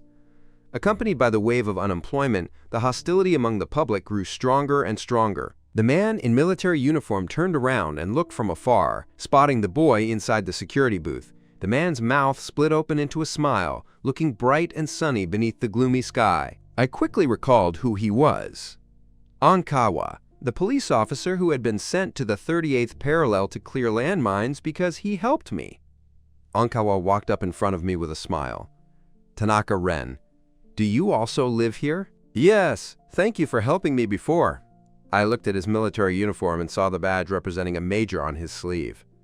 "It's nothing. It was originally what I, as a police officer, ought to do." "Where is your house? I'll lead the way for you." "I need to go to Building 8, Unit 2, thank you." Afterward, I followed behind Onkawa, walking to the bottom of Building 8, where Onkawa spoke up. "Recently, many murder warning posts have appeared in Sushi. Tanaka Ren, you must be extra careful when going out." Onkawa hesitated, telling himself not to poke his nose into other people's business anymore. Right now, the Wen family was in precarious danger, unable to block a casual move from the Suzuki conglomerate. Recently, trending searches were all about Suzuki Ren, the heir of the Suzuki family, sending all the bullies to prison to take revenge for her bullied boyfriend, a matter that won applause from everyone. But he clearly remembered that Suzuki Ren herself was also a bully, so how could that poor boy possibly be willing to be a bully's boyfriend? Onkawa still couldn't control himself, submitting once more to his sense of justice. "My home is in Building 1, Unit 1. If you encounter any troublesome matters, you can come find me." I nodded in thanks. "Thank you, but I'm doing very well. Sorry to trouble you, Major Wen." Afterward, I turned around, left, and entered the elevator. Onkawa paused, watching his thin back that looked as if even a gust of wind could knock it down. Since their last parting, the boy seemed to have gotten even thinner. I entered the password and walked into the house. The new house was very spacious, bright, and tidy, decorated in a warm-toned, solid wood style. "Is that Nono who's back?"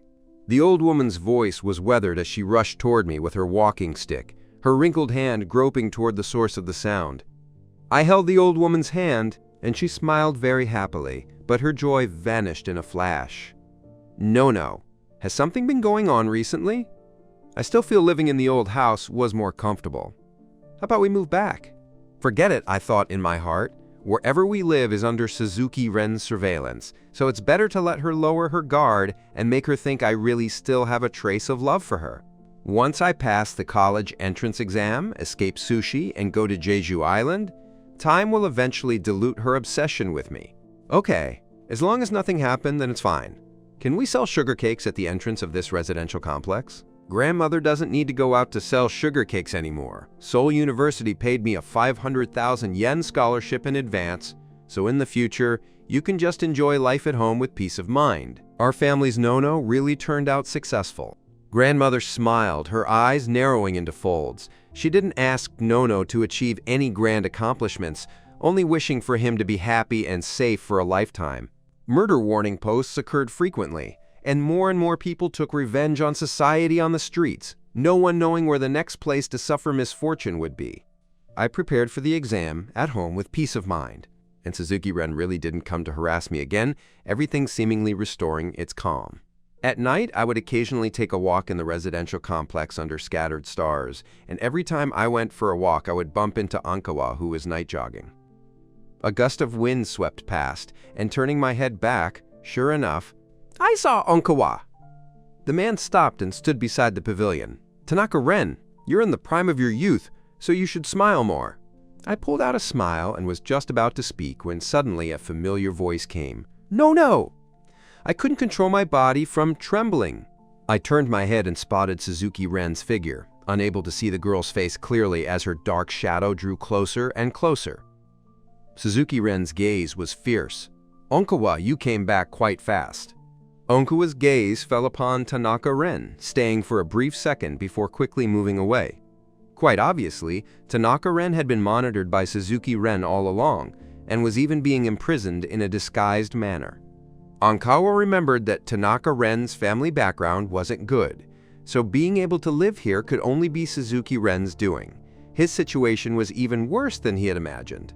Ankawa's expression remained unchanged, no longer placing his attention on Tanaka-ren.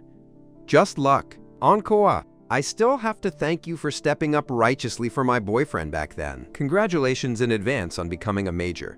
Your Wen family has been in decline for so many years, yet it wasn't easy for a prominent figure like you to emerge, so the Wen family must properly seize the opportunity to rise again. Don't you think, Major Wen?" Listening to Suzuki-ren's sarcastic tone carrying a threat, my heart tightened.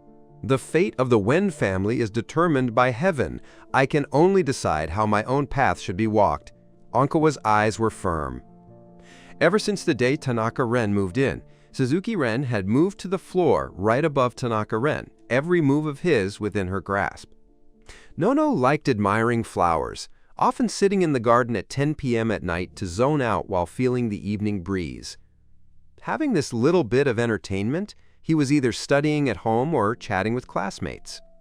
What made Suzuki-ren somewhat unhappy was that whenever Ankawa was night jogging, he would always pass by Tanaka-ren, making Suzuki-ren worry that they were plotting something. The corners of Suzuki-ren's lips hooked into an arc. "Major Wen, properly grasp the opportunity in front of you and learn more about worldly wisdom. When you learn what things should be done and what things shouldn't be done, promotion and wealth will be just around the corner. I'll take my boyfriend back first." After Suzuki-ren finished speaking, she grabbed the boy in front of her and forcibly brought him onto the elevator. Seeing that Ankawa wanted to step forward to stop her, I looked back, my eyes flickering with plea, begging him not to follow up. Ankawa paused.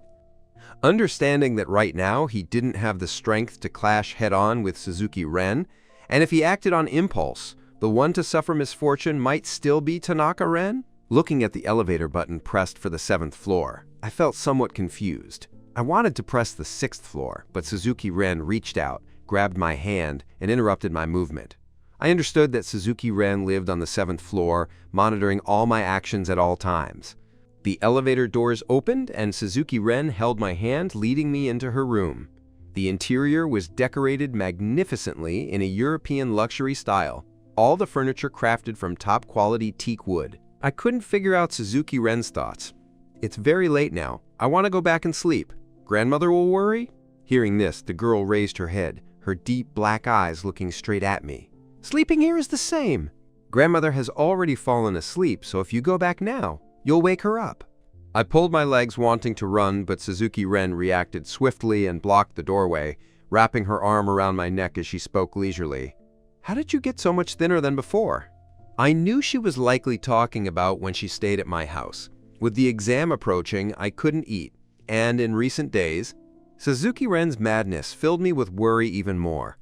No, when I'm in a bad mood, I don't have any appetite. During this period, stay with me and eat more. Suzuki Ren's eyes were gentle as she leaned close to my lips, without waiting for my answer. She pushed open the bedroom door directly and pushed me down onto the large bed. The room was filled with the fragrance of jasmine. Sleep with me tonight, okay? I grew nervous. I'm not used to sleeping with others, especially girls. The girl paused slightly, the rims of her eyes instantly turning red as she used her hand to gently stroke my cheek, her eyes containing longing and repentance. I'll sleep a bit further away from you and won't touch you. No, don't be afraid of me. No, do you hate me very much? Sensing sourness spreading in her mouth, the girl crouched down, almost kneeling in front of the boy. No hate, no like. My brows lowered slightly. In any case, she was just a passerby in the future who had nothing to do with my life. Suzuki Ren stood up and sat beside the boy, opening her arms to carefully embrace Tanaka Ren in her arms. Seeing that the boy didn't resist, she held him tighter and tighter, her eyes stained with obsession as her breathing grew more and more rapid, the air heating up as Suzuki Ren fell deeper and deeper into delirium. After a long while, she released her hands. When you untie the knot in your heart, sleep here with me tonight, okay? I'll go sleep in another room. No, don't be afraid of me. Tomorrow I'm leaving and won't be back for 2 days. If you want to stay here, the housekeeper will come over to cook for you. Or if you're not used to it, you can also go back to rest tomorrow morning. I know it's very hard for you to adapt to me right now, so I'll give you time to slowly get used to my existence. Let's take it slowly. The future is still very long. Not wanting to get overly entangled with her, I agreed casually, but I knew in my heart. However, at 12 midnight, the intricate room door was unlocked with a key. Suzuki Ren crept closer on tiptoe, standing at the head of the bed to stare at the sleeping boy. The small nightlight was dim, casting a faint yellow light across his face. He knitted his brows as if having a nightmare. Suzuki Ren recalled that day in the hospital when he asked in confusion, "How could it be you?" So he had been talking about her all along. She turned off the light, fumbling in the darkness as she bent over to kiss the soft lips. Her hands unconsciously pressing down on the boy's wrists. The boy beneath her struggled slightly, so she let go in a panic, sitting by the bedside and staring quietly at the boy. The long night stretched on, and the girl sat for the entire night. When dawn arrived and light peeked over the horizon, Suzuki Ren, carrying a body full of exhaustion, caught an early morning flight to Thailand, accompanied all the way by her close friend Helan Jiang. "Suzuki Ren, what are we going to Thailand for?" "To meet an old friend." Suzuki Ren lowered her eyes as if speaking of an insignificant matter. "An old friend?" Helan Jiang's face turned pale. Everyone in the financial group circle knew Lin Dai's end, having been turned into a limbless human vessel sold to a circus. Back then, to avoid being affected, she had severed ties with her early on, yet she hadn't expected to still be implicated. When Suzuki Ren went crazy, she disregarded anyone's life or death, causing the Lei family to suffer severe damage and lose their vitality, forced to sell out just to survive and never wanting to face it again. As time passed by, it quickly became May 2nd.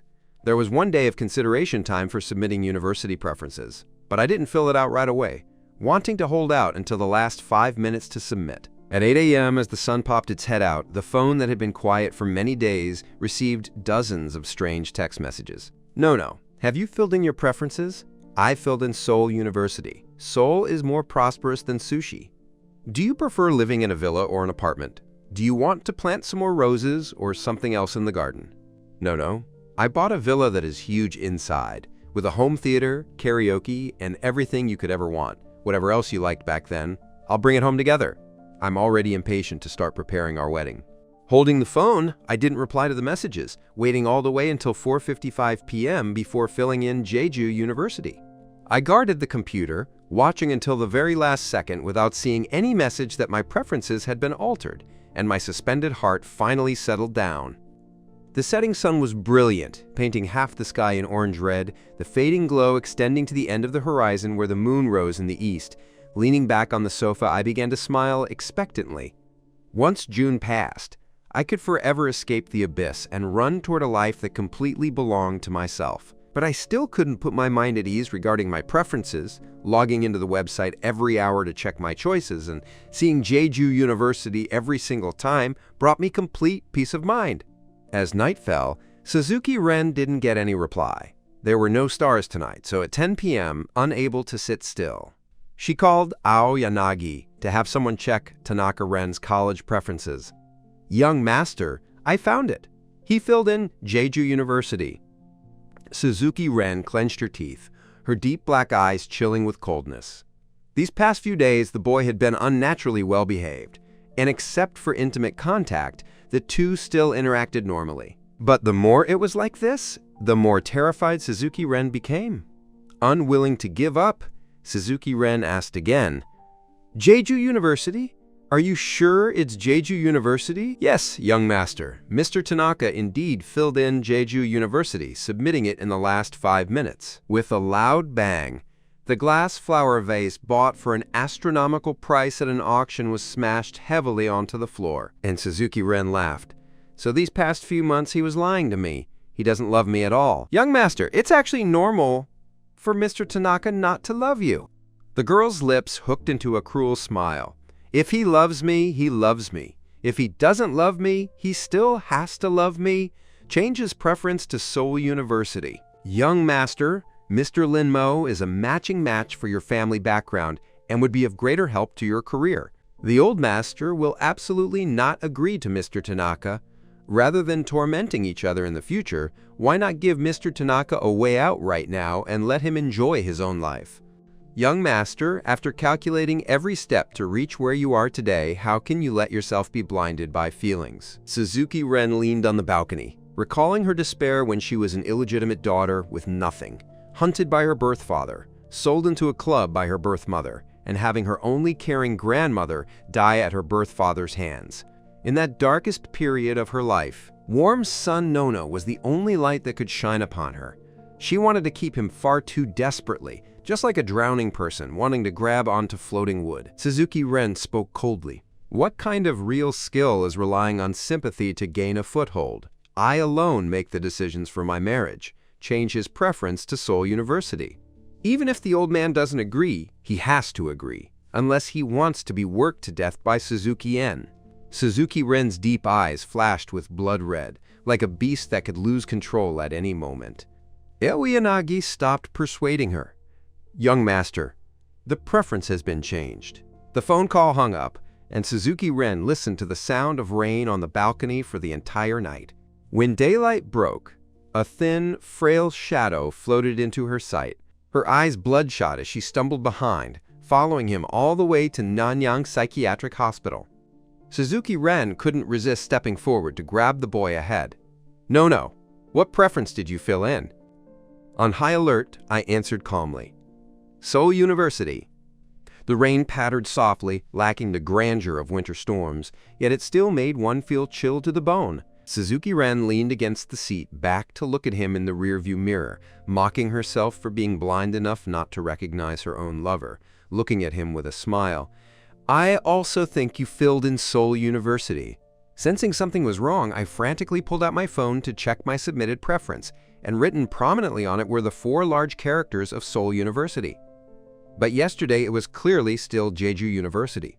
I snapped my head up, seeing the hidden emotions in the girl's eyes, realizing I was truly stupid beyond measure to have been happy enough to forget that preferences could also be altered. With a conglomerate capable of covering the sky with one hand, wasn't changing a preference a simple and easy matter? I had thought the path ahead would be smooth sailing, that a person couldn't be unlucky forever, and that fate wouldn't always play jokes on me. I had thought that if I did good deeds without asking about the future, heaven would give a satisfying answer, but hope shattered at dawn.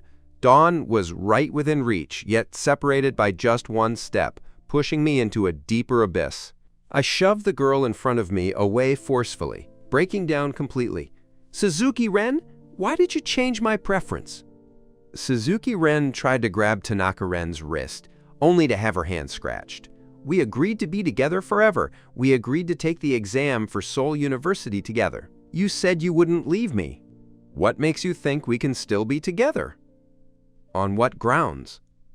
On the grounds of your 5 years of torment against me?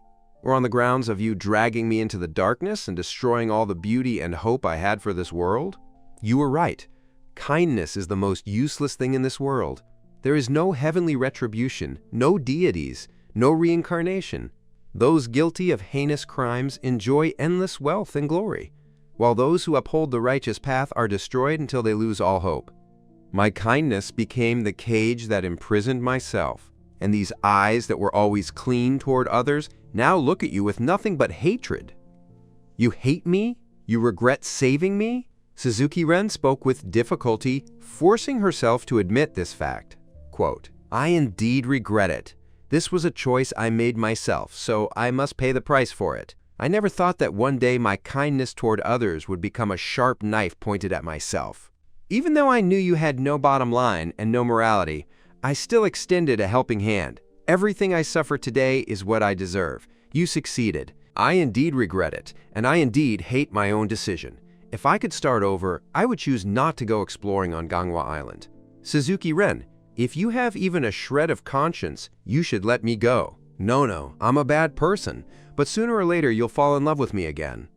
As long as we are together. 5 years of bullying will eventually be washed away by time.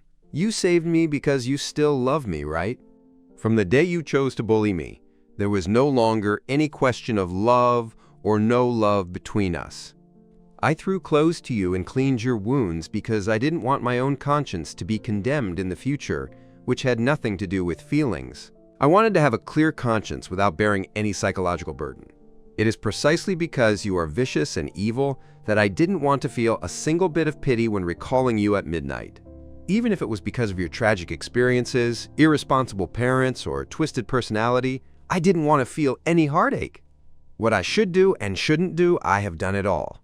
Whatever state you are in was not caused by me, and on the contrary, I even saved you. No matter how pitiful or miserable you act, I will not fall in love with you again.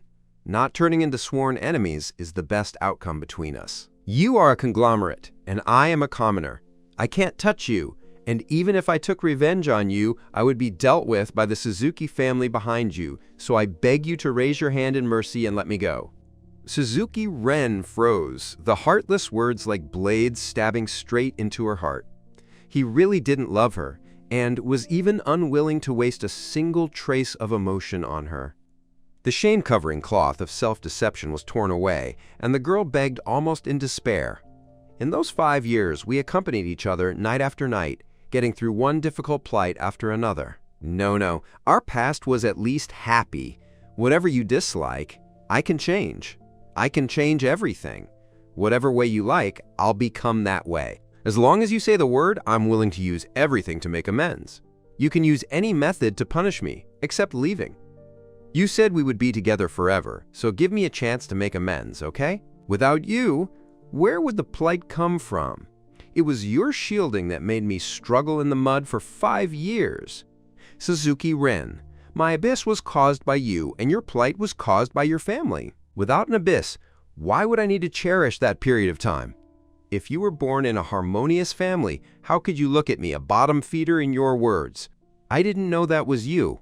If I knew you were Warm Sun Nono, I would never have done that. No, after I found out this news, I was in pain and regret. Quote, you're so ridiculous. If it wasn't me, could you just bully others at will? Then I'd rather it be me, so at least I could give bullies like you a heavy blow, making you regret it so much you can't sleep at night. What difference is there between human beings?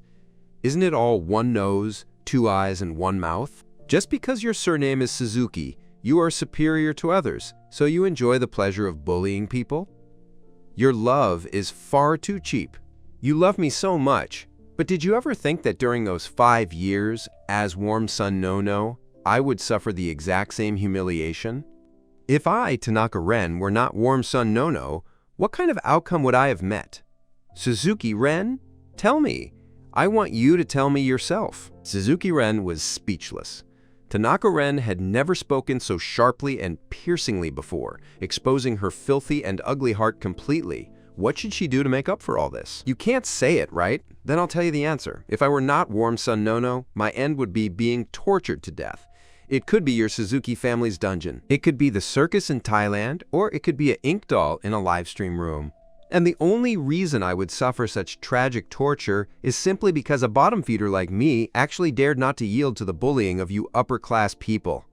You wanted to see me bow my head, wanted to see me forced by money and power until I lost all hope of living, and wanted to see me show charm to you. Suzuki Ren, what makes you think we can still be together? Suzuki Ren's voice was hoarse. How do you know about those things? I didn't raise my head. Do you treat everyone as a fool? It's not like I can't scroll past the live streams on my phone, and the circus performances trend on search every time. Even if no one told me about these videos, I would see them one day. Suzuki Ren, even if you hadn't bullied me and had bullied someone else, I would never fall in love with a person like you. Suzuki Ren's hands dropped down, clenching bit by bit as dark thoughts completely exploded at this moment. No, say you love me. Say you love me, okay? I don't love you. From the day you carried out the bullying, there was absolutely no possibility between the two of us. Do you know I dream of having your Suzuki family fall from power? You can teach me. Teach me how to be a good person, how to love people. I'm willing to learn it all. You are 18 years old, not 2 years old. Does what should be done and what shouldn't be done still need someone to teach you? What is a good deed and what is a bad deed? Can't you distinguish it? There's nothing to say between you and me. Consider your 24 million yen as my compensation. You let me leave and let yourself go too. Suzuki Ren paused, her dark eyes like morning stars. So you're unwilling to love me, right? Not even for a single lifetime? There are far too many things in this world more important than love. Not everything has to be dragged into love, and a person doesn't have to possess love to be complete. Suzuki Ren, just as you take pride in, your surname is Suzuki, and sitting in such a high position, you can do far too many things. Turning around the nation's fate, leading the public toward a better life. Which one of those isn't more meaningful than love? I only want you to love me. Let's go home. After Suzuki Ren finished speaking, she knocked on the car window and the driver immediately started the car. No, I didn't want to be like this either, but since you're unwilling to be with me, I can only keep you here this way. Without you, I'll go crazy from agony, except for leaving. I can give you everything you want. It doesn't matter if you don't love me, and even if you hate me or detest me, it's still good, as long as you don't disregard me like this. When the car passed by the Camellia Apartments where we lived, I suddenly realized that things were developing in an even worse direction. Suppressing my emotions, I softened my voice. Suzuki Ren, calm down a bit. I am very calm. I have never been calmer than I am right now. It's raining. I want to go home to see if grandmother took in the laundry. Can you send me back to Camellia Apartments? I'll have the housekeeper go take in the laundry for grandmother. No. I'd rather you hate me. Why don't you hate me? You can hate me! You can scold me, beat me, stab me a few times. And even if you want the entire Suzuki family, I'll give it to you. The sickly possessiveness in the girl's eyes grew wildly, and I bit my lip without speaking again. The car drove toward a suburban villa garden where wasteland had been cleared to plant dying begonias and double roses. Suzuki Ren directly had people bring me into the villa room and lock me onto the bed. The room was pitch black, and seeing Suzuki Ren start taking off her clothes piece by piece, I widened my eyes, unable to believe she was actually crazy to such an extent. Suzuki Ren, calm down, don't be like this, okay? The girl stripped naked, getting onto the bed and wrapping her hands around Tanaka Ren's face, carrying a paranoia to sink together even in death. Only this way can I keep you. Tomorrow we'll go get our marriage license. Driven crazy to the point of despair, my thin hands propped against the bed as I backed away step by step. If you love me, then respect me, okay? Suzuki Ren, you said you wanted to give it a try, and I said okay, but I haven't agreed to your pursuit yet, and you're already this anxious. You're not being a qualified girlfriend this way. You said you wanted me to teach you how to love, so now let go of me and respect my thoughts. Doing this will make me recall that night I was violated. The sound of clothes tearing didn't stop. You want me to lower my guard and then find the next opportunity to run away? No. I can only keep you this way. Tomorrow we are going to get married. I couldn't remember clearly how I fell asleep, and when I woke up again, the sky was faintly bright, my whole body covered in bruises and bite marks. The person beside me held me with burning hot hands, her head pressed against my shoulder, sleeping very soundly. Dark pupils snapped open to look at me, and the slightly separated body was pulled back again. "Want to escape? Let's go get our marriage license." I felt my gaze turn dazed. Could I escape? I didn't bring my family register, and grandmother won't give the family register to you. Suzuki Ren twirled her long hair around her fingers while staring at me. Yesterday, when the housekeeper went to clean, she brought out both the family register and your ID card. In the future, we can be together for a lifetime. I turned my body around, facing my back to Suzuki Ren. We agreed before to be together after graduating university and that you wouldn't affect my college entrance exam. You've done everything you wanted to do, so you can't force me to lose even the hope of living, right? Suzuki Ren pondered for a moment, not wanting to push him too tightly. What Nono says is right. Then we'll go get the marriage license after graduating university. What do you want for breakfast?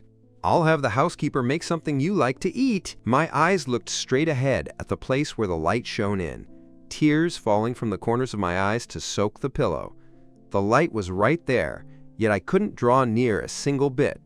In an instant, I thought of many, many things. Because I had no power or influence, I was targeted by bullies and bullied for 5 whole years, and also because I had no power or influence. I was locked in this dark, lightless place by Suzuki Ren. In an instant, I understood a lot. The person who deserved to die was never me, and I shouldn't punish myself because of other people's mistakes, but rather bloom with the most dazzling light no matter what environment I was in. I turned around to look at Suzuki Ren. "Cook me some dumplings." Yesterday I originally wanted to go find Yandere. Yandere likes eating dumplings. Suzuki Ren was astonished by the boy's change, having thought he would resist to the death. Yandere has been locked in the psychiatric hospital for a long time, and her condition hasn't improved at all. The Sun family isn't willing to save her, and I don't know medicine, so I'm helpless too. Do you think a psychiatric patient can still recover to become a normal person? I actively reached out my hand to climb onto Suzuki Ren's bare shoulder. The light filled her dark pupils, icy coldness melting as it was gradually replaced by gentle affection. Even knowing the person before her had other motives, Suzuki Ren was still overjoyed beyond measure, willing to do anything as long as it made him happy. Suzuki Ren reached out to gently caress my face. "I'll invite the top doctors to treat Sun Yandere. She'll recover in a year at most. Should I also wipe out the Sun family that treats their own daughter like trash? Forget it. Let Yandere decide matters regarding the Sun family herself. I want to eat dumplings now." The dumplings were delivered to the door, and because it wasn't specified which cooking method, the housekeeper made steamed dumplings, pan-fried dumplings, and boiled dumplings. I couldn't eat facing Suzuki Ren's face, sampling just 2 or 3 pan-fried dumplings before stopping altogether. Quote, "Will you live with me from now on, okay?" I had the residence advisor from the Foreign Languages Department make a trip to Camellia Apartments and tell grandmother that the dorms have been renovated, so you'll be living at school from now on. You've already made the decision, so why bother asking me? Miss Suzuki's money and power can cover the sky with one hand. Are you still afraid you can't keep an eye on a single me? No, I won't disturb you. I'm just afraid that the moment you leave my line of sight, you'll run away all at once. Before we get married, I won't touch you again. Eat one more." Facing Suzuki Ren, I simply couldn't swallow anything. I'm going to study now. I still need to return to Camellia Apartments once, since my books and notebooks are still there. I'll have the housekeeper bring them over all together, including the notebook that was stomped to pieces before that I also had restored. Suzuki Ren carried the things in from the doorway. I took the items and turned around to go to the table on the balcony to grind through practice problems. Seoul University, then let it be Seoul University. A person always has to focus on the things beneficial to oneself in a harsh environment in order to survive, isn't that right? I studied for an entire day, only gnawing on a few bites of bread for lunch, not wanting to stay with Suzuki Ren for even a short dozen or so minutes. At 3 p.m. at the end of the month, the villa was surrounded by a ring of men in black, and barbed wire was even installed on the high walls to prevent me from escaping. Suzuki Ren had truly spared no pains. The phone vibrated with a message sent from Kudo Shusei. No, I only found out you moved when I went to look for you today. Where are you living now? LL, go look for you.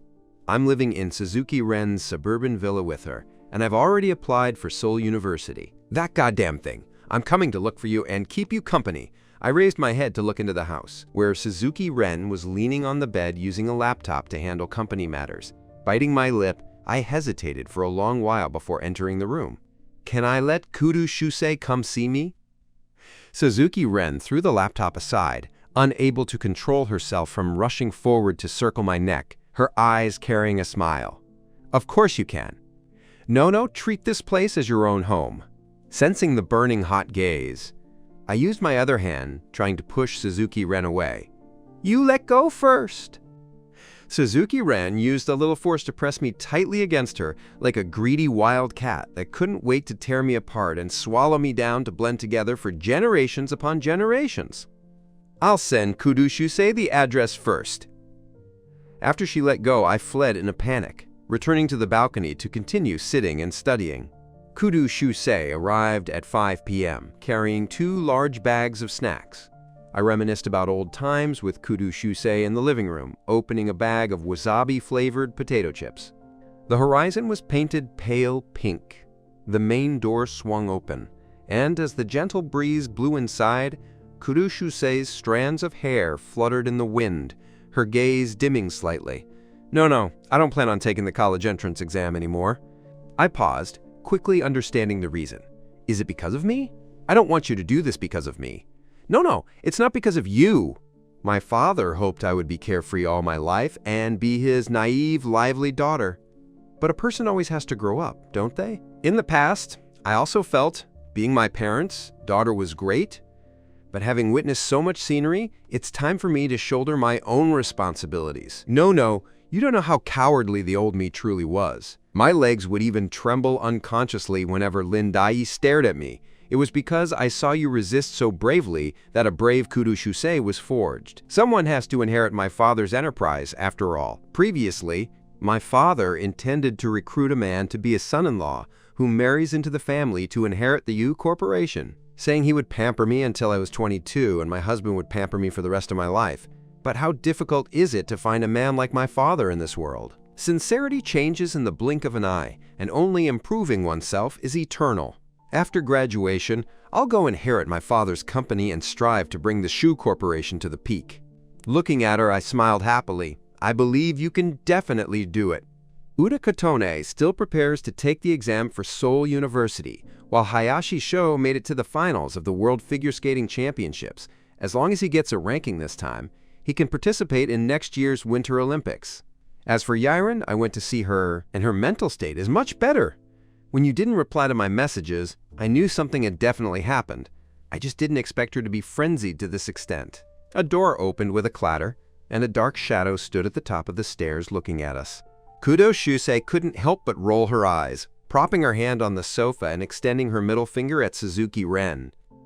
Suzuki Ren leaned on the wall with crossed arms, finding the person next to Tanaka Ren extremely eyesore, and quickly thought of a solution. Sending a text message to Ao Yanagi, the eldest son of the Four Stars Corporation, say Eiji is 29 years old and doesn't have a wife yet. How is his private life? He takes both men and women, loitering in nightclubs all day long. If he isn't having scandal rumors leaked with popular female idols, then he's having bed photos taken with some family's singing girl.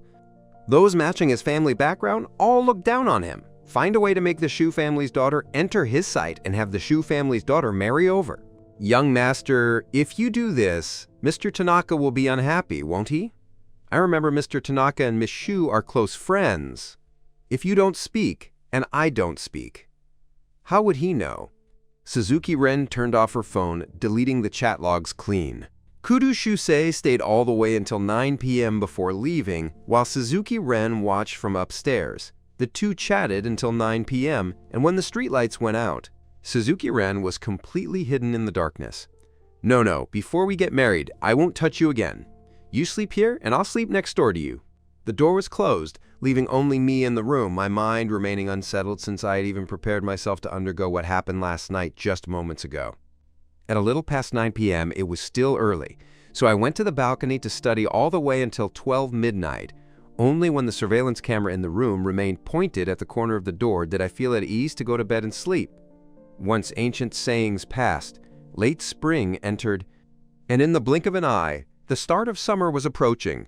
Time flew past, and the college entrance exam was imminent, so I slowed down my pace and began adjusting my exam preparation mindset. These past few days, although Suzuki Ren and I both lived in the Sioux City suburban villa, the two of us didn't stay together except when meeting for breakfast. Suzuki Ren was very busy, leaving before dawn in the morning and nowhere to be seen even when working until 12 midnight, for which I breathed a huge sigh of relief.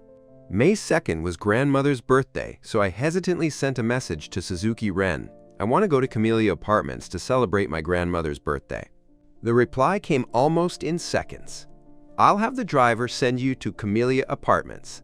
After about 5 minutes, a BMW parked outside the villa. I got into the car, the scenery outside the car speeding past, while the blue sky and white clouds remained unchanged, no different from the world inside the villa, yet I always felt the sunlight outside falling on my body was warmer than that in the villa. The car stopped at the entrance of the residential complex, and from afar I spotted the man sitting beside the hydrangea flower bed. In the late spring season, the weather gradually warmed up, the trees grew lush, and the leaves became increasingly emerald green. No! Let Major Onkawa celebrate grandmother's birthday together with us! Kudo Shusei waved at me from the balcony, where Wang Qing, Hayashi Sho, and Yuren were also standing. My eyes couldn't bear to blink, and my heart trembled slightly. Yiren's hair had been groomed very cleanly, draped down smoothly, and the girl wore the small white dress from her high school days with a quiet smile on her face. Holding back my tears, I heard Yiren's loud shout, No! These are all good people who won't bully me anymore." Innocent, ignorant eyes and a childlike wave of her white hand. I lowered my head, moisture blurring my eyes. Yiren's condition was much better, no longer afraid like before whenever she saw strangers. A gentle voice sounded. As Onkawa smiled at me, "Tanaka Ren, I brought you a cake. Let's go up together." Because of his words, I revealed a happy smile, the watery mist in my eyes brightening up significantly. The elevator doors opened, and Kudo Shusei stood first, scattering paper flowers toward me. "You're finally out! I thought you wouldn't be able to come back today!" Not understanding what was happening, soon Yuren learned from Kudo Shusei's example, grabbing a large handful of colorful streamers and scattering them toward me as the fluttering streamers fell. I was amused into laughter. When it's time for the college entrance exam, I'll always come out to take the test. By the time you take the college entrance exam and come out, grandmother will have waited until her heart grows anxious. Not understanding clearly, Hayashi Sho asked in confusion, "Come out from where?" "Come out to where?" I remember Nono didn't live here before, so Nono was a hidden rich second generation all along, actually living in a place like Camellia Apartments. Uta Kotone wrapped her hand behind Hayashi Sho and pinched his stomach hard, lowering her voice and gritting her teeth. "Idiot! If you can't figure out the situation, don't talk recklessly." Grandmother was frying sugar cakes in the kitchen, and the dishes on the table were very lavish, with fried chicken, hot pot, spare rib soup, and beer duck. I rushed into the kitchen, gently kneading grandmother's shoulders. "Grandmother, stop cooking. Come eat with us quickly." "It's no trouble. This big table full of dishes was all made with the help of your friends. Seeing you make so many friends, grandmother is truly happy. In the past, you could come home every day, but now you can't come home even once in nearly a month. How could you not taste grandmother's sugar cake making skills?" Grandmother walked out holding a brimming large plate of sugar cakes, her eyes hollow, the smile on her face unstoppable. "It's hard on you all to still come accompany me for my birthday." Kudo Shusei smiled. "Grandmother, it's not hard at all. I was the one who dragged Nono back. He's a bookworm, studying all day long with nothing else." Nono is indeed like this. When he was in elementary school, he would still always go out to play with friends, but as he grew up, he became increasingly lonely. Sun Yiren spoke up. "Like grandmother, like Nono, like Qing, hate Chen." Before her words were finished, Uta Kotone manually covered her mouth. "It's okay, grandmother. Now Nono has us. We are all Nono's good friends."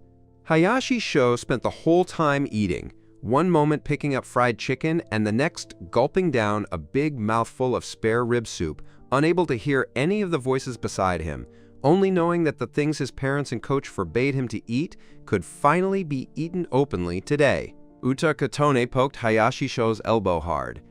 Don't just focus on eating. Today is grandmother's birthday.